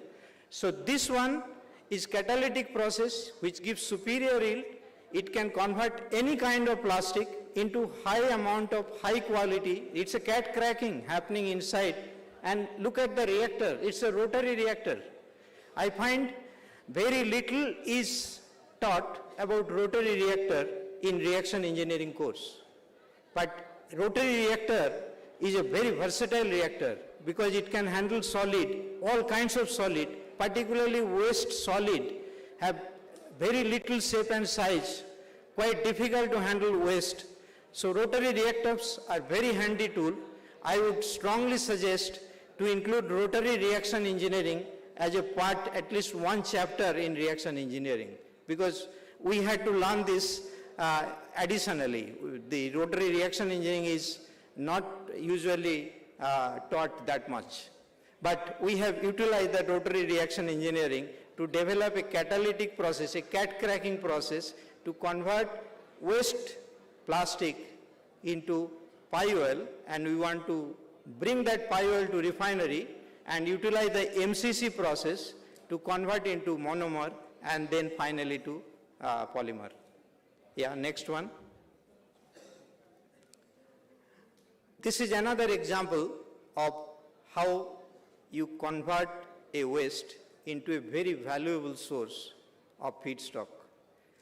Reliance is having largest gasification complex in the world. We have 10 gasifiers and 10 million ton of pet coke coal today. We are trying to convert into biomass also. But one of the byproduct is nickel and vanadium that comes out with the residue cinder. We have developed a process to really extract the vanadium and nickel out of that cinder. And what is requirement of vanadium? It is used for making ferrovanadium, which is one of the highest alloy, high cost alloy. It is used in all the very high, strong steel which are anti-corrosive and very high mechanical strength. Ferrovanadium is a very high value product. Secondly, vanadium is a catalyst which is used in the chemical industry. Thirdly, vanadium is also very much applicable and demanding for redox flow battery. And I'm very happy to say that this process is again going forward, and once it is commercialized, Reliance would be producing world 12% of vanadium would be produced at Jamnagar. So it's a very big quantity, and we have completed the demonstration scale. We are going towards the commercialization. Next one. Yeah, my concluding slide. I would summarily say that chemical engineering is at the crossroad of energy transition, decarbonization, and new materials development. Sustainability, affordability, and circular economy are major factors which will make chemical engineering more interdisciplinary, while core sector will still play a very important role. In new scenario, chemical engineering will play a very vital role in achieving net zero goal without harming the industrial growth.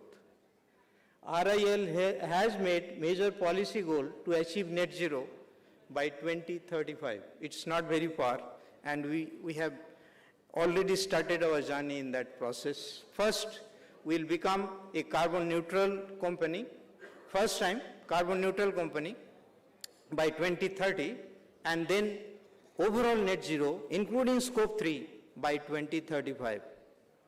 And I, once again, many thanks to JU Chemical Engineering for organizing this event, and I really feel proud and privileged to be here. Thank you very much.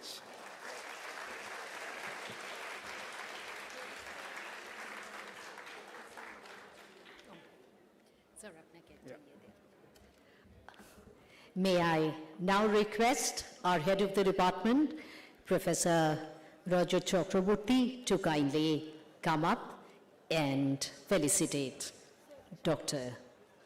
Ashit Das.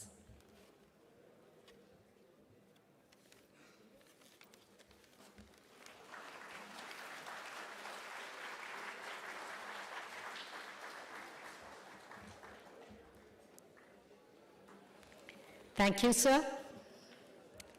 And now may we call upon Sri Robin Mukherjee, who is a Senior Vice President of Haldia Petrochemicals Limited, for his address. Sri Robin Mukherjee.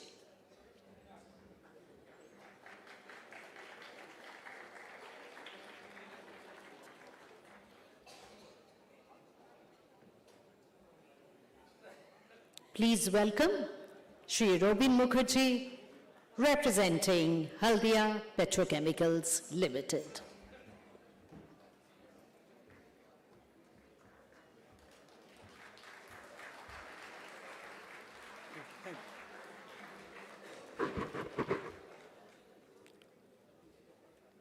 Good afternoon, and thanks to the organizers, the Centenary program of Jadavpur University Chemical Engineering, and distinguished guests in the audience, my friends, and the young students. Actually, I'm in a challenging session because it is the third session after lunch, so definitely getting the audience attention, I have to really try my lot, I think. Anyway, I will try my best. Originally, this talk was supposed to be delivered by my senior, Mr. Subhashendu Chatterjee, who is the Vice Chairman of Haldia Petrochemicals. Now, unfortunately, he had an accident while he visited the campus just to get updated on the Centenary program, and thereupon he has been operated, and he is recuperating well now. But, he is not able to come here today.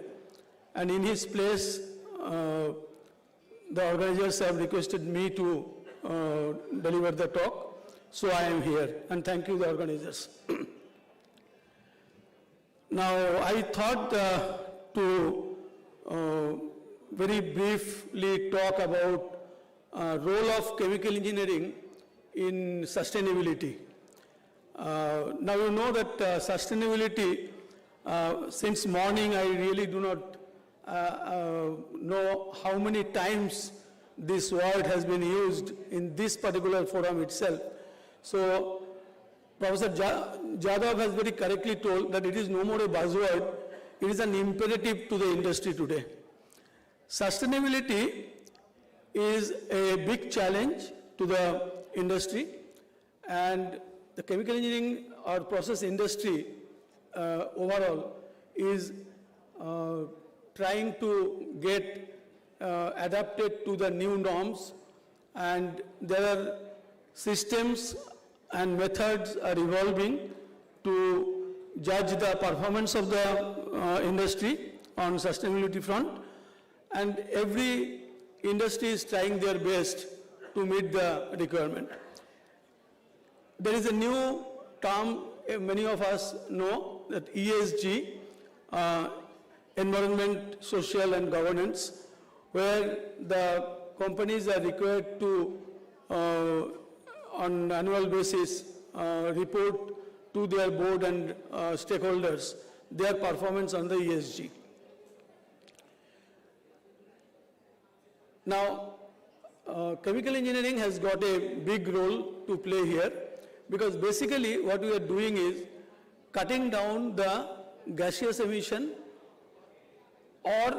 and cutting down the recycling, by recycling solid and liquid waste.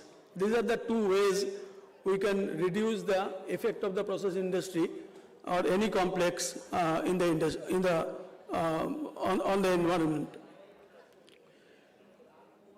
Now, I will be using few live examples from Haldia Petrochemicals, what we do and what we plan to do in this front. And you know, Haldia Petrochemicals, it is Eastern India's largest petrochemical complex. It is a 2 million ton naphtha-based cracker. Feedstock is 2 million ton per year. And it produces polyethylene, polypropylene, and many other chemicals like benzene, butadiene, etc. The complex is operating for last 20 years successfully, and now we are expanding within the complex by extracting the chemicals that is generated in the cracker, like many other chemicals apart from polyethylene and polypropylene are generated in the cracker, which we are extracting to get the specialty or fine chemicals from this array of chemicals that comes from the cracker. Now, in this process, what we are doing is various sustainability measures are being taken by the company, and I will just give example of few top line items from that. What comes to my mind as the first example is recycling of the residual fuel gas. Now, I'll just give you a small little definition of the residual fuel gas. We call it RFG. You know, this cracker, when the reaction takes place, it generates fuel gas, which is containing mainly methane and hydrogen, which is in surplus compared to the cracker's own requirement. So this RFG,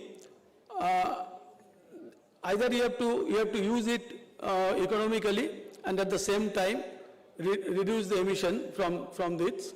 So what HPL has done, this recycling this RFG to the power plant and using this for generation of steam and power. Now, had we not done this, the same steam and power would have been generated by using fuel oil, thereby emitting more additional gaseous emission. So, by recycling this emission has been cut down, and also a big value addition is taking place. Then, rather than burning in the flare, this gas is being used for steam and power generation. So, it is an economic as well as environmental benefit that is getting accrued out of this. Apart from this, there are other measures like all the furnaces in the complex are fitted with low NOx burners, and the total complex is based on fuel gas firing. There is no fuel oil firing is used in the complex. And coming to the liquid effluent, we are recycling the effluent, thereby minimizing the effluent discharge from the complex, and also using incinerator for burning of all the solid waste that is coming out. To cut down on the fugitive emission from the hydrocarbons, total tankage system is used with floating roof tanks. So fugitive emission is reduced by that. Now, from here we go to a new project that HPL is planning now. This project will be implemented at Kaddalur in Tamil Nadu, and this will be world's largest liquid cracker that is being planned. Now, in this project, a new technology we are getting, this is called TC2C, that is thermal crude to chemicals.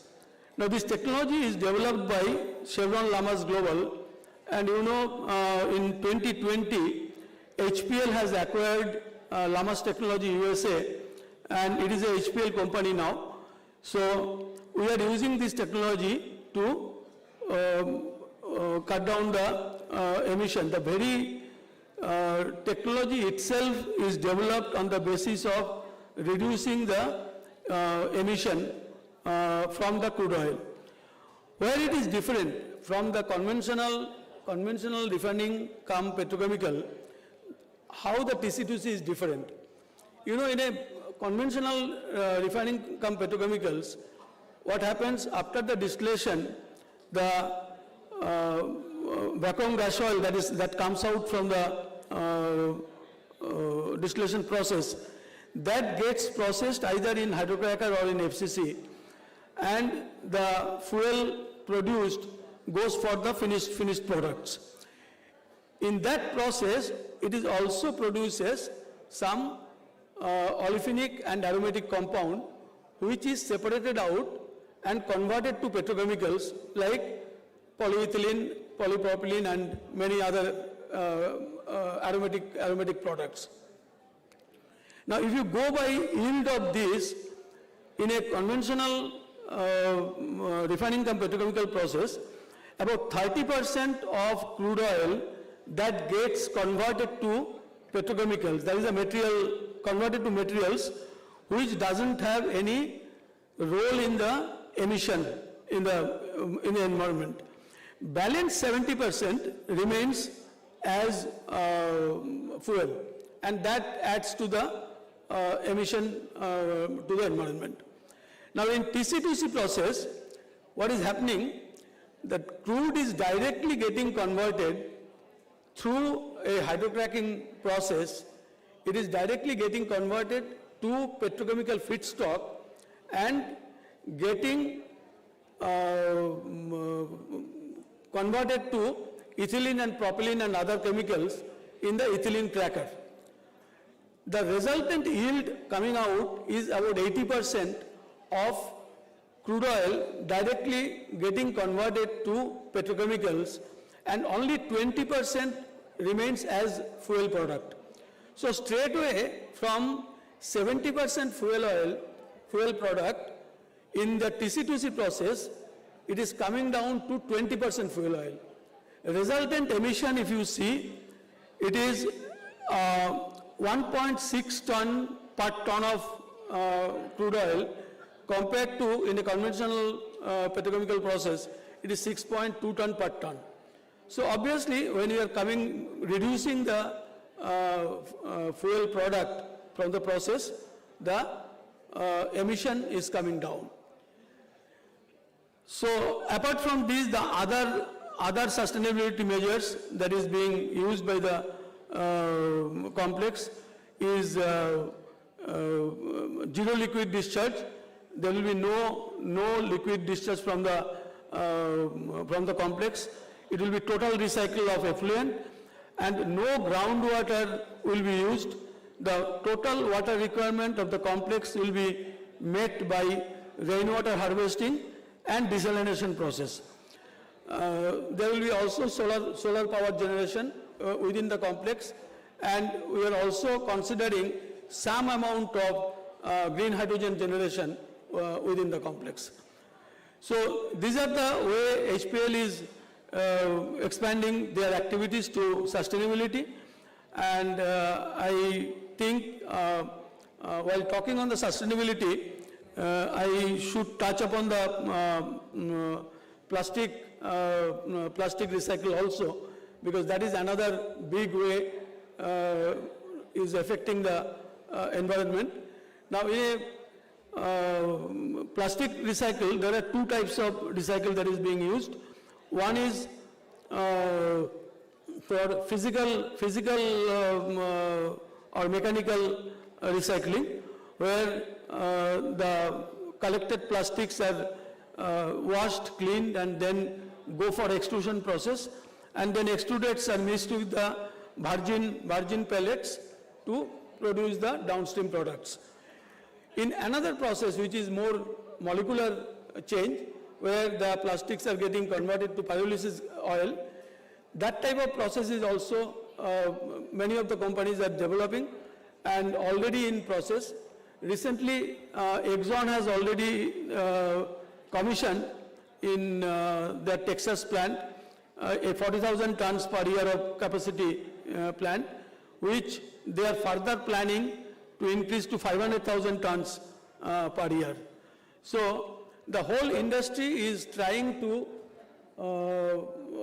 meet the sustainability challenges in every front, and very vigilantly they are working on this, and we all should be in our practice of chemical engineering should try to see that we remain sustainable at the end of the day while practicing the processing industry. Thank you so much.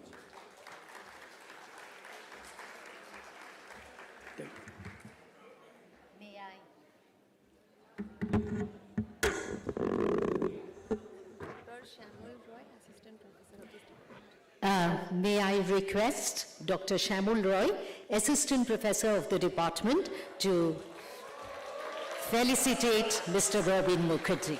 Sorry, Krishna.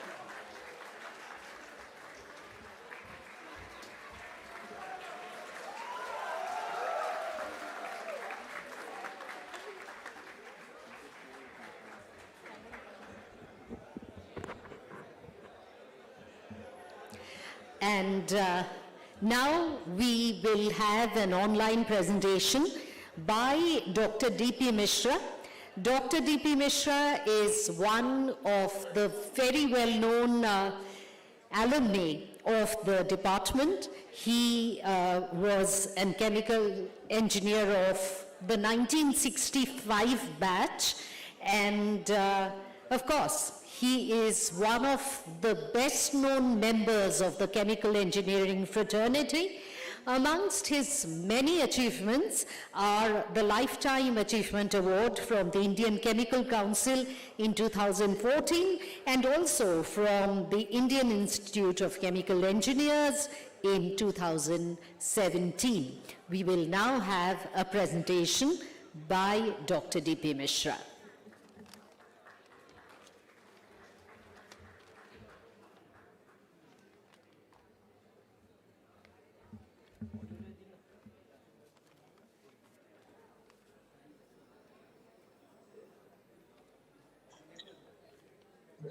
Is it audible?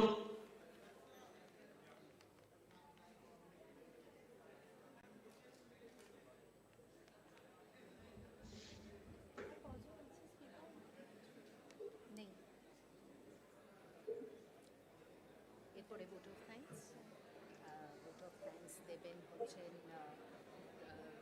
Doctor Sudeshna Saha associate professor assistant professor আচ্ছা উনি দেবেন তারপরে হচ্ছে একটা faculty programme মানে formal বলার জন্য উনি বললে শুনতে পারবেন আপনি বললে Is it audible? Microphone is muted, I think. Dr. Mishra, you are audible. Yes, you are audible. Am I audible? Yes, you are audible. We can hear you, Dr. Mishra. Yeah.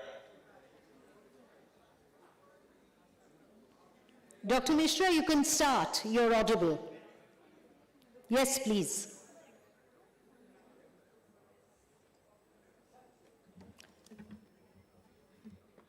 He can't hear us. উনি শুনবেন কি করে? এই আমাদের মাইকটা on করা আছে? Sir, you are audible. You can start. Am I audible now? Yes, you are audible. You can start, sir.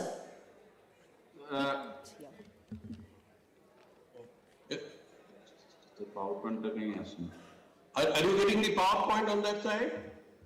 Yeah, now it's okay. It's coming, right? Is the PowerPoint visible? Yes, sir. Can you start? Can I start? উনি শুনতে পাচ্ছেন না ওই Is the PowerPoint coming? ওই মাইকে বলুন শুনতে পাচ্ছেন না Sir, can you hear us? You are absolutely audible. We can hear you. Can you see the PowerPoint, please? Can you see the PowerPoint? He's hearing his own voice.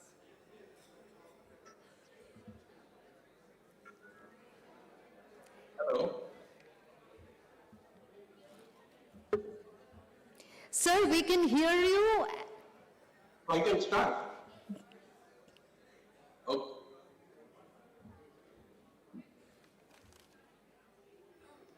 Okay. উনি শুনতে পাচ্ছেন না উনি আমার মাইকটা কি করে Esteemed speakers of the day, the respected alumni of Jadavpur University, a chemical engineering department, and my dear students, my profuse apology today by not being with you, although I was ready to come due to some small sickness. So I apologize and provide my talk on the online basis. It would have been a great pleasure for me to be there with you and pay my respects to the honorable faculty who are there. I could see my professors, Dr. D.N. Ghosh, if I remember, and others being there. So, but that I was missed that opportunity. So today I am talking to you a subject because we are all agog for the $5 trillion economy as announced by the Prime Minister, and every segment of the economy has something or other to do it. Today, Indian chemical industry is between around $300 billion, and we want the chemical industry to quickly jump to $1 trillion turnover. For that, there have been some significant effort before to create a mega chemical hub in various places, including Haldia, and that is known as PCPIR, Petrochemical Investment Region.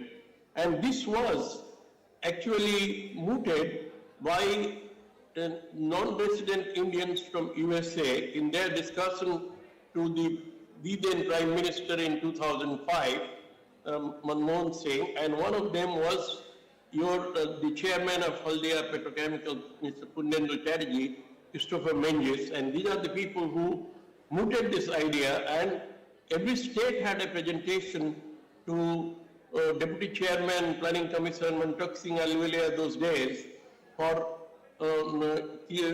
evincing their interest in setting up of this PCPIR. And I have mentioned about Odisha, Paradeep, but I also can confirm I was there in that meeting as the Director General of Indian Chemical Council, and Buddhadev Bhattacharya presented for West Bengal for Haldia. And it was a very good meeting, and after that the PCPIR Act was enacted in 2007.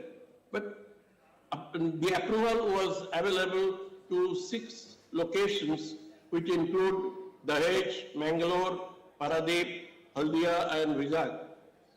But quickly the years go by, nothing much happened. Haldia was cancelled, and then the Nayachar in place of Haldia also evinced interest. It didn't. So the names which are there still remain as the names. Some activities have happened in Dahej, and of course Haldia has got sporadic developments of the refinery, petrochemical, PTA, all that, and I've been associated with most of the projects. And so one must understand what is this PCPIR we are talking of, and how can it improve the turnover of the chemical industry. Now, if there is a refinery, let's say Haldia or Paradeep, I have given Paradeep, and in the various streams that are coming, they will be used as the feedstock for downstream chemicals. For example, as you must see that FCC of the catalyst, the refinery generates propylene, which can go to polypropylene, and then phenol, bisphenol, polycarbonate, and so the downstream and various products. And similarly, naphtha can go either to cracking or the reforming to come to the C4 fractions and be fragile in PTA polyester. Kerosene can go to paraffin, linear alkylated benzene, and goes for detergent. Pet coke can be gasified and can go for ammonia and the nitrobenzene aniline. In this PCPIR, the basic the premise is that the feedstocks should be available to the entrepreneur, the main refinery or the cracker being the anchor client. Now, if this, the one that has been indicated, that is implemented, that would involve a investment of about $15 billion downstream, whereas the refinery, if I talk Paradeep, was 15 million tons and it was about 15,000 crores, means $2 billion. So $2 billion refinery can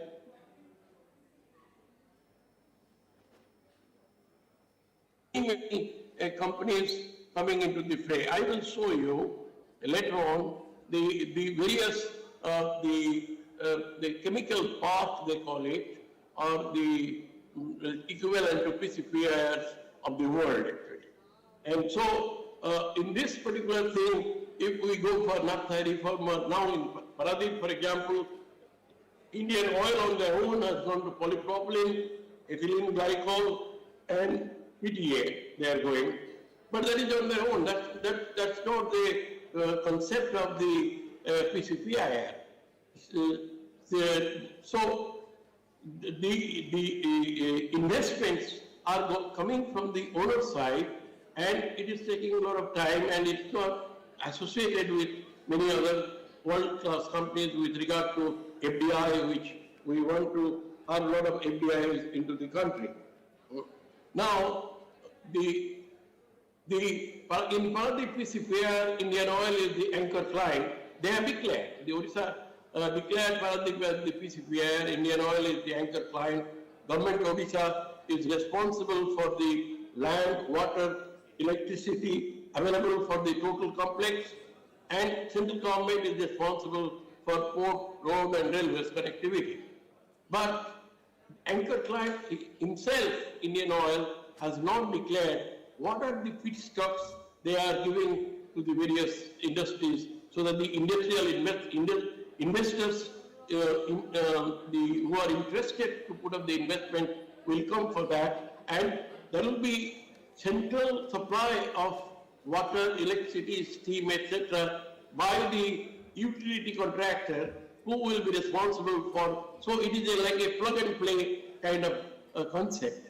And of course, there have been a lot of expenditure with regard to the port and road and railway connectivity, but the basic thing is that the anchor client and what these PCPRs are going to, what is the total concept of the PCPR, that is still to be addressed to in any of these PCPRs have been. So the action which was suggested that every PCPR should have a commissioning of a study for the total project, and every PCPR should have a formation of PCPR authority and a steering committee to navigate the project.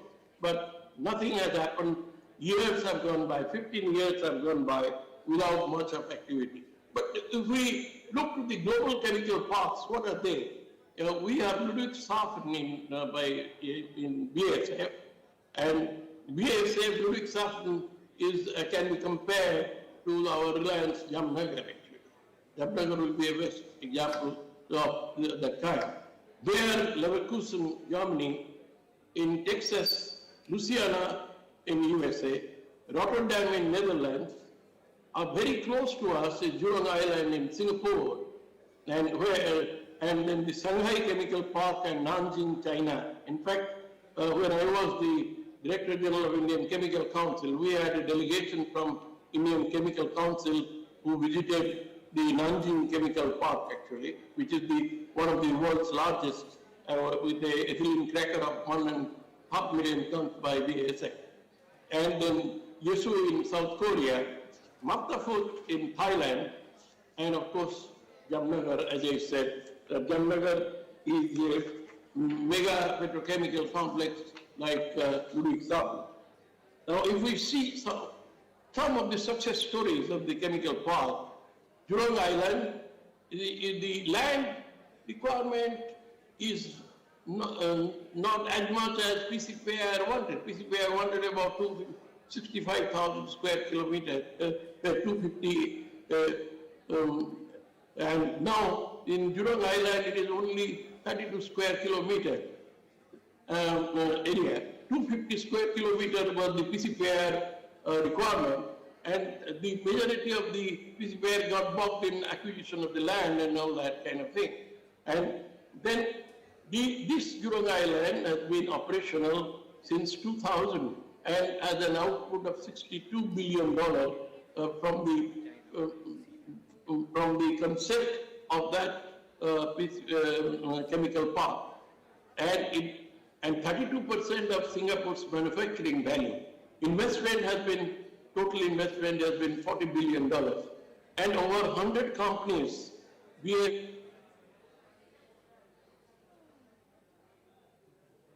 ExxonMobil, Lanxess, Mitsui, all the global players are taking part in that chemical park. That's exactly what we wanted that PCPR to happen. Shanghai Chemical Industry Park, if we go to Chinese, one of the biggest, the work commenced in 2001. By 2010, that has attracted $10 billion investment, and area is 36 square kilometers, and over 120 companies, BASF, Covestro, DuPont, Evonik, Huntsman, Mitsubishi, Air Liquide, Praxair, Golpark, Sinopec, all these companies are there, and it is based on a 1.2 million tons of ethylene, and it has got 1.6 million tons of isocyanates and phenol acetone, and it has got 10 to 16% of world capacity for polycarbonates and isocyanates. Now, this is a picture of the Jurong Island in Singapore. The land has been reclaimed from the sea, actually. It's about 7,000 acres, and you can see the refinery, ethylene cracker, and then industrial terminal, and the port facilities.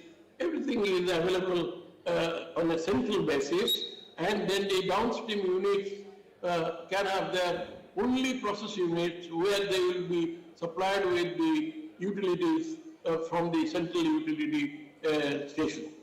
And so that takes, once you supply from the central utility station and you are only concentrating on your investment on the battery limits process plant, then your investment comes down substantially actually, and you have a central supply of utilities and upsides. Now this is a new one, low carbon future Jurong Islands program, that CO2 to fuels and chemicals, then CCU, then flare gas recovery or waste treatment facilities. All these are kind of a central program of the revised chemical park. Now, so what we are getting out of this PCPR or CCR chemical park, we have a centralized supply of feedstocks. Like Mr. Mukherjee said in Kodalur, if crude is converted to chemicals or the building blocks, then each building block can go to different companies unless Haldia Petrochemical is not interested in that or they want to expand. That ensures actually sale of building blocks and assures feedstocks to the investors. And that could be the supply of power at a continuous and consistent supply at affordable rates. Water, steam, this can be centrally supplied to each plant's battery limits. That could be a common effluent treatment plant, wastewater treatment and discharge lines. Similarly, solid waste disposal facilities will be central. That can be pipeline corridor for transfer of raw materials. These are the things which are envisaged to be in the PCPR as a central facility.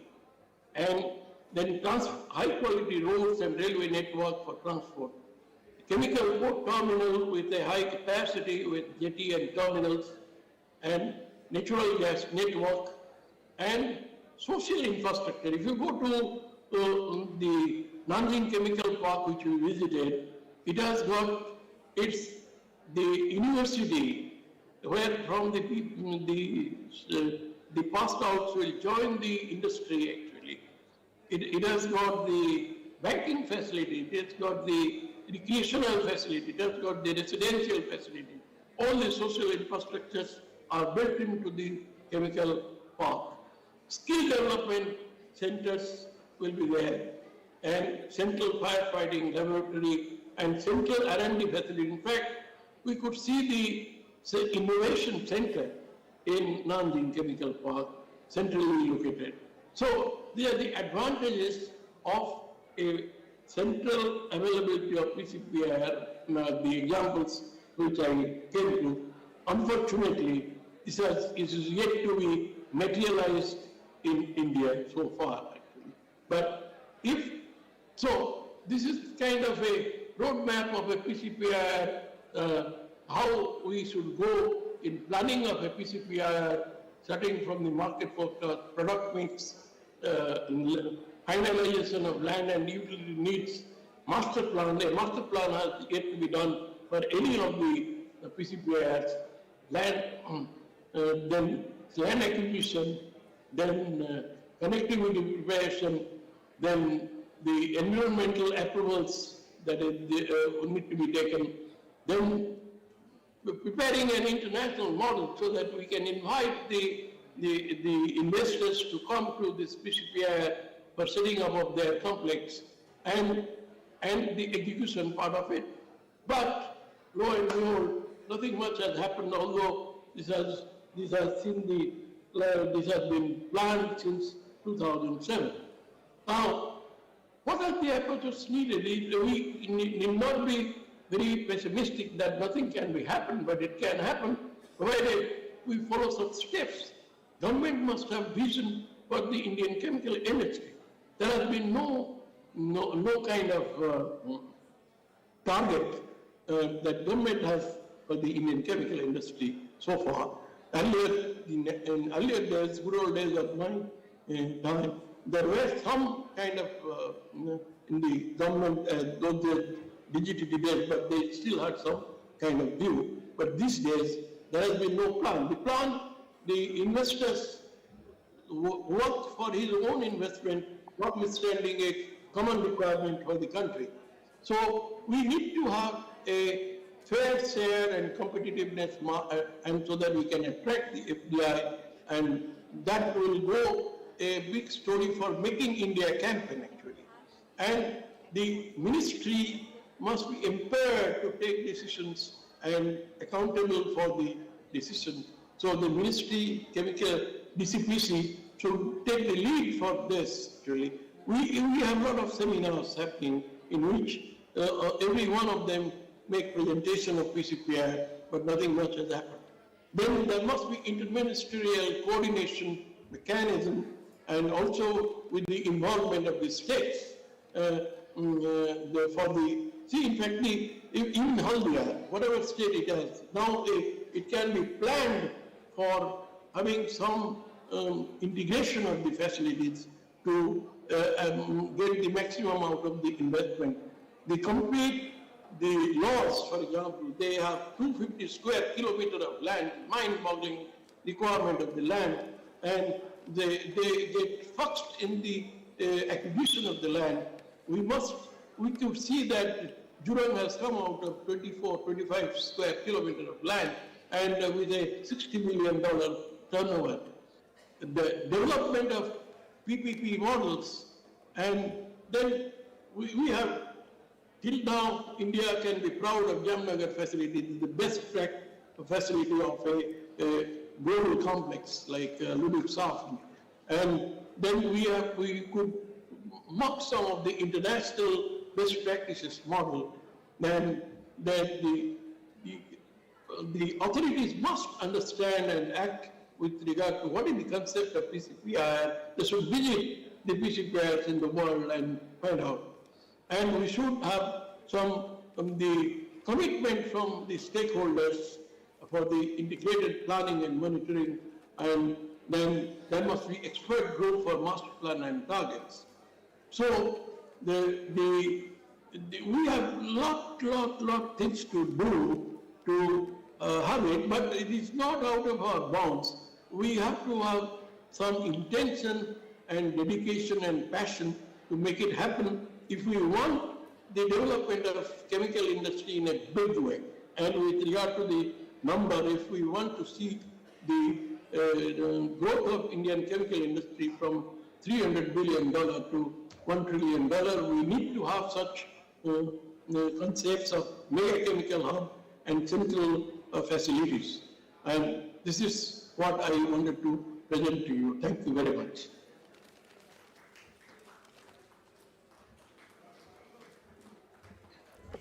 Thank you so much, Dr. D.P. Mishra. And as the addresses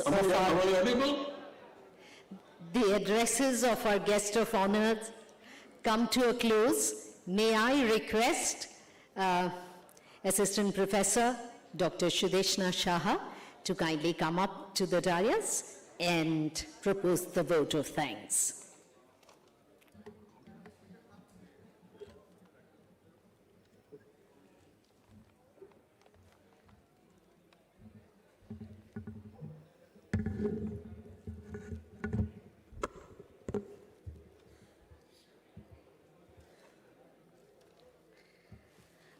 A very good evening to all of you.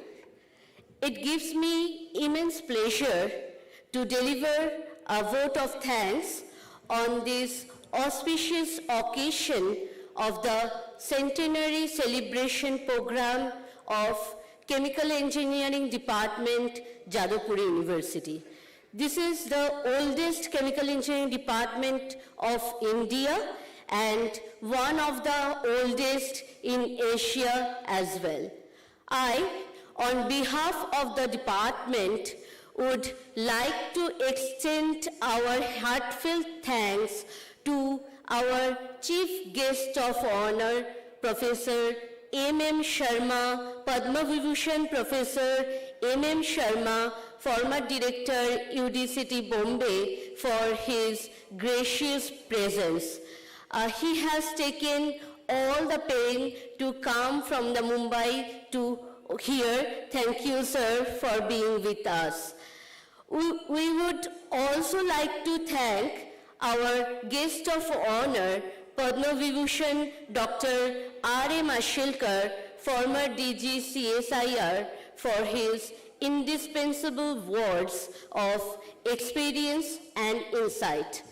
Also, we place on record our gratitude to our guest of honor, Dr. N. Kalaiselvi, Director General CSIR, for exhibiting her immense acumen in the field. We thank our plenary speaker, guest of honor and Padma Shri, Professor G.D. Jadhav, Emeritus Professor of Eminence and former Vice Chancellor, ICT Bombay, for providing a picturesque abstract of chemical engineering over the years.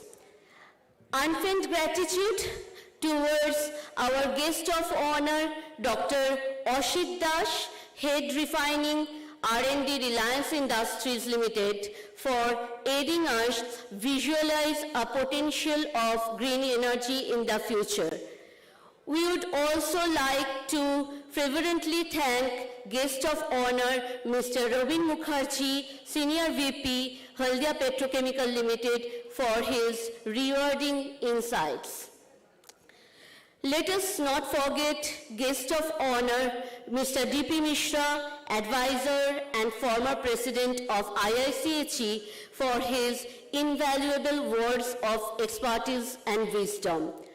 We are happy to express our sincere thanks to guest of honor, Mr. Ashwin Shroff, Chairman Excel Industries, for providing us with a purview of the chemical engineering scene for the present and the future. We would also like to thank our former faculty members for their immense contribution to carry the departmental glory for 100 years and building the department where it is today.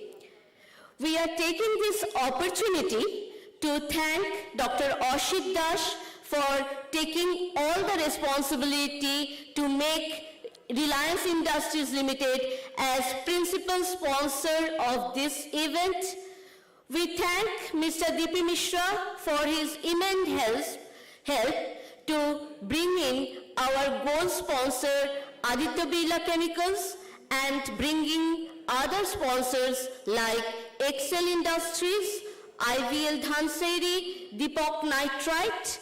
We would also like to thank other sponsors, Haldia Petrochemicals and MCPI, Vedanta, Bama Lorry, IOCL, ONGC, Richard Design Services India Limited, IICHE, RSC, without whom the program would not have been possible.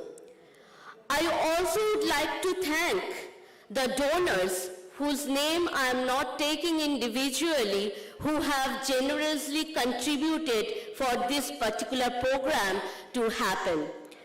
I, Dr. Shudeshna Shaha, would like to congratulate and thank our HOD, head of the department, Dr. Rajat Chakraborty, all the coordinators, conveners, faculty members, and staff members, and last but not the least, students of Chemical Engineering Department, Jadavpur University, who work tirelessly to make this program such a grandeur.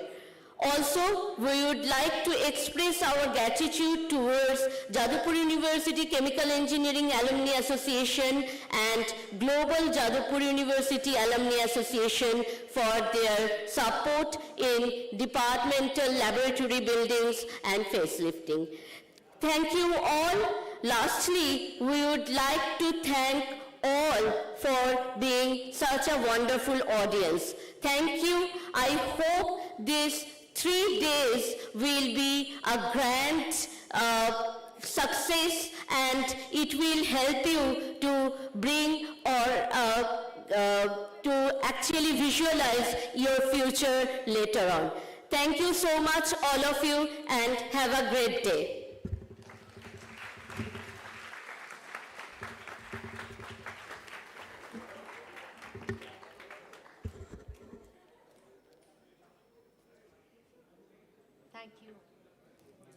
Thank you so much, Dr. Sudeshna Shaha.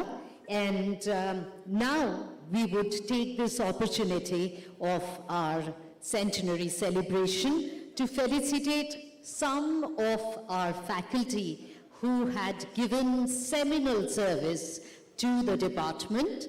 And may I call upon the dais some of our retired members who are present here today. Professor Ashit Kumar Mitro and Professor Pinaki Bhattacharya, is he here? Right.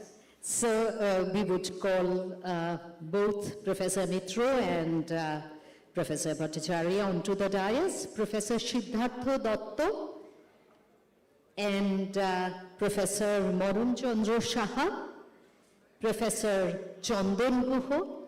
Can we request all of you gentlemen to kindly come up to the dais?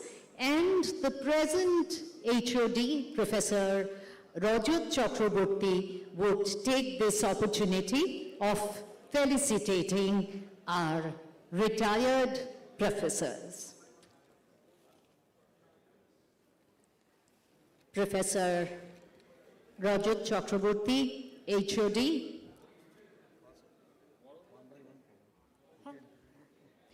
Professor Ashit Kumar Mitro.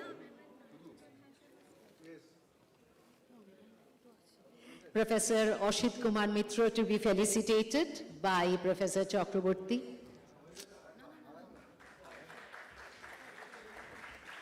Then Professor Pinaki Bhattacharya, Professor Siddhartha Datta,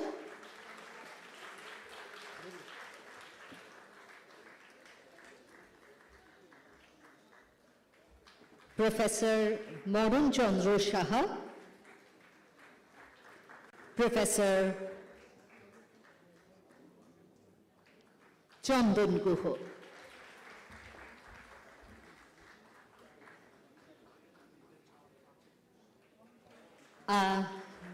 May we now request our most loved and most respected retired member of the faculty to say a few words one by one. Shall I pass the microphone, or would you like to come here and speak? Oh, there are also mementos. So just give us the opportunity of presenting the mementos. Professor Ashit Kumar Mitro, Professor Pinaki Bhattacharya, Professor Siddhartha Datta,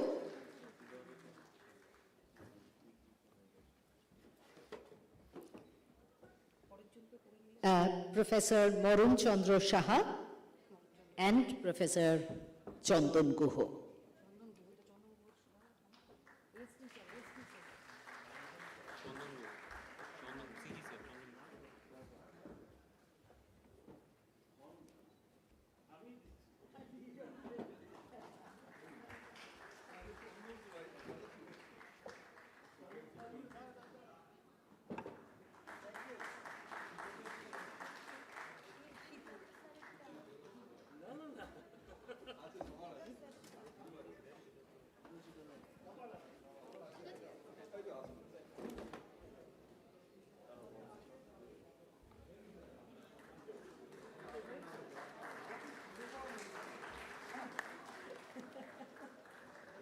And now, may we request you, sir, to say a few words.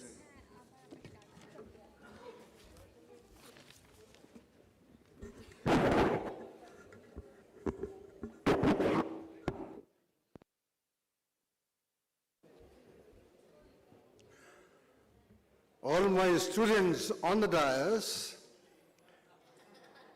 my brilliant students of the dais,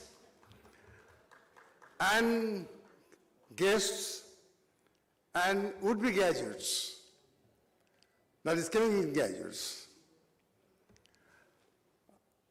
I am almost 84 years old. I joined the department from IIT Kharagpur 1969 N and served as the faculty till 2004. So I have a lot of students. I gave you some history of the department, how it was formed and how I saw. I will not take more than 10 minutes.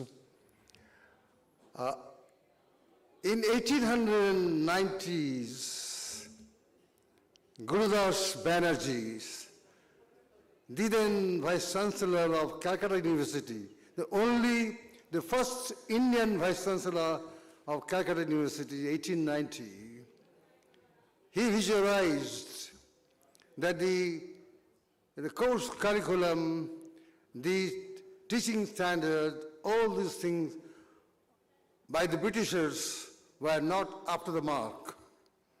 They thought of national education. They thought of education which is literary, scientific, and technical. The movement started, and the movement started by Rabindranath Tagore, Subhash Chandra Bosu Mallik, S.N. Banerjee, who else? A lot of people. A lot of agitation in those days.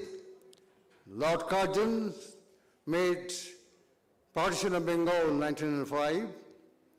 So that time, Aurobindo Ghosh came from Baroda, joined the agitation and the movement. And in 1906, the National College, NCE Bengal, National Council of Education Bengal, was formed. 11 March is the foundation day.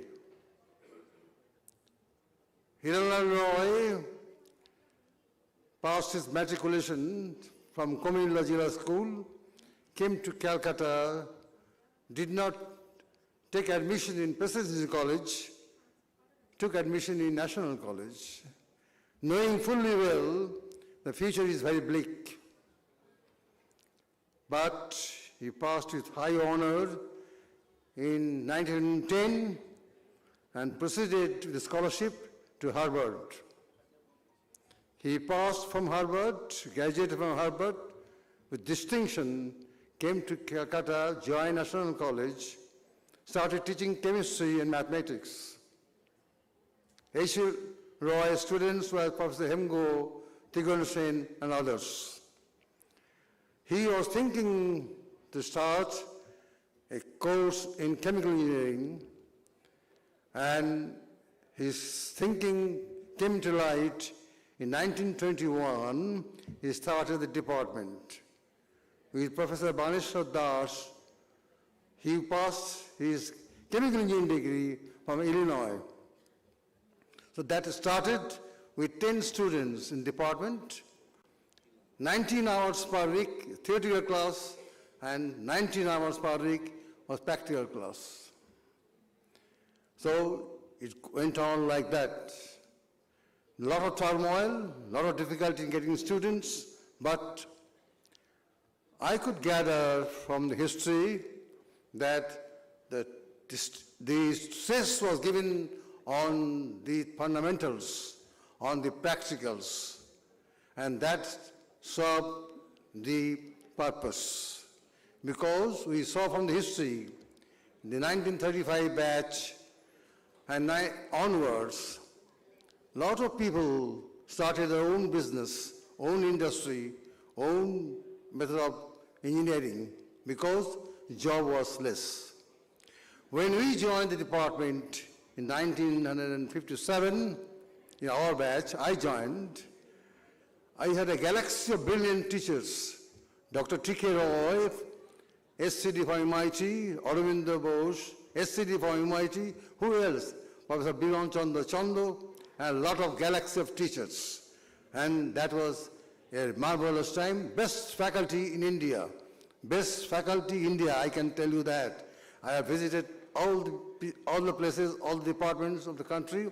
I can say at that time, it was the best faculty in India and best laboratory in India, the Unit Operation Laboratory.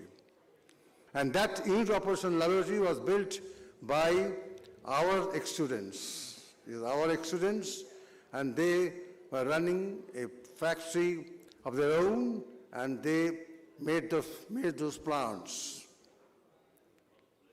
Initially, when we were students, our aim was to know hands-on training. That means we were never bothered about what is the problem. The industry took us and we could run the plant easily. In my career, I joined the Tata Chemicals in Mitapur, Gujarat for some time, and that's why we were never afraid of running a plant. I can tell you, when I joined as a teacher in the Department of Chemical Engineering in 1969 end, our stress was not only on the fundamentals, but also on the practicals. So our students did very well in industry as well as academia and abroad. You heard the lectures of some of the ex-students of our department. Ashit is one of them, DP Minister and other fellow. They have all ingenious method of developing in this technology, and they have patented. I am really glad to see so many of our students are doing so much good jobs. The department is definitely unique. I say unique because of the fact that we have a good fundamental background as well as a definitely hands-on training. I could say some of the things, but time is short, definitely. At least let me stop at this point, let others speak. If time permits, then we will speak again. Thank you very much.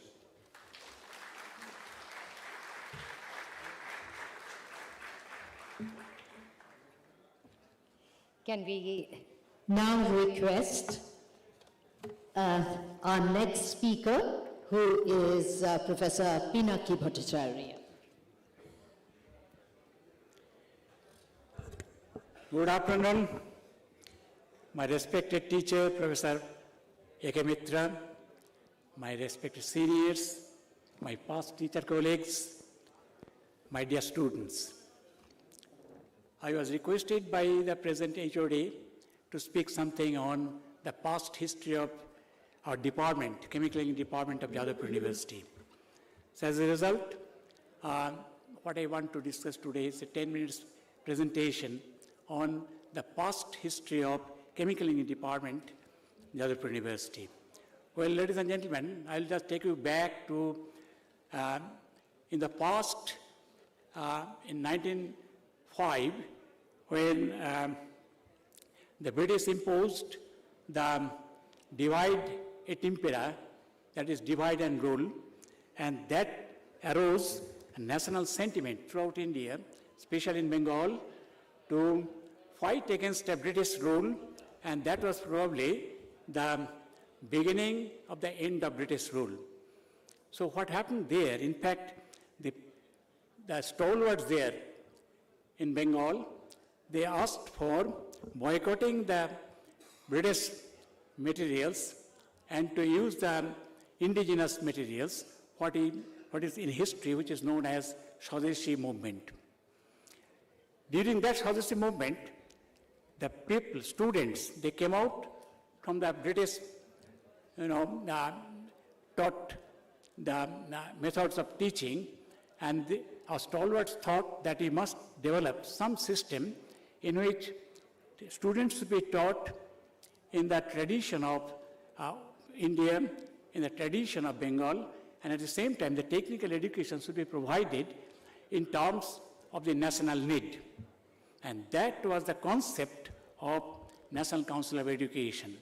Ladies and gentlemen, I ask you to go to my slide very quickly because time is very short. I want to show some interesting slides, not on the material, but something else. You'll see, we'll come to that later. So I'll just to have your patience to go through these slides very quickly. Next slide. So this was this I already talked about the concept of, that is a beginning of the Swadesi movement. Next slide. Next slide. So with this intention, National Council of Education was formed in March 21, 1906, under the leadership of stalwarts there in Bengal. I've given the names there, I'm not going to read. And that too, it has started functioning in Bowaja State, 191 by 1 Bowaja State, Kolkata. There is the first office of National Council of Education. Next. Now, in 1921, the chemical engineering course was introduced in India and in Jadavpur, not Jadavpur, in Bengal for the first time, and this courses was made by the experts, and it was examined by Acharya Prabhu Chandra Roy. When he gave the green signal, the course started in 1921. Next. The present campus, what you are seeing now, that was leased to the NC, Bengal, by Calcutta Corporation in 1922, and it started its operation since then. Next. Now, recognition. Initially, it was not recognized by the British ruled persons, but later, it was given the recognition by Government of India, and that is called CET Bengal. We used to call that College of Engineering Technology Bengal, and which later merged as Faculty of Engineering and later to Jadavpur University. Next. Very interesting thing, there's a curricular development. Initially, I'm talking of 1921. You see the curriculum, the very interesting thing, we have this subject during that time, math, physics, chemistry, history, economics, drawing workshop, then mechanics, electrical engineering, heat engine and metallurgy, fuels, quantitative and qualitative analysis. We also did the same thing, same analysis when I was a student there. Industrial chemistry, unit operation, technology of oils and fats, and soap technology. Now, this course study was under constant review, and next, the recommended book during that time in 1921, these are the books were recommended to the student. You see, industrial chemistry, calculation of Hogan and Watson, heat transfer by McAdams, first edition, evaporation, condensation and cooling, chemical engineering handbook by J.H. Perry, the first edition Perry. I don't think most of you have seen, you have not seen the first edition of Perry. Elements of chemical engineering, Badger and McAb, and of course some laboratory experiments were there. But this books, just go on next. The course was modified continuously. I'm not going to read this, but it's a continuous process, and it's just on next slide. Course duration is interesting. Initially it was a 5-year course, later it became a 4-year course, again becomes a 5-year course. When I was a student in Jadavpur University, it was 5-year course. Then later again it was a 4-year course. Now it is a 4-year course. You all know it's a 4-year course. Next. Now, looking just, that's my last, but not, I mean the last but one the slide. You see, this is a building, a very old building. Initially the building was like that. You see our departmental building. Next. Look at this figure. I was waiting for, I said that I'll show something different. You see, this is the thing. This is the pioneers of chemical engineering, Acharya Prabhu Chandra Roy, Left-hand side, Professor H.L. Roy, Professor Baneshwar Das. Professor Baneshwar Das is the first chemical engineer faculty member in India, not only in India, in Asia. He went to the United States, got his BS degree in chemical engineering, perfect chemical engineering. For your information, Professor H.L. Roy, when he got the degree, AB degree from Harvard, in chemistry, came back, then he went to Germany once again to have the degree Doring, and then he came back and took the department as head of the department of chemical. So you see, Professor Baneshwar Das, he's there. He was the person, was the first chemical engineer who took the charge of department. I think in 1923 he joined in the department. Next. No, just previous. I failed my duty if I do not mention the name of Professor T.K. Roy. He was, the next HOD after Professor H.L. Roy. And Professor D.K. Datta, you see the figure of Professor D.K. Datta, who was the head of the department for a very long time. My time also he was the HOD. And Professor R.N. Mukherjee, you see his figure, a notable figure as a chemical engineer who took the department very forward. And it's a relentless work of all these faculty members, those who have retired, those who are not present in the, here at the same time, who has been passed away. We just remember them with great, respect, their contribution to develop this department, what we are seeing it now. Next. So this acknowledgement, you see, I've got this material from Professor, a very well-written article by Professor Salil Ghoshal. At the same time, I had a personal talk with Professor Mitra. He is present here.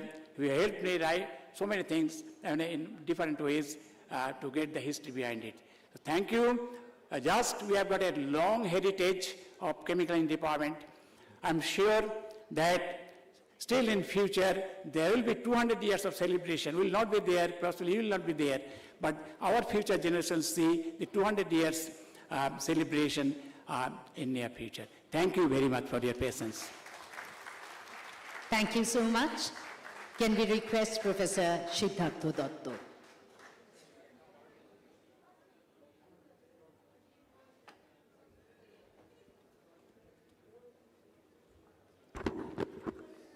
Good afternoon, everybody. Respected teachers, colleagues of mine in the Department of Chemical Engineering of Jadavpur University, alumni present here, and my dear students. It's a happy occasion for me to be present in connection with this program of Centenary celebration of the Department of Chemical Engineering of Jadavpur University. I am very much delighted. Delighted in the sense that after so many long time, I am meeting my old friends, alumni, and some of my present students. So I am very much delighted. And I like to thank the department for organizing this centenary celebration. We have been listening to the history of development of our department from our respected teachers, Professor Ashit Kumar Mitra and Professor Pinaki Bhattacharya. So anything, if I say about the history of development, or anything, if I say about how the department grew up, that would be the repetition of what has been narrated or said by Professor Mitra and Professor Bhattacharya. Now the question may arise to many of us. You are talking about the department, its achievement, its teaching quality, research achievement, etc., etc. Now, do you know what kind of research works are being carried out by our faculty members and researchers in the Department of Chemical Engineering of Jadavpur University? We have, apart from the UG and PG laboratories in the department, we have about 7 research laboratories in our department. Am I correct? Maybe 1 or 2 have been added since I have left the department or retired from the department. What kind of research works are being pursued by our faculty members and researchers? They are pursuing research works on very emerging fields, such as biotechnology or biochemical engineering, energy engineering, environmental engineering, fuel cells, computational fluid dynamics, process intensification, etc. Now, what are the achievements? Fine, they are doing research, etc., etc. What are the achievements? I will tell you the achievements of our department in terms of research publication during the period 2000 to 2010, during the first decade of this century. This has been collected from the report of the Department of Science and Technology, Government of India. We haven't prepared this. I have collected this data from the Department of Science and Technology, Government of India. After 2010, I didn't find any data being published by DST, Government of India. So I will restrict my lecture up to 2010 vis-a-vis the achievement of department in the field of research and development work. So let me give you some information about our performance, about our achievement. I will be failing my duties if I don't mention the achievement of Jadavpur University in this connection, because chemical engineering department is a part of that. Whatever history we have heard from our 2 professors, that is basically the history of Jadavpur University. So let me tell you the position of Jadavpur University during the first decade of this century in research and development work.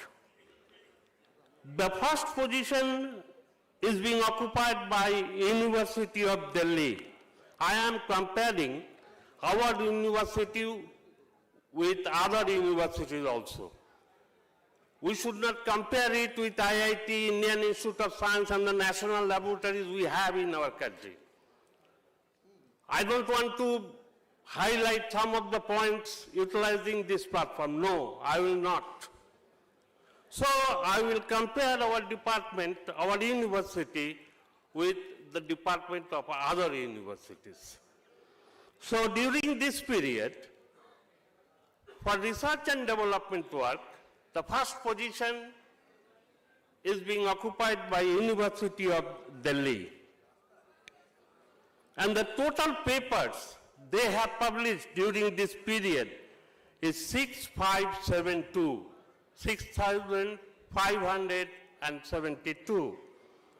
And the number of cited papers is 4884. The position of Jadavpur University now, the position of Jadavpur University is number 3. Second position is being occupied by Banaras Hindu University.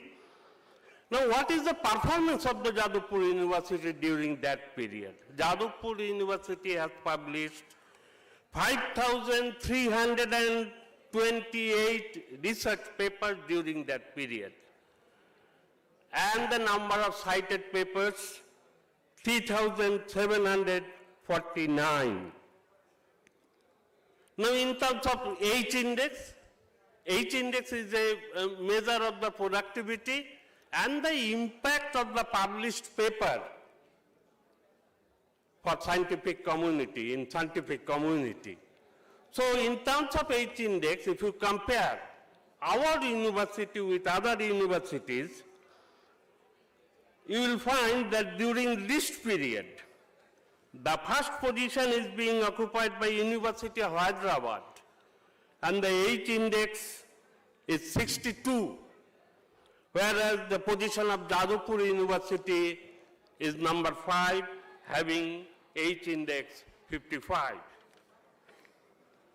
Now, if I talk about the geographical distribution of Indian research output, particularly in the field of science and technology, the high productivity state in science and technology during the period 2000 to 2010, West Bengal position is 5, and during this period, West Bengal has published 56,430 research papers in science and technology. This has been made possible because of the huge contribution from Jadavpur University. That's why I have mentioned this geographical distribution of Indian research output. The first position is being occupied by Maharashtra. Now, let me give you the profile of top productive universities in science and technology during the period 1996 to 2010. You would be delighted to know that top productive universities, #1 position is being occupied by Jadavpur University.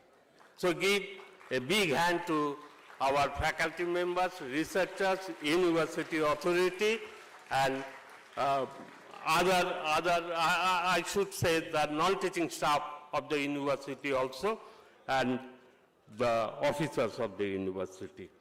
Second position is occupied by University of Delhi, and third position is being occupied by Banaras Hindu University.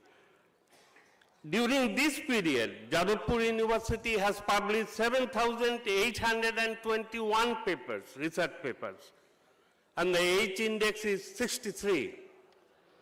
High cited papers, number of high cited papers 26, and international collaborative papers, remarkable for Jadavpur University, 1389.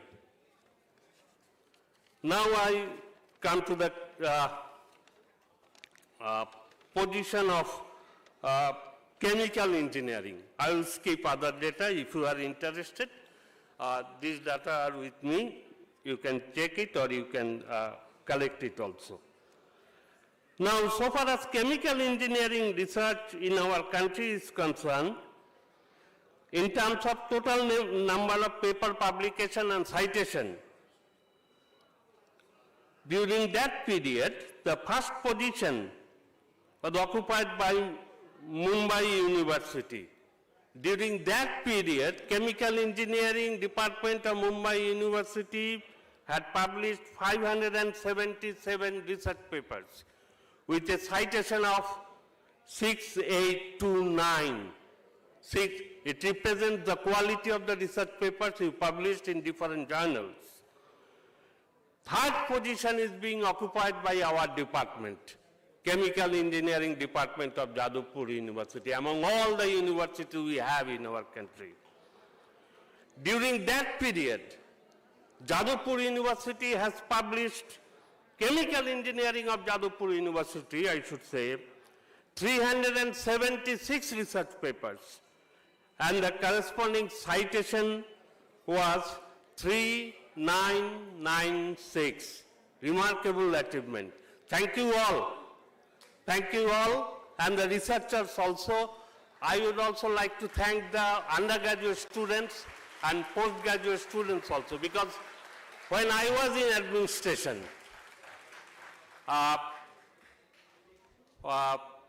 for 8 years, 2006 to 2014, I used to say, going to different departments, why don't you involve our undergraduate students? Postgraduate students already involved.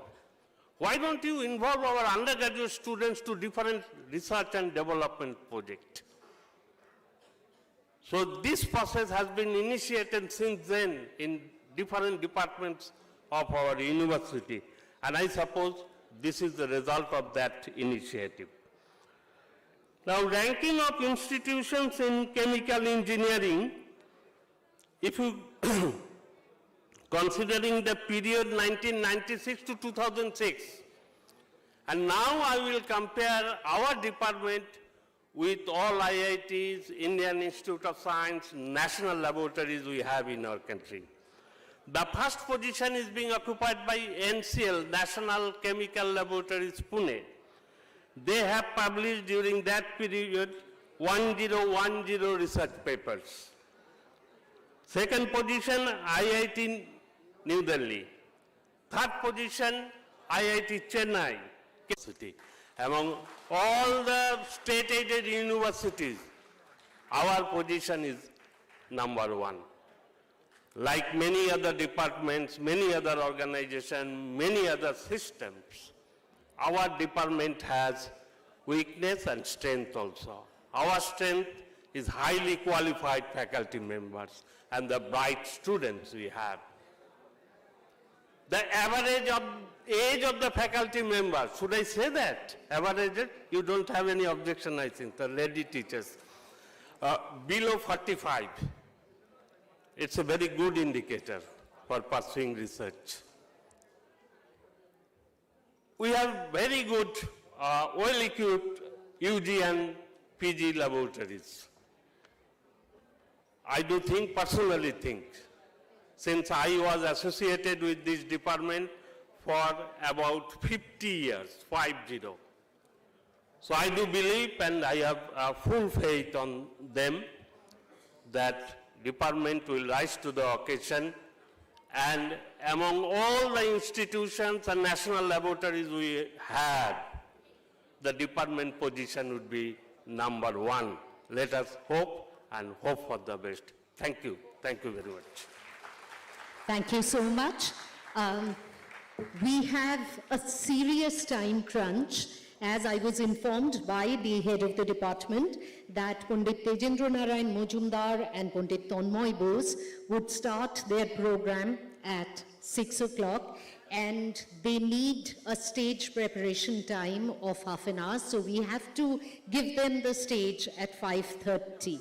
So may I request the two remaining senior and retired faculty members to kindly shorten their speech somewhat, and also there's going to be a the alumni speak, which can also please be shortened, so that if not 5:30, we have to sort of release the stage at 5:45 for the cultural program.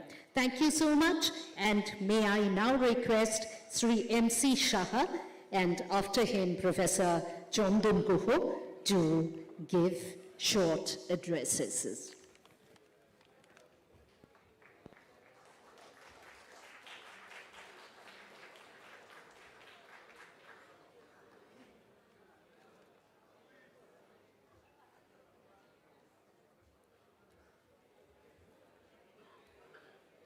Distinguished delegates, ladies and gentlemen, and my dear students and alumni of this department. As a member of the faculty of Chemical Engineering department, I spent a lot of time starting from 1963 as a student in the first year class, and last I retired in the 2012 as an associate professor in chemical engineering. So for this long span, more than 50 years, I spent the time with my students, with the scholars, with the beautiful time I spent with them that I can remember till the last days of my life. So it is a proud privilege to deliver a lecture on this occasion. 100 years of chemical engineering, that is the oldest department in Asia. So this department flourishes every day. Now different branches are started, and this our chemical engineering department is proud of its different laboratories, especially the unit operation laboratory, where heat and mass transfer and some other experiments are done for different undergraduate and postgraduate students. Mainly, I am associated with the unit of anomaly throughout my teaching career, starting from fluid mechanics laboratory to heat and mass transfer laboratory. This is a special field I have done.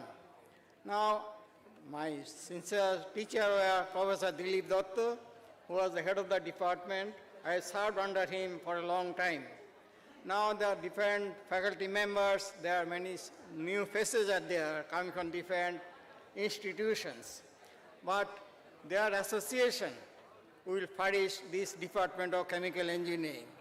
Now, I see the Chemical Engineering Unit of Laboratory where heat, mass transfer experiments are performed. Now, you can develop this departmental laboratory. There is a unit of operation laboratory. That is the core field of chemical engineers. Now, even if whenever I come here, sometimes my students ask me, few days back also, some teachers have called me, sir, you come and see this experiment. I cannot perform properly, you can guide me. I am always welcome. As long as I am, I can help the department by my simple attitude and knowledge. Now most of the faculties are new to me, but I have graduated from this university in the year 1968. After that, I have served the Department of Chemical Engineering. Only as a few break of 5 years, I was a faculty member of Regional Engineering College, Durgapur. After that, I come back to Jadavpur University, and till date, I am associated with this university. So this is a very good privilege for me that such a good institution was my mentor. And now, one thing I can remember, in the year 1963, in the year July, I have joined as a student of chemical engineering at Jadavpur University. That is just a miracle. I have seen that I am from Tripura. In the month of August 1963, that most of the students already got admitted in the engineering. I have simply written a letter in the postcard to the registrar of Jadavpur in the year 1960, in the month of August. After a few days, in the month of August first week, I got a telegram from the registrar of Jadavpur University, PCV Mollik, that you come and join as a student in any branch of chemical engineering or metallurgy or whatever you like.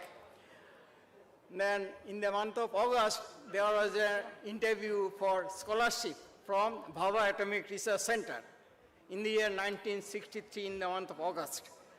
Professor PCV Molli, the registrar, was then present in the interview. He told me, you are Mohan Chandra Shah, writing a simple letter by postcard. Yes, sir, I am writing it.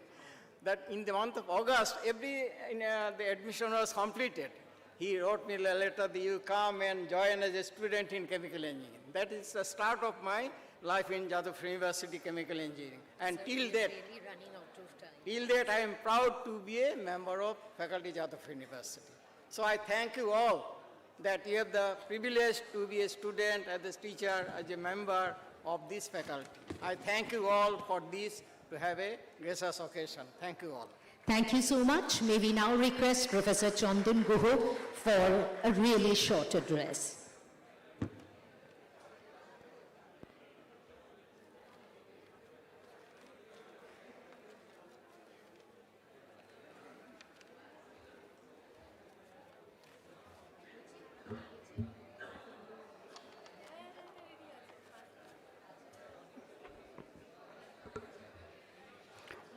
Good afternoon, everybody. I'm delighted and honored to be here at this moment, facing my teachers, my colleagues, my students, and my friends from industries. Chemical engineering was born in Jadavpur University in India 100 years back. We have crossed that long march. And at this moment, I want to say, to my understanding, chemical engineering was started when the cavemen first drawn out fire by striking two pieces of stone.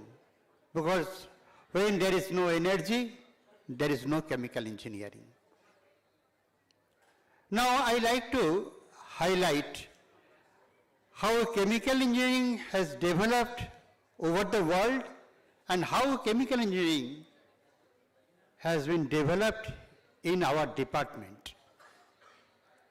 One milestone of chemical engineering is 1960, when the subject transport phenomena was first developed, and the outstanding immortal book Transport Phenomena came in by Bart Stuart Lightfoot. From that point of view of time, chemical technology has transferred to chemical engineering, and after that it becomes the chemical engineering science, and based on which today we are developing and publishing thousands of publications. Until and unless it becomes a science, there cannot be so much of publication. I have learned chemical engineering from my teachers, from my colleagues, and my students are the best learner, best teacher of chemical engineering for me. Now, when I joined this university as a student, it was 50 years back, 1973. At that time, engineering was a 5 years degree course, 2 years was a common subject, and we entered the department for the learning chemical engineering from third year so on. At that time, many subjects were very quizzed. Just by an example, heat and fluid flow, momentum transfer, there is only one subject. Now it has been dissociated into process heat transfer and fluid flow. There was no transport phenomena. Transport phenomena came in our syllabus in PG degree. Chemical mathematics was initiated, process control and dynamics were initiated, and with this strength of this subject, our department teaching syllabus has gone from strength to strength. Now, what is the contribution of our department? Being the nucleus of chemical engineering in India, the pioneering department, and one of the nucleus of chemical engineering of this part of the continent, it radiated its glory through all directions, and it has reached the farthest corner of the earth. When I joined chemical engineering by choice, I was asked, or some question asked in my mind, what is chemical engineering? I had no answer. It was something like chemistry plus some mathematics plus some modern simulation. These words are not used those days. Those days were far away from these present days. There is as if not many things were named properly. If you want to indicate them, you have to show it's a hand like this. You have to point it like this. I am taking this line from the 100 Years of Solitude by Garcia Marquez. Now, these days, chemical engineering, when anybody asks me, I say whatever you see under the sky and over the surface of earth, everything is chemical engineering. Because chemical engineering has gone in so many directions, I have lost control. For myself, I can say I am just a simple teacher of the department. I have done projects, about 100 or so, all industrial projects or government projects, there I have seen in many diversification I have to work on. And whatever the subjects I escape from my, say, in undergraduate classes, and those subjects came into my path. So I have to relearn those subjects. And in that situation, my students, my scholars, till date, they are the best teachers. So, chemical engineering dimension is fathomless. It goes beyond the sky. It goes beyond the level of the sea. It goes beyond the surface of the earth. Because from my experience, what I have gathered, my students has gone through many directions in their life. I myself have taught 18 different subjects in the department. Many of the subjects has been abolished. Many of the subjects has come in. And also, there were, when I was a student, the subjects were mainly based on the classical chemical engineering direction.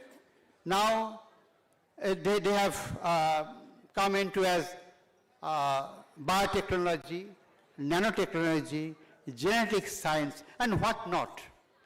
So, I always keep in mind that engineering means to tailor-made a thing. To tailor-made a thing, until and unless chemical engineering has gone up to this level, and it will go up again and over the years and years and decades and decades and centuries. So it is an immortal subject. Thank you very much. Thank you so much, and we'll absolutely have to rush into the alumni speak because so much time has been taken up before. Thank you, everyone. And may I call upon the stage Mihir Moitro, the president of the Jadavpur Chemical Engineering Alumni Association, and Sri Alok Basu, secretary of the same organization, Jadavpur Chemical Engineering Alumni Association. The Global Jadavpur University Alumni Foundation is being represented by Sri Dipen Ghosh, and we also have two of our external Board of Studies member, Dr. Ranjan Chakraborty and Dr. Amar Ranjan Ghoshal. We would they are our external Board of Studies members, and may I now request our head of the department, Professor Rajat Chakraborty, to kindly felicitate Sri Mihir Moitro, Sri Alok Basu, representing the Jadavpur Chemical Engineering Alumni Association. Sri Mihir Moitro.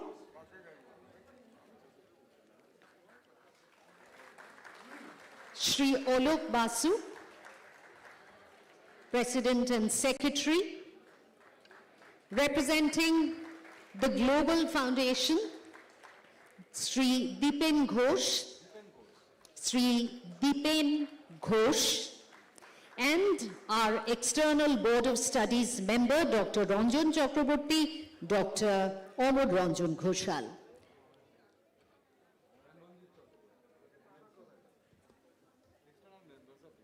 External members of BOS being now felicitated. And now it is over to the Alumni Association.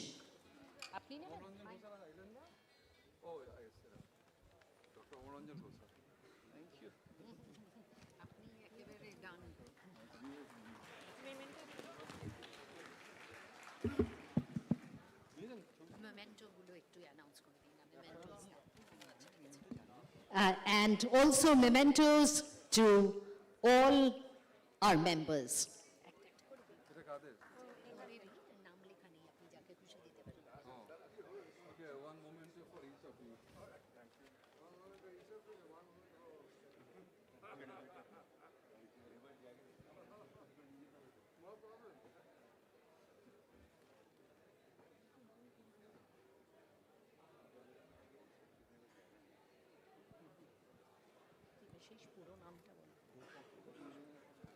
And now it is over to Sri Debashish Ghosh, who is going to conduct the alumni speak.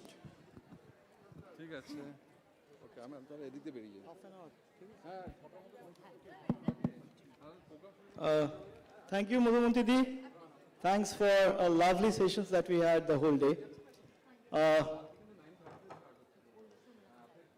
May I request Mirda, Sir, Dipenda, Ashokda, Ranjanda to be on stage. I would like to also call Ravida and Dr. Amar Ranjan Ghoshal on stage. Yeah. Request the Alumni Association's founding president. Kanaida, apni kothay? Yes, Kanaida, please come up on stage. We request all of you to just take seats, sir. Apna boshun, right? Yes, absolutely. Alukda, boshun. Please, sir, have a seat. Sitting can be random.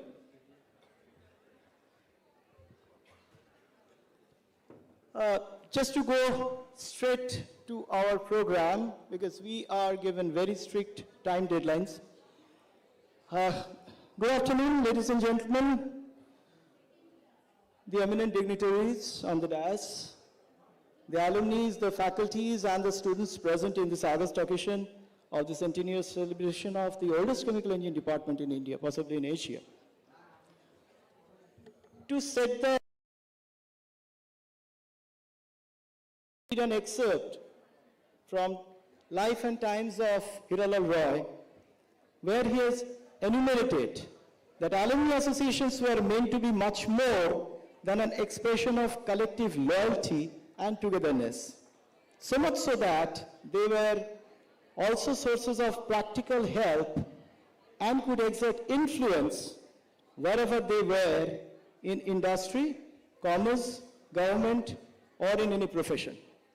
This particular excerpt was in reference to setting up a new association, which later on became, or which actually is the Jadavpur University Alumni Association. In this context, he also said that they could be, for example, enlist the support of donors and patrons. They could help students gain admission to universities abroad.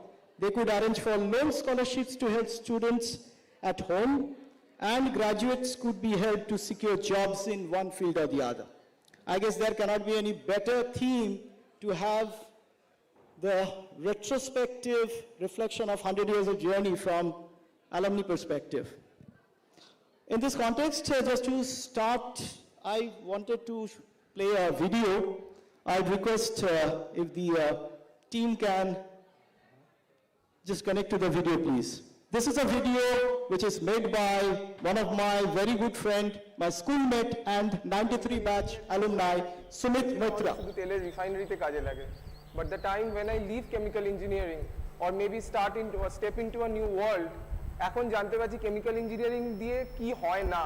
The Chemical Engineering Department of Jadavpur University was established in the year 1921, the oldest of its kind in Asia. As you know that the freedom fighters of our country at that time was interested in imparting technical education in line with the national education policy being pursued by our nationalist movement.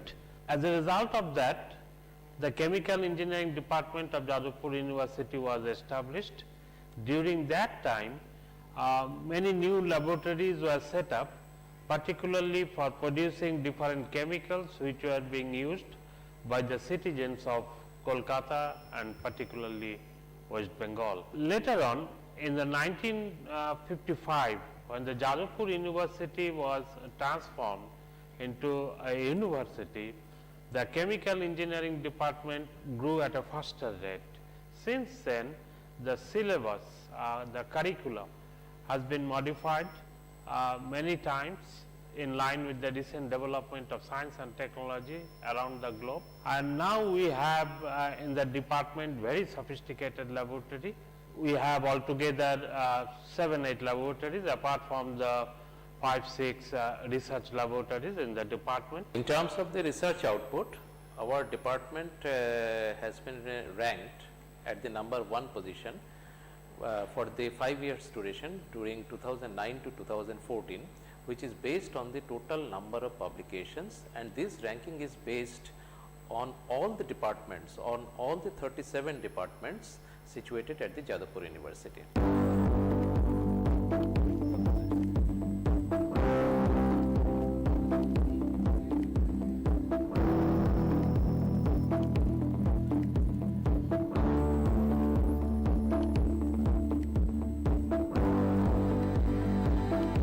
এখানে আমরা যেসব projects করি সেসব projects international collaborated projects বেশিরভাগই। তাছাড়া এই প্রজেক্টসগুলো industrial importance রয়েছে খুব হাই। এখানে সবচেয়ে ভালো ব্যাপারটা হচ্ছে এখানে খুব স্বাধীনভাবে কাজ করার একটা সুবিধা পাওয়া যায়, আর নিজের চিন্তাভাবনাটাকে টিচারদের সামনে রিপ্রেজেন্ট করার একটা স্পেস থাকে।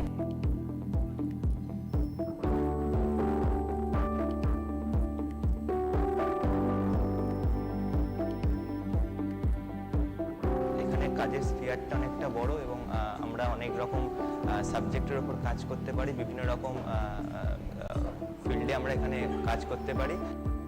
আর টিচাররা তো এটা তো বলার অপেক্ষায় রাখে না, টিচাররা ভীষণ কোঅপারেটিভ, এখানে স্টুডেন্টদের সাথে ভীষণ ফ্রেন্ডলি, ভীষণ কোঅপারেটিভ, সব ব্যাপারে স্টুডেন্টরা টিচারদের মধ্যে সেই ডিস্টেন্সটা নেই, যার কারণে এখানে রিসার্চ ওয়ার্কটা এত বেশি ডেভেলপ করছে প্রতিদিন ডে বাই ডে। প্রচুর রিসার্চ অপরচুনিটি আছে, জেনারেলি অন্য জায়গায় বিটেক স্টুডেন্টদের দেওয়া হয় না, but our department is specialized in this, when we get ample amount of opportunity to work in the area that we would like to do: nanotechnology, membrane separation, biofields, energy field and what not.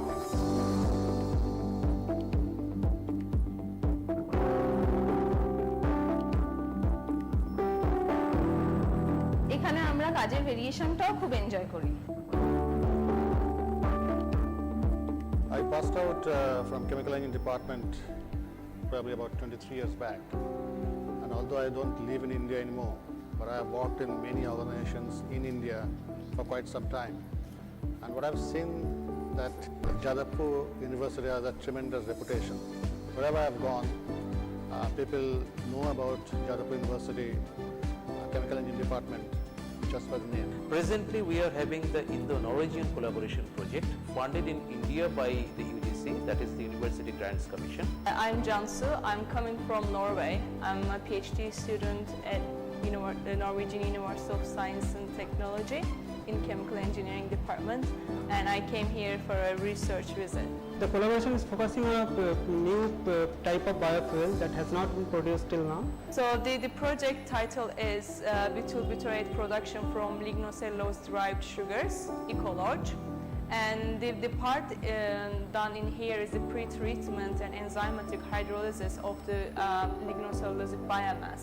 And from then we take the rest in Norway from fermentation and separation of the products. And so I came here to learn more about the part done in here, enzymatic hydrolysis and pre-treatment. And after one month, I will go to Trondheim, Norway to see what kind of work they are doing in their lab.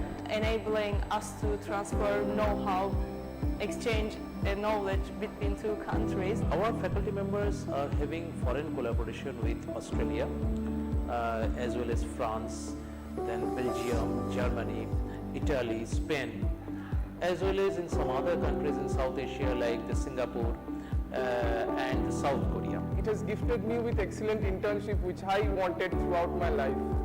প্রথমবার বিদেশে গেছি ডিপার্টমেন্টের through দিয়ে, and সত্যি this is quite unbelievable for me, for somebody who comes from a suburban. The ambience of this chemical engineering department and the campus led me towards the overall personal development. Today I feel myself confident delivering lectures in front of hundreds of people. Be the HOD, be our teachers, everyone is very good. Like they have a very good detail about the topic. The last 3 years I've made some amazing friends.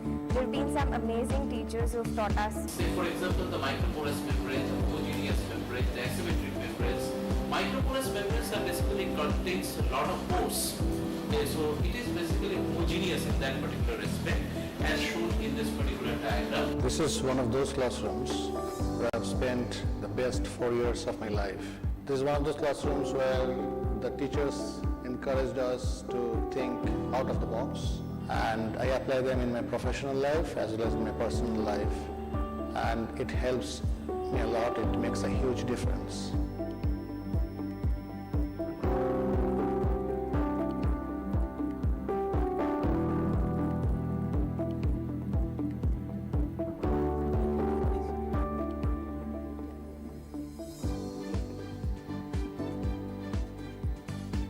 The library has a good amount of collection of the books related to our courses.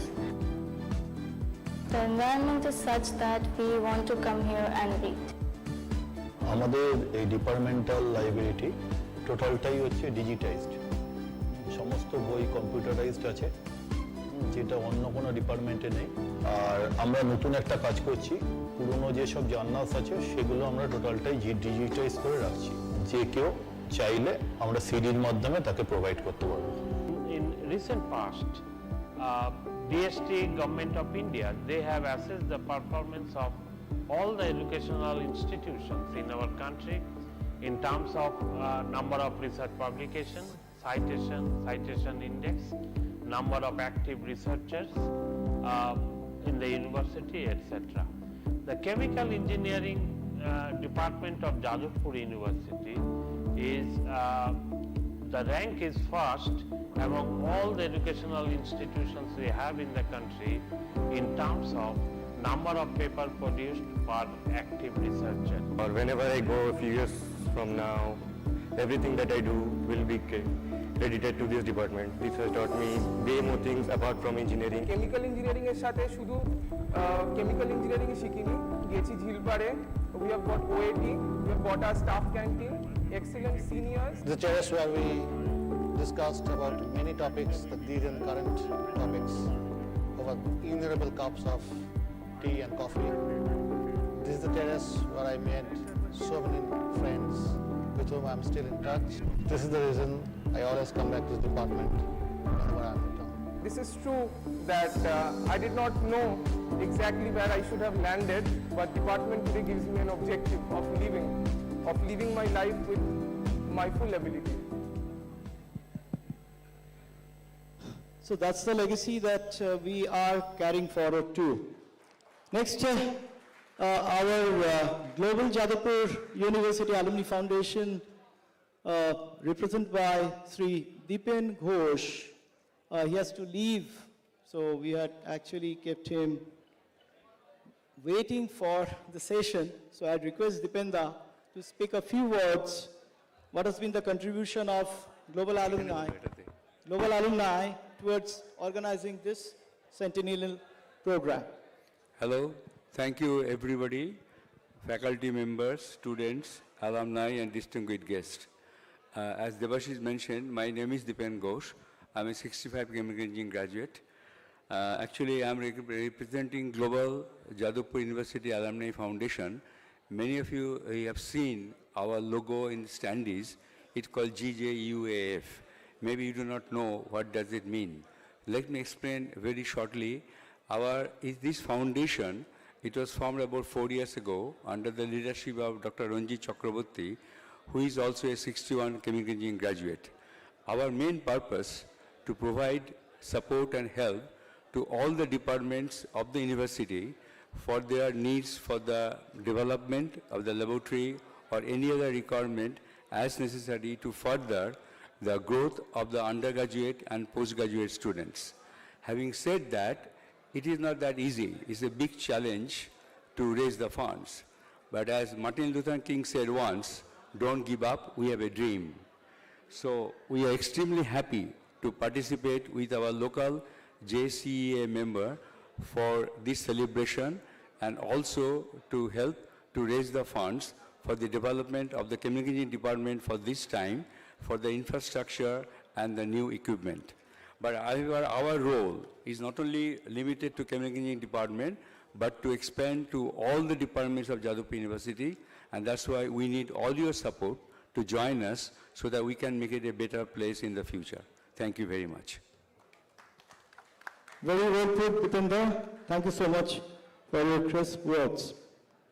Next, I'll request Amar Master Moshai and our very revered Professor Ashit Kumar Mitra to speak few words about the Alumni Association of Jadavpur University and Indian Institute of Chemical Engineers, which are both integral part of our 100 years journey. Friends, the time is short. I'll just give a brief outline. Professor H.L. Roy, when he established the Department of Chemical Engineering in 1921, at the same time, he established the Alumni Association of NC Bengal at that time.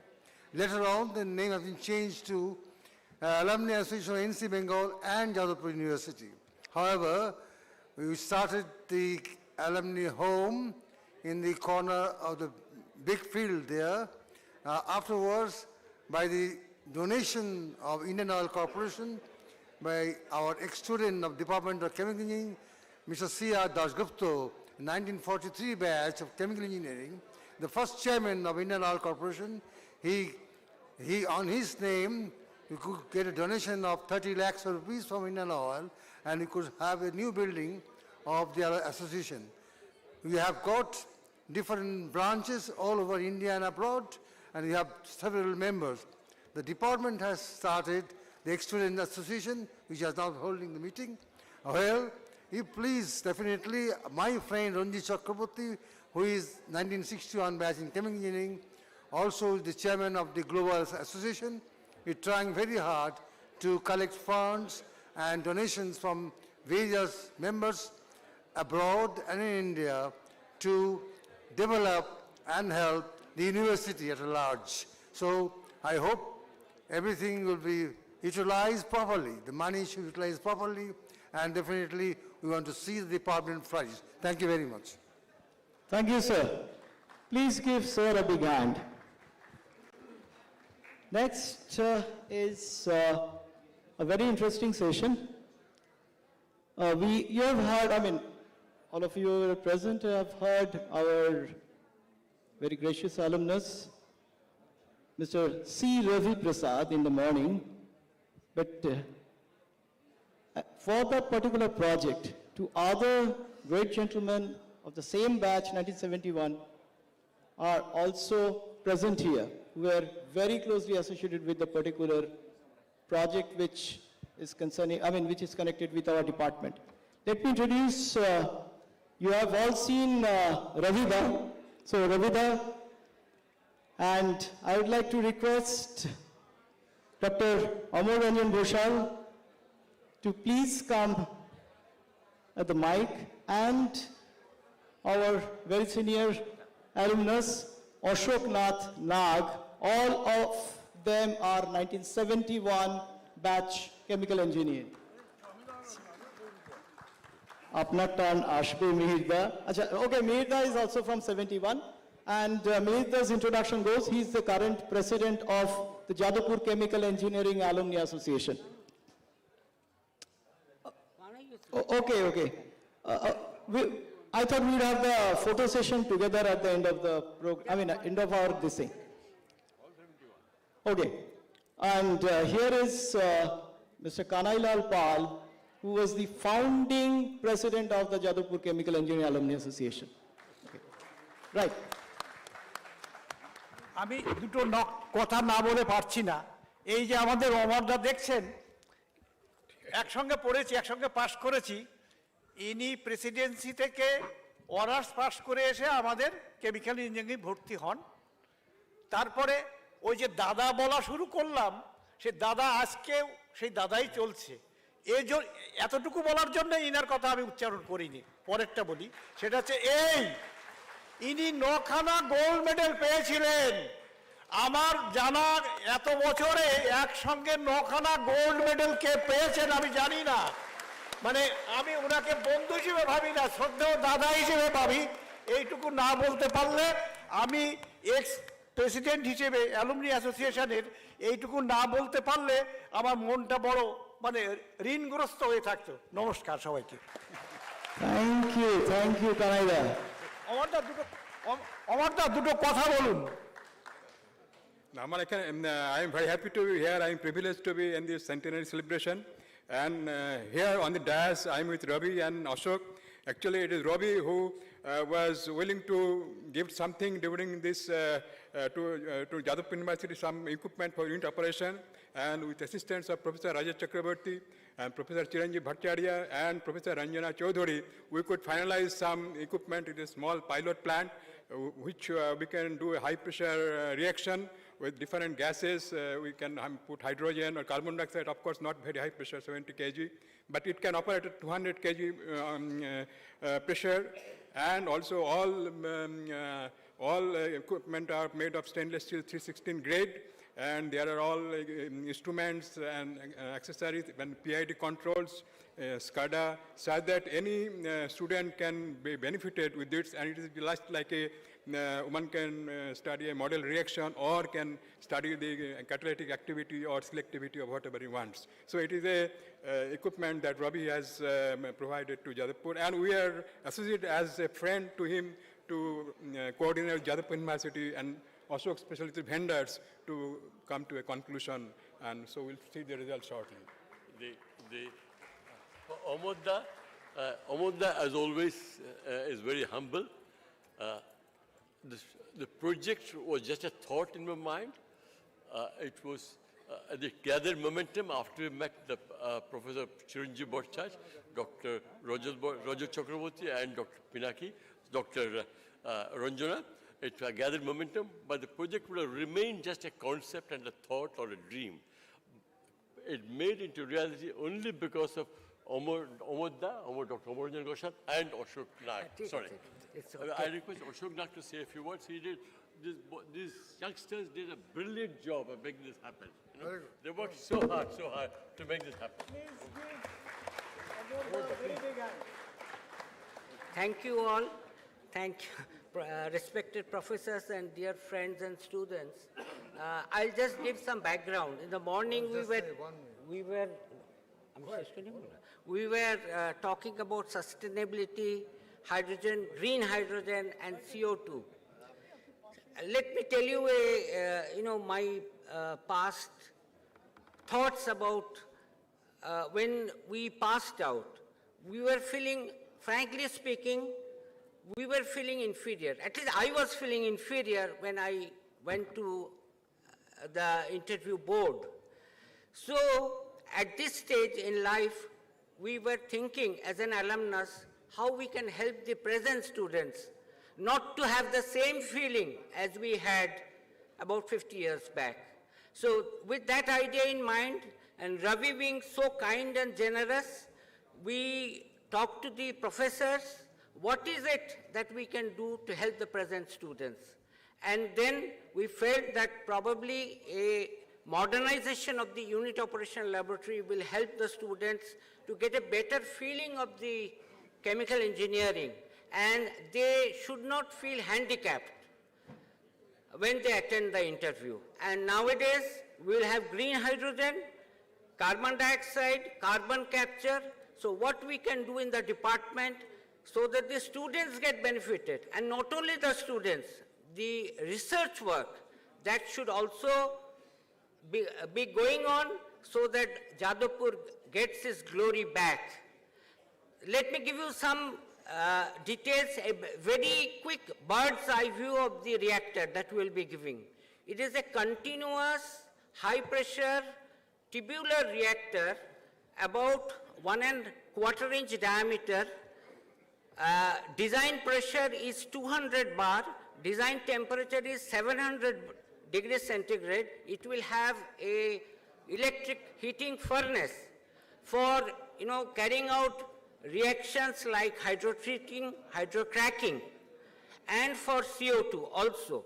It will have mass flow controllers, thermal mass flow controllers for hydrogen, for CO2, and also for nitrogen as an inert gas for purging of the whole system.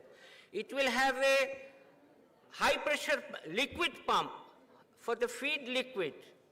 It will have scrubbers for the outlet gas. It will have collectors, it will have condensers, plus for the safety, because it is 200 bar pressure, it will have rupture disc and back pressure safety valve. It will also have for logging the laptop and the SCADA system. So with this, I conclude, and I feel not only I, but all of us here, we would be greatly honored and privileged if this equipment in the Unit Operations Laboratory can help Jadavpur attain its glory again. Thank you. I request once more, give a big hand, 1971 batch. I wish I would have been 30 years younger to work on this reactor. Sorry, okay. Thank you, sir. Thank you, Ravida. Thank you, Amurda. Thank you, Ashokda. Please. Now I'd like to just, Ashokda, please. In fact, sorry I missed you because in the rush. The last we'd have Meerda, Ranjanda, Alokda, and Ashokda. Please come up on the dais, or rather the mic, and in 5 to 10 minutes, I would request Meerda to sum up from Jadavpur Chemical Engineering Alumni Association. Meerda is the current president. We have heard our founding president, so I'll request Meerda to speak few words, followed by our vice president and... Thank you, Devashish. Professor A.K. Mitra, sir, and another, I can see another senior person sitting there. Others are all junior as far as I'm concerned. Like sir said, we were taught to be more practical. It was 50% practical, 50% theory. So from the word go, I joined the floor. So I don't like talking too much. I talk less. And do I look like a president? I don't look like a president, man. I retired as a vice president. The presidents are all here.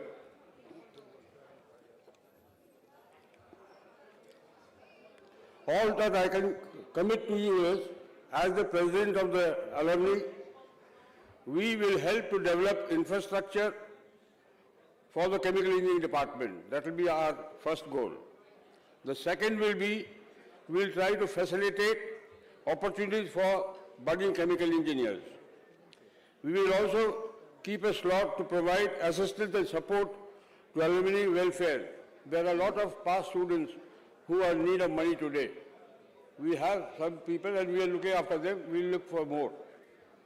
And last, we will drive fundraisers, initiatives to keep a continuous improvement of the unit labs. I think that's enough, sir. Thank you very much.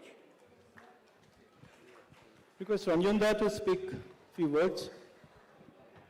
Friends, I have nothing to say.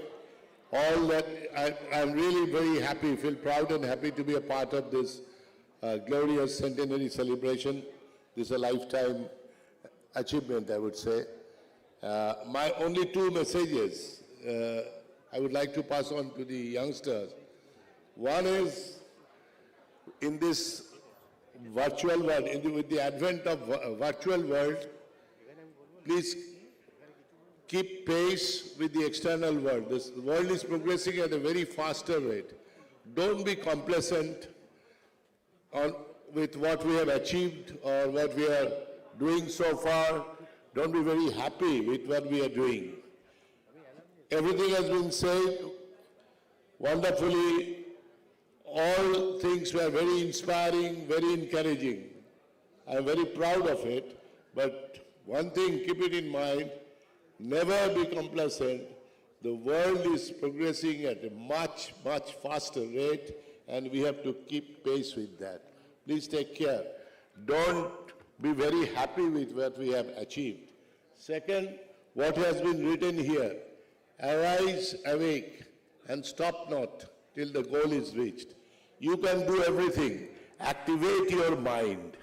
It's not only the educational background, it is your effort, your desire to achieve your goal, and you will do it. We in Jadavpur University, we believed in that. Our legendary teachers, I can name many of them, Professor D.K. Datta, Professor R.N. Mukherjee, Professor B.C. Chanda, all these legendary professors have taught us those things more than these technical details. Thank you so much.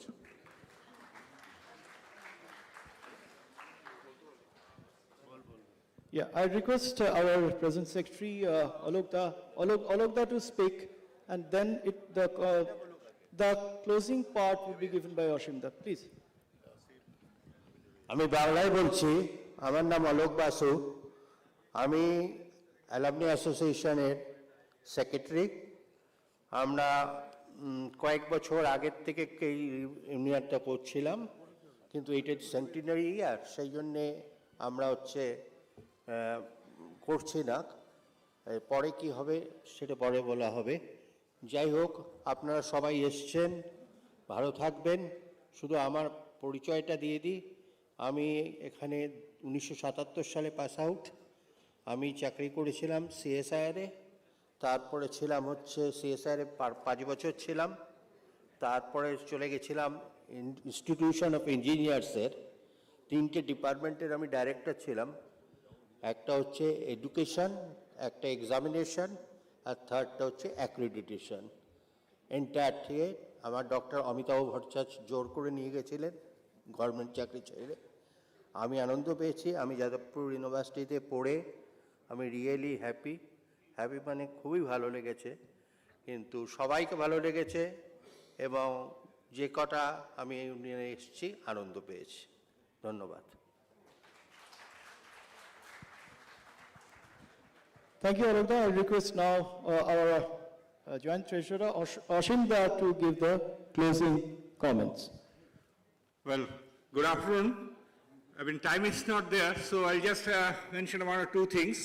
From Jadavpur Chemical Engineering Alumni Association, we are proud to be associated in organizing this program, and we have helped the department in organizing this in terms of fundraising and in terms of planning the things, of the events rather.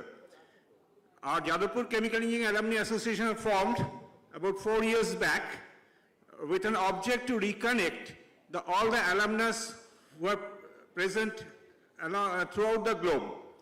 And we have a site where we could reconnect many of the alumnus. Presently our strength is about 250. I request all of you to join the Chemical Engineering Alumni Association. The only one-time registration fee is 1,000 rupees. And the main purpose of forming this Jadavpur Chemical Engineering Alumni Association is to reconnect all the alumnus globally as well as to help the department in improving their facilities and raising by through way of financial support and all this. So I wish the department all success in future. Thank you very much. Thank you, Ashimda. Thank you all for your patient hearing. Bye-bye. God bless.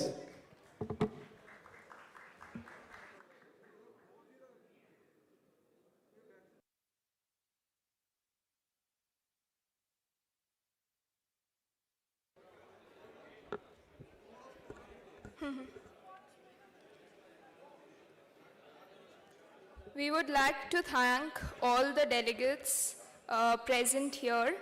I'm very much thankful to all our current and formal faculty colleagues and non-teaching staff members who had been along with us and motivated us throughout.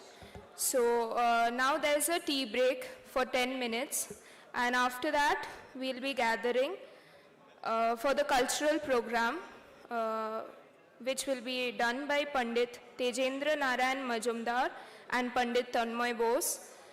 Tomorrow we'll be again meeting for the International Conference on Chemical Engineering, Innovations and Sustainability from 9:30 a.m. And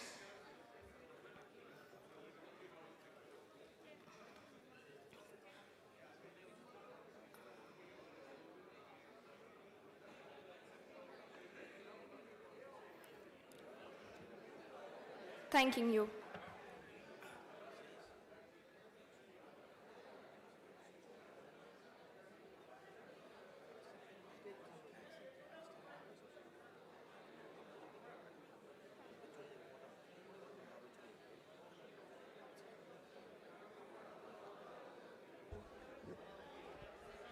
As we have the cultural program, so there is a requirement for stage performance. So for that, the curtains will be closed. I would request kindly not to leave the hall. Thank you.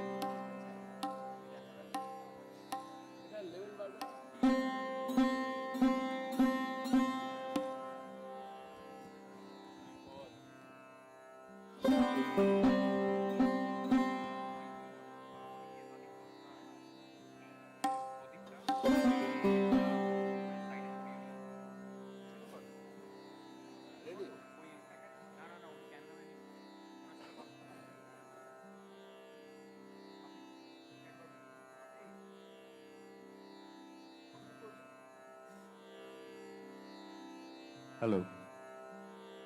Good evening, everyone. Welcome to the evening session of CHEMERVESCENCE, our centenary celebration program.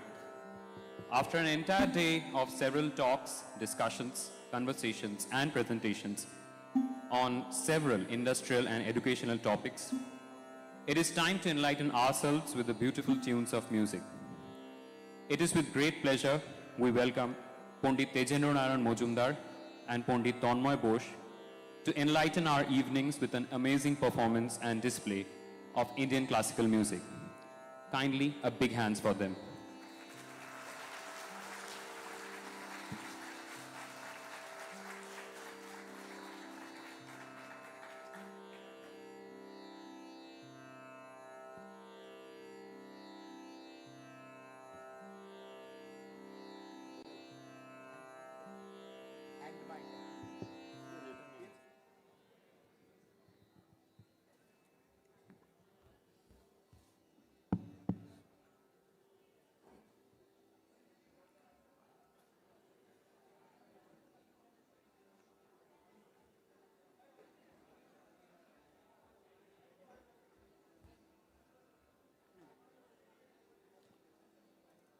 Namaskar. Good evening.